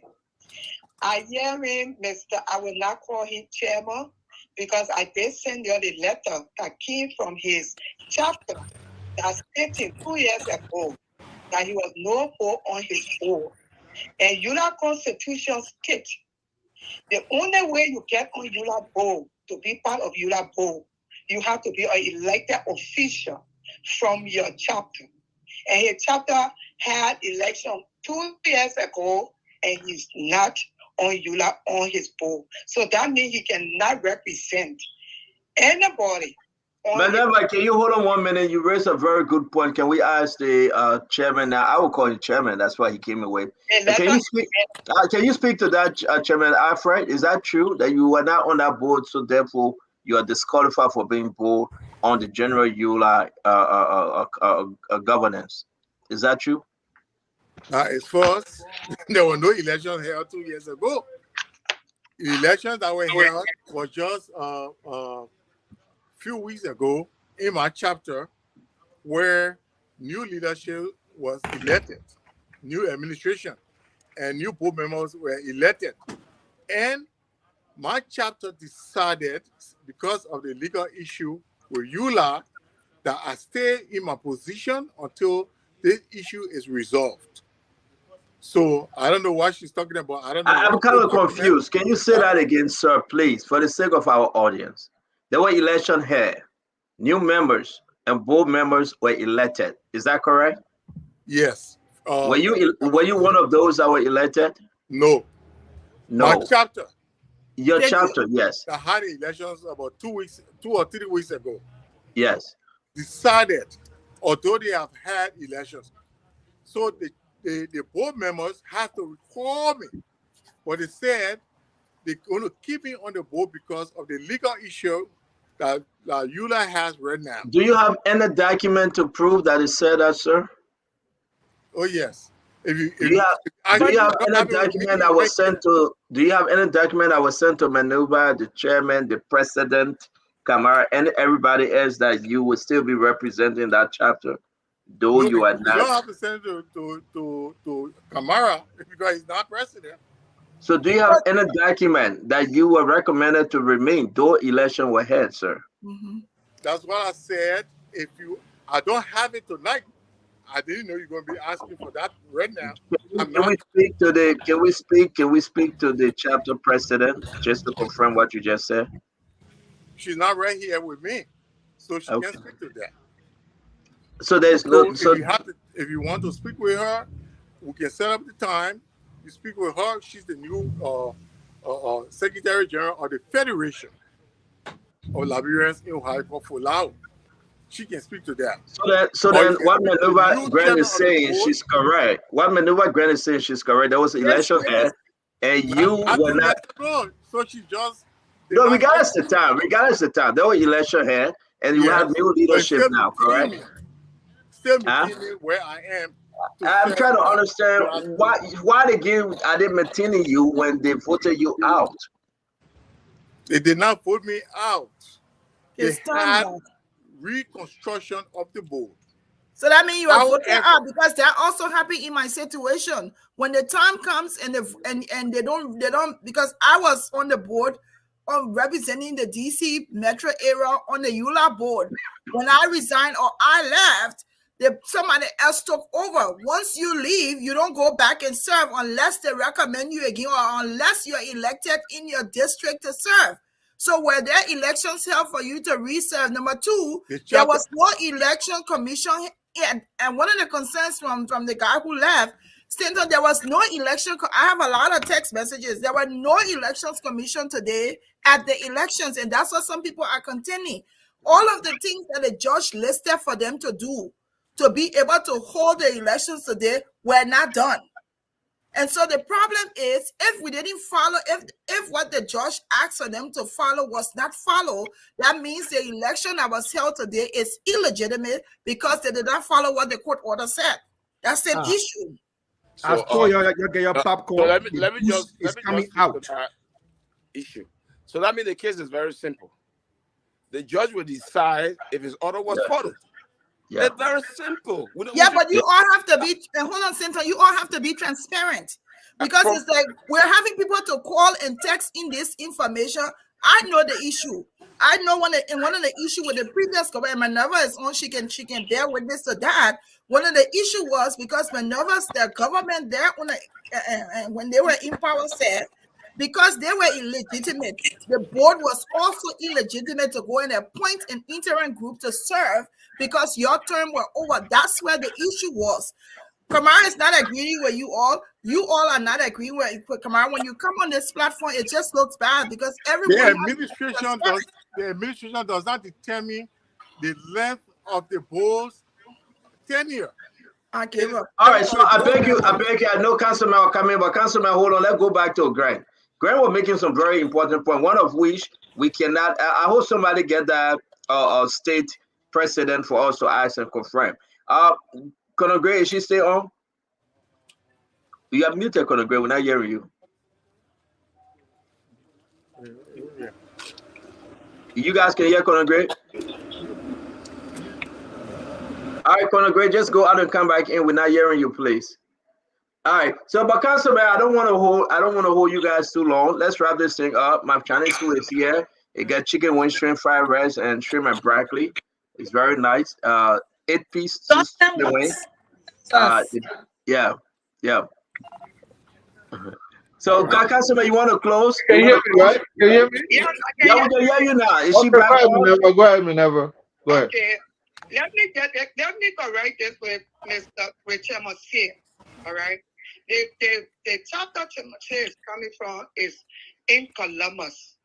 Columbus is part of a federation, which they call Polaris. They have 5 chapters, but now they have only 3 chapters. Cleveland and Columbus. They're represented at that time, Columbus. So when he keeps talking my chapter is supposed to be Columbus. It's not the Federation. It's not for Laos.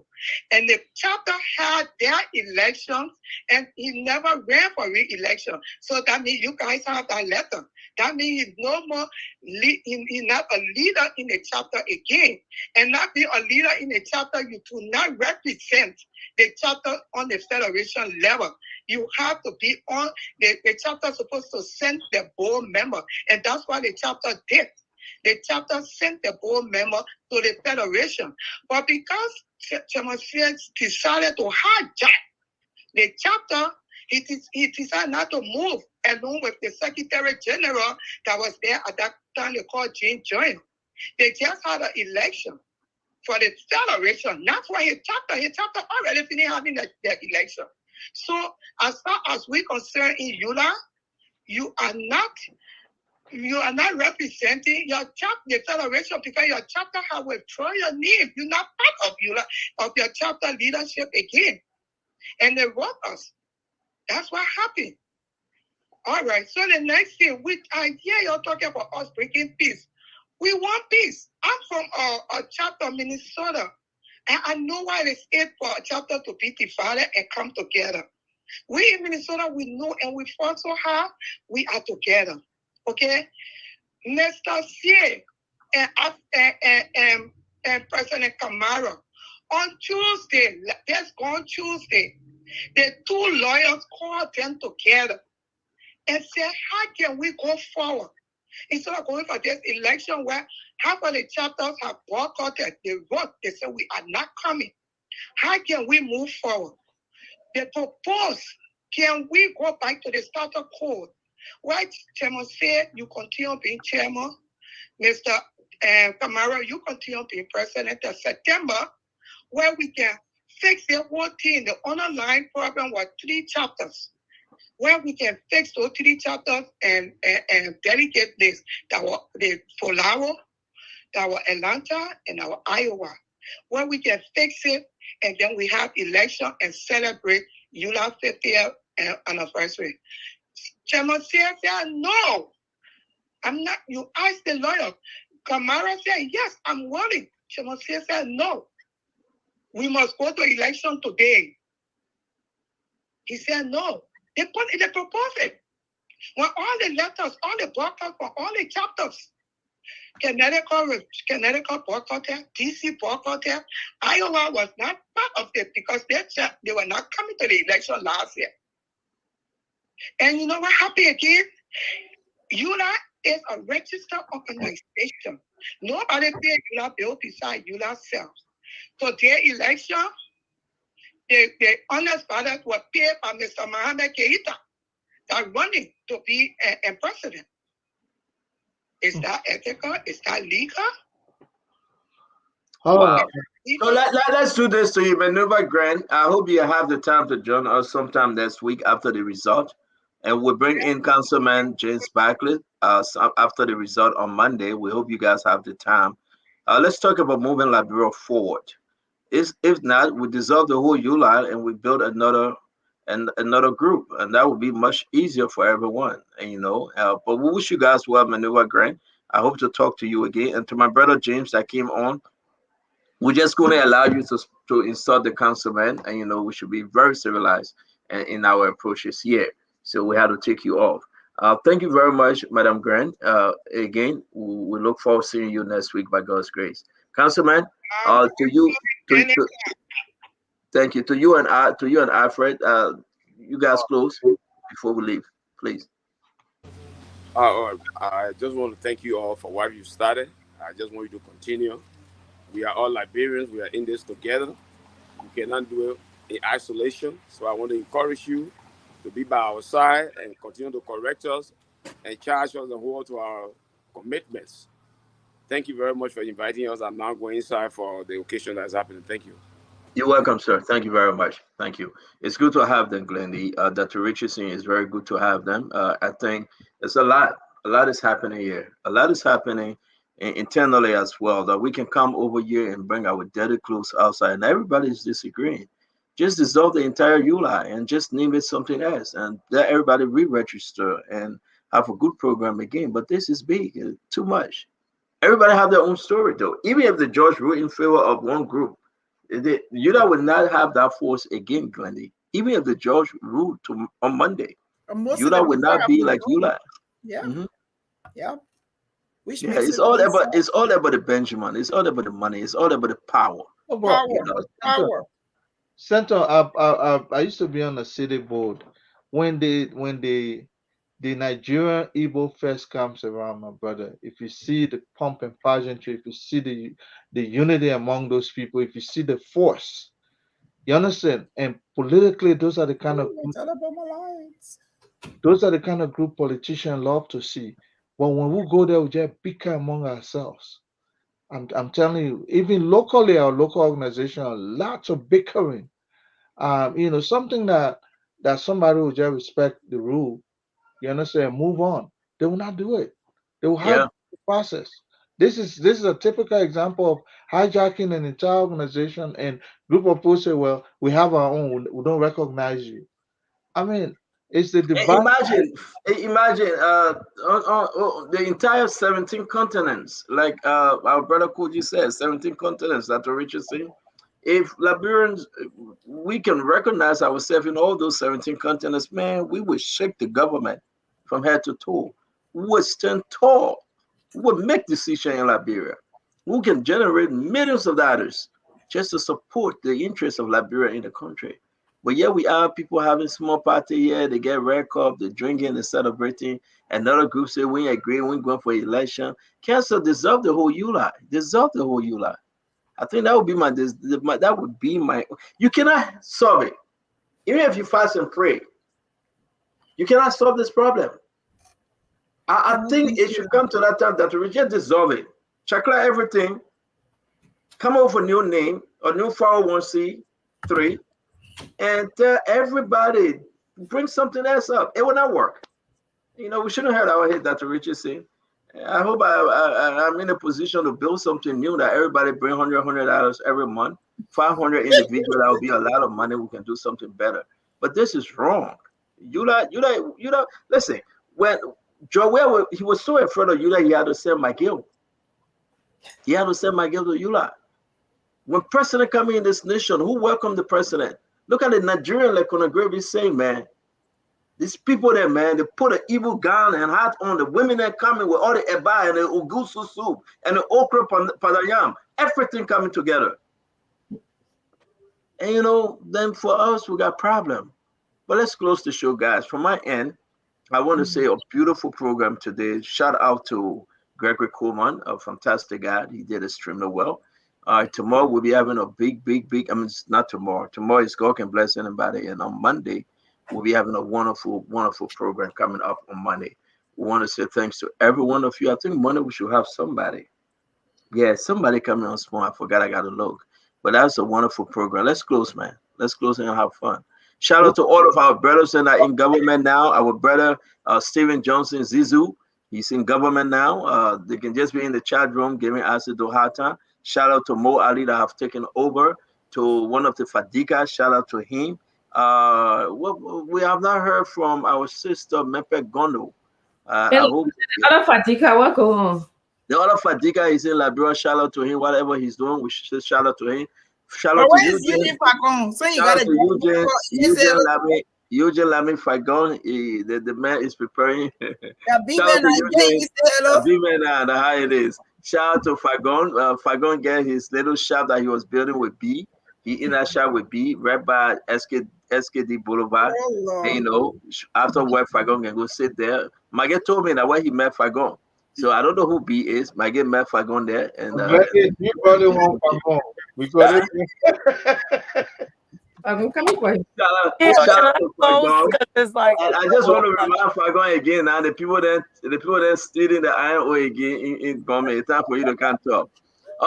But shout out to all of our friends. Look at Jackie on the show. She's doing her thing, and you know, all the guys that fought a good fight. Daniel Sando, and you know, shout out to him. Those that will be getting position coming up. Patrick Horner, that was appointed to LTA after the changing position. He will be smiling. He will work in government, and will be the people's call. We want to say thanks to every one of you. Till we meet again from my end. May God bless you. May God keep you. May God bless our nation. Have a wonderful, wonderful weekend as I go now to eat my Chinese food. Chicken wing, shrimp fried rice, 8 pieces of chicken wing, shrimp fried rice with a lot of vegetables, and the shrimp and broccoli, the big broccoli, and, you know, the big shrimp on the side. With cheese stick, egg roll. Cheese stick, no. Let me make out my water with a cheese stick egg roll. It's very hot. It's good. They got everything in it. I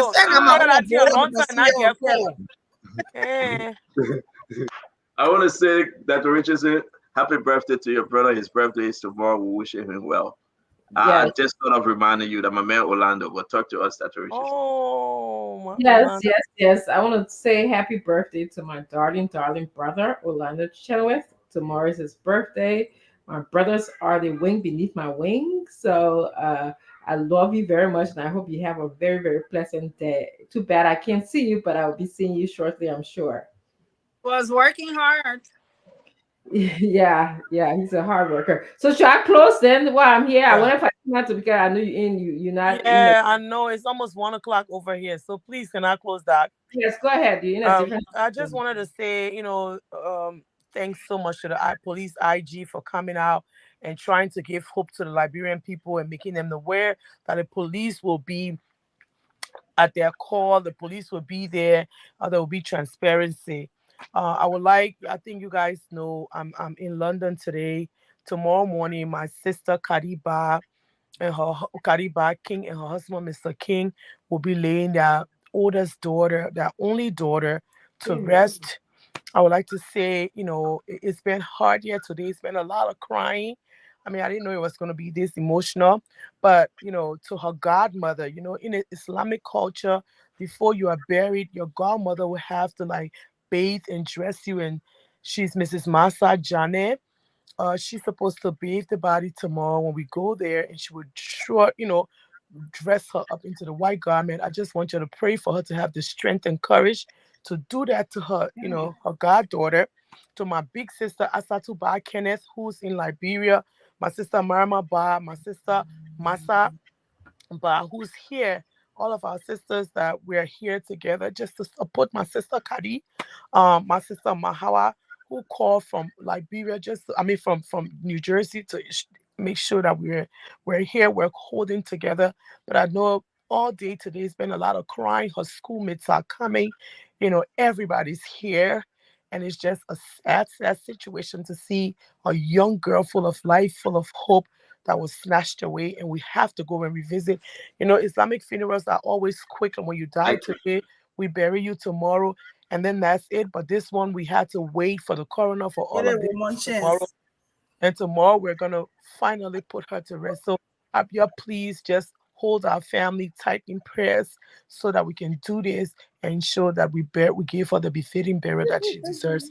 I thank all of you for reaching out to us and making sure that things were done. So thank you so much. I appreciate each and every one of you, and may God bless our little daughter, Asatu King. Yeah, please pray for my sister Kadiba King. She's going through a lot. I know Kadi is strong. Kadi is strong, Fatima. She's strong. And you know, we again together we say we're sorry out to the entire family. You know, again, when I saw you in the car with Maxwell going to buy McDonald's today, I was so happy that you were laughing. And I talked to you today. When you bought the McDonald's, and the family will hold on. Say hi to all of my sisters there over there. We love Caddy. We pray that God can strengthen Caddy again. It's just only the train ride from Brussels to London, nothing far. But anyway, thank you very much, Fatima. We hope you can come by after the program. You'll be back when, Monday? Yes, God willing. Travel safe. Hugs to you. It's 5 hours from Liberia. You know that, right? It's not too far from Liberia, right? I got things to do in America. Oh, you pass. With me. Go ahead. Yes. Fatima, we are so sorry. We are so sorry. It's heartbreaking hearing you speak about, your sister and the godmother's tradition to bury. I don't know if I can do that, but I just want you to know that we pray for strength for you and your family. We pray that you guys will keep the memory of your niece alive. That whatever she had endeavored in life, that some part and pieces would be, your role and her mom's and family's role. So I know you'll come back. We pray for safe travel as well. You got a love center. His sense of humor is just. No, she come by the bank with Claire the Sunday, so I'm waiting for you. It's just beyond. It is just beyond anybody here, and it's something that you gotta get used to and understand. And so a lot of people don't understand this. Initially, we all used to get angry at you, but let me just tell you something. We know who you are now. We don't get angry. We just roll the flow. Okay. So I thought it was an awesome show. I want to continue to invite the IG over here. I think he's gonna make super. I like the guy. Super. His home, because security is such an issue in our country, and it's great to be able to have a IG people friendly, IG policy friendly, IG security friendly, or IG Liberia's friendly. So if he can come here, we know when things happen to clear the air, to let us know his position. That is what we're expecting of people who mean business for Liberia. I believe in capitalism. If you want to stay in another group, if you're serious about it, rise up. Then we'll see who will fight for the Liberian people. So if you're rising, you're strong, and things are done well, with that. That was how capitalism works. We're gonna get 500 individuals, and we're gonna take the vote online. We're gonna see who will be the president, the vice president, the board chair, and we're just gonna find our own group. I'm waiting for Dualu to come on. We'll do it on here. We'll do it here, and everybody, if you want to be part of that group, just in the America, you will have to register openly, and we're gonna put this in gear. That's too much of nonsense, Jackie. It's not right. It is small thing, man. Everybody collecting $50 for due. They will run to Glendy, and up to now, some people still taking money from Fatima account, $250. They can't get more money back. Thank you. Every month. Hey, I'm telling you, talking now. Like will overcome. All of this here will overcome. It's all like little games, stepping stones, but in the end, we all want Liberia to be successful. We want all our organizations to be successful. Stay tuned. We'll be discussing Pommy. I'm not forgetting about Pommy. I know Monday. We will. Yes, Monday will be. Well, that a lot of people agree with me. I won't cut you out though. Glenny, for the sake of good heavens, she agreeing with me. Seriously, once you live in America, we're going to do this in real online. When we get over 100, 150 individuals that will register, we'll move in the direction to open a 501c3. And not me, but other people will serve in that capacity, that board members and chair and president. And then we'll help our community. This is bad for us. In Trenton, they're fighting every day. Glendy, in Trenton, they're fighting. They will go to the church and make flour. And for what? Small money in their account. Everybody want to go to Liberia. Everybody want to say, take it to Sando. Don't take it to Grand Basso. Take it to this one year. Everybody want t-shirt. Hey, man. It's sad. Very It sad. I is. hope It's very sad. Very, very sad. I can't wait for Duadu. Duadu traveling after he did all his thing he wanted to do. He begging his wife to meet him somewhere in Africa to just praise her. I want you to tell him that business. God. You tell me your own business too. I tell you no business. I'm begging you. Thing in Liberia. I tell you a thing. Every time you bring it, I say I know anybody. I ain't got nobody. I don't tell you a ching thing. So that thing from me. Not a chingy thing I tell you. I want to send a shout out to my cousin, Bernadette Peabody. She was in the hospital. I wishing her well. And, you know, thank God after the surgery, they were able to allow her to go home. We thought she was going to be in the hospital for 3 days, but she went home the same day. And that was a big surgery. But wishing her well. We said, thank God. I spoke to her today. She keeping said you should explain me that she did surgery. She told you to explain it. Oh no, she didn't go. She didn't go. I know, right? Oh my God! Now I get in trouble. She didn't. Oh yeah! I just cut myself. You know, talk to a platform. I know. Jackie, but I didn't say what kind of surgery, right? I just said surgery, right? We want to don't tell what kind of surgery either because where you go with that. Okay. I know, Brandon. She will call you. She will call her right after they show the report. No, she did a surgery from her groom. I think that's what they say. I love that. there. Jackie, please close. Jackie, you're close. Oh my God, I forgot. She lying. That I'm quite happy that I want my money. Jackie. That your cousin, you know my cousin. Jackie, you're good. I forgot, man. Seriously, I thought I was muted. I forgot. Just pass some that Chinese food here because you got everybody right now. No, the Chinese food is hot. It's very good. What you need to do, you need to cut the chicken small, inside. Break it up and put a hot pepper on it and put your broccoli on the side. If you want to shrimp lo mein, if you want to shrimp lo mein, put a shrimp lo mein on the side. Right? And then your 2 cheesesteak egg roll. Your 2 cheesesteak egg roll. Listen, you can't mess it up. It's so unique. It's unique, and that's good for this weather. Seriously. I come on dinner waiting here for me. Yeah, please hurry up. I pick you. It's a wonderful show. I don't want to close anymore. but a wonderful show today. Good having seen the IG. We hope it makes more appearances. Because the police plays a very critical role in society. And gosh, the last 30 minutes, my Lord, I wish I had a problem. But these people, whenever they do anything going forward, they need to have a camera in the room so that we all can get our popcorn, sit back, cross our legs, and relax. And hopefully with the camera on them, they will be too embarrassed to cause problems, and it will force them to resolve the situation. Just need to follow the books, and I think things will be okay going forward. So I wish Yula all the luck and hope there will be better news when they come back on the show sometime next week. But it was a wonderful show, and adios. Look at the other UJ here. UJ already know that she's coming to come based and talking about Center. Ask you what she said she know it. Anyway, I'm not even listening to UJ. Leave her alone. I know you. Great show today. Look, on a serious note, there are some things that when we bring people on here and we say things and we ask them, we have to be able to follow up. There are a lot of things that we've talked about. Luther Tapper, number 1, the other reports, we haven't seen it.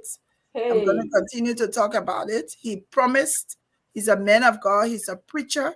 Reverend Luther Tapper, the leader of UP, he said that he will produce his order within 3 days. We won't resist. It's been over a month. He has not done that.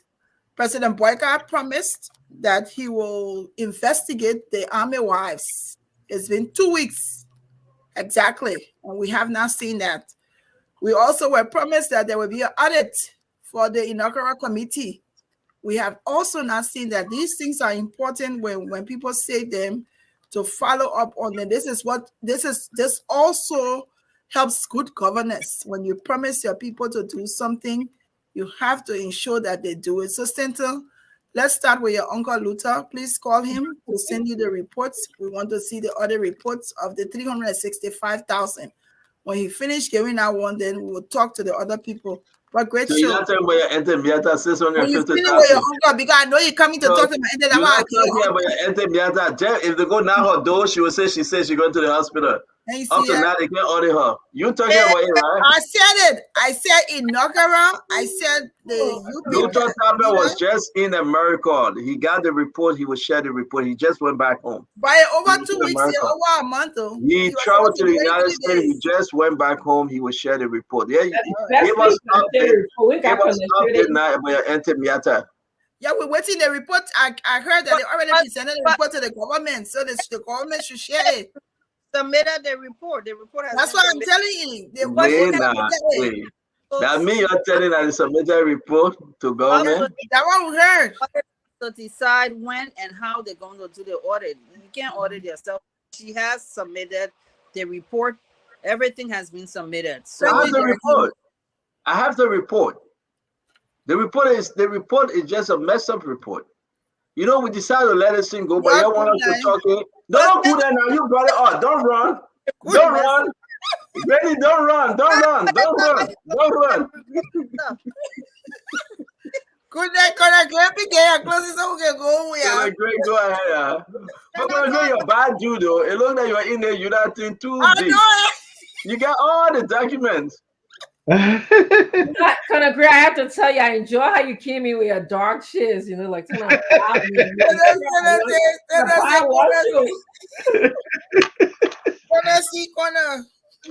the thing is when a military officer is meeting a paramilitary officer, of course, the military officer takes precedence. So you got that. Look at that. Yeah, so, you are former military officer, man. Well, once a soldier, always a soldier.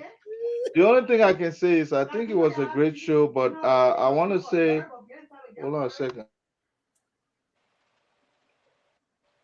All right, folks, I'll just have to end there. The owner of the whom I've taken over. So thank you very much. Say hi to my sister.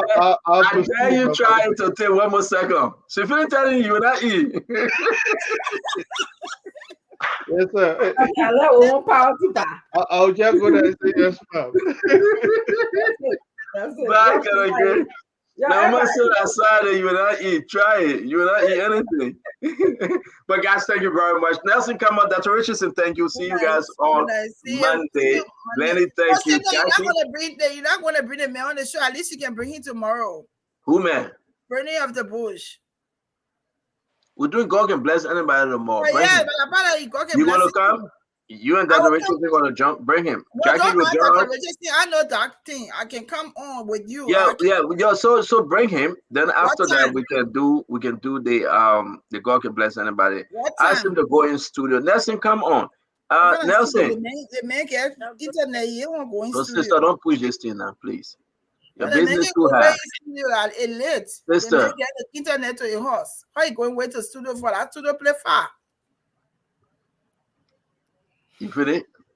Yeah, you pay for the man. The man bring our actor. You please pay. You can pay your brother. No. And I'm begging. I said we'll bring him. If he can't go in studio, we'll send him the link. We'll bring him tomorrow. Join the show tomorrow. What time is the show? Nelson, what time tomorrow? It's 8:30. We start 8:30 p.m. Yeah, the same time. Okay, all right. Because we gotta do God can bless. We gotta do God can bless anybody. Nelson, have you pay everybody, right? Yeah. Do God can bless before him or what? No, we'll do him first. Okay, thank you. I will come on, Jeff. God bless you. Good night, Nelson. Yeah, your boss, Mayor Lee. Bye. And don't ask the people for $2 when you come on. That's all. Oh, Nelson, thank you, man. A wonderful show. You got a show today? Yeah, we got a show tonight.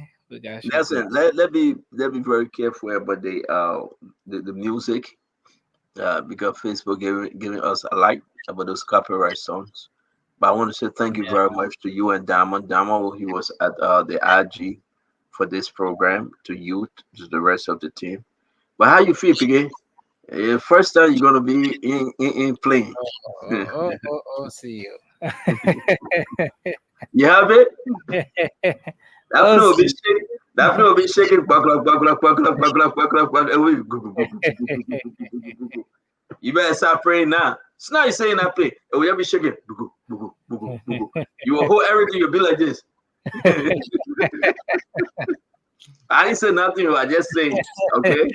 But thank you, Nancy. Have a good night, man. If people say you don't get secret.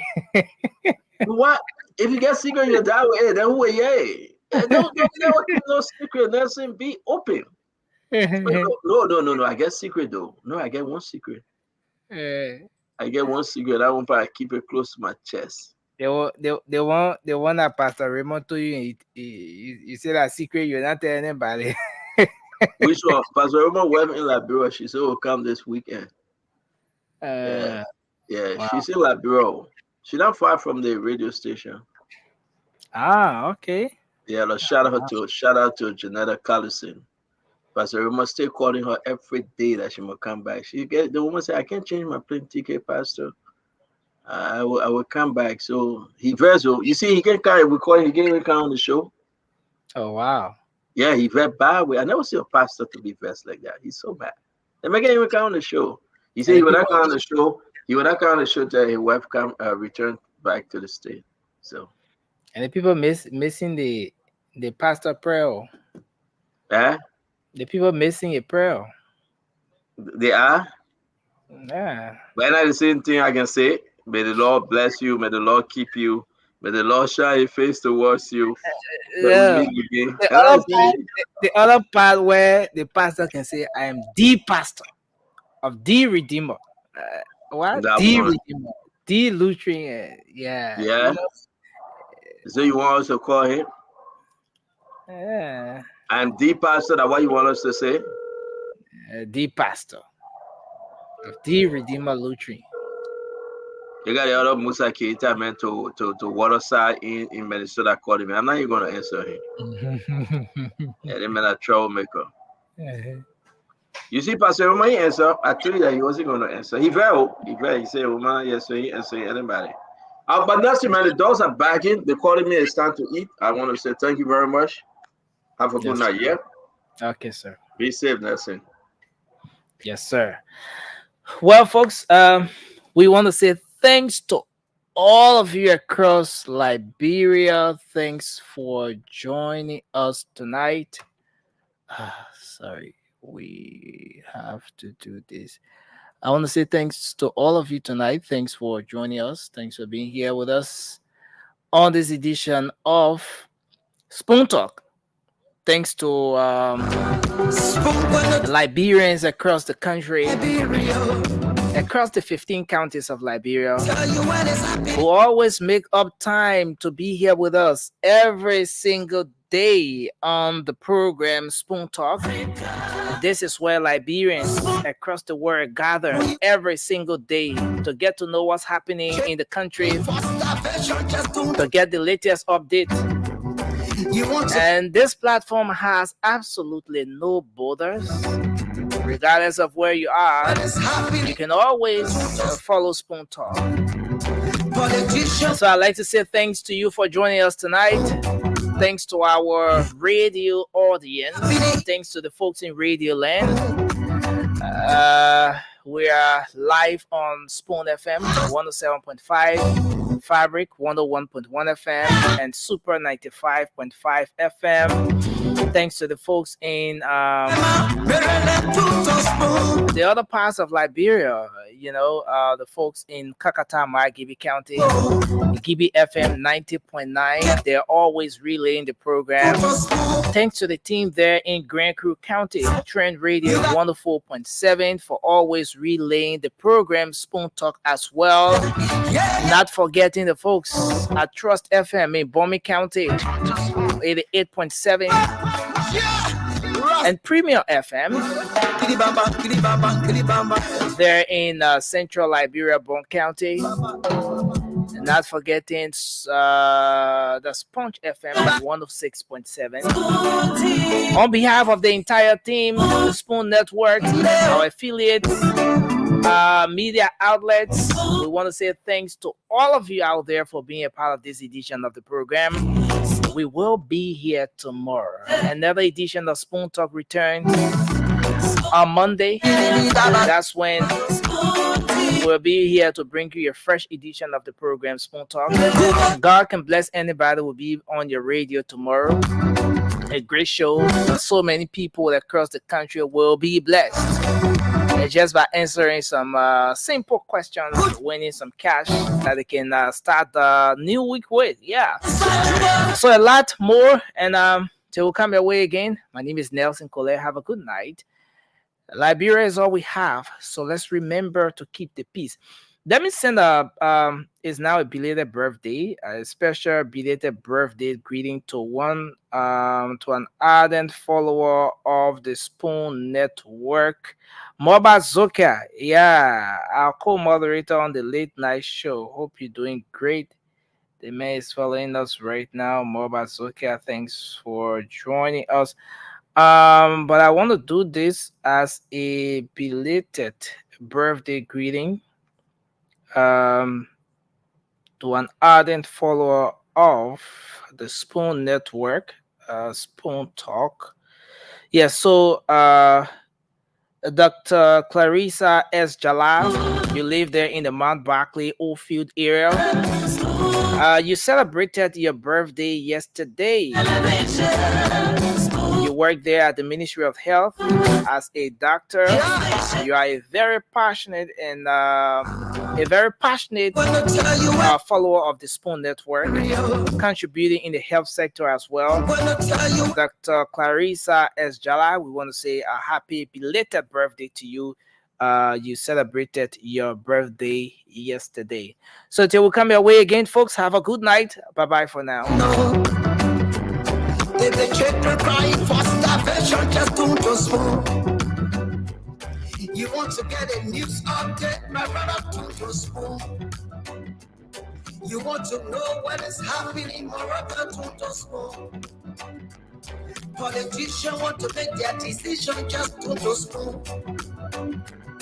You want to know what happening in the ministry, don't spoon. Yeah, don't spoon. Don't spoon. You from Fonjama, Maryland, don't spoon. Don't spoon.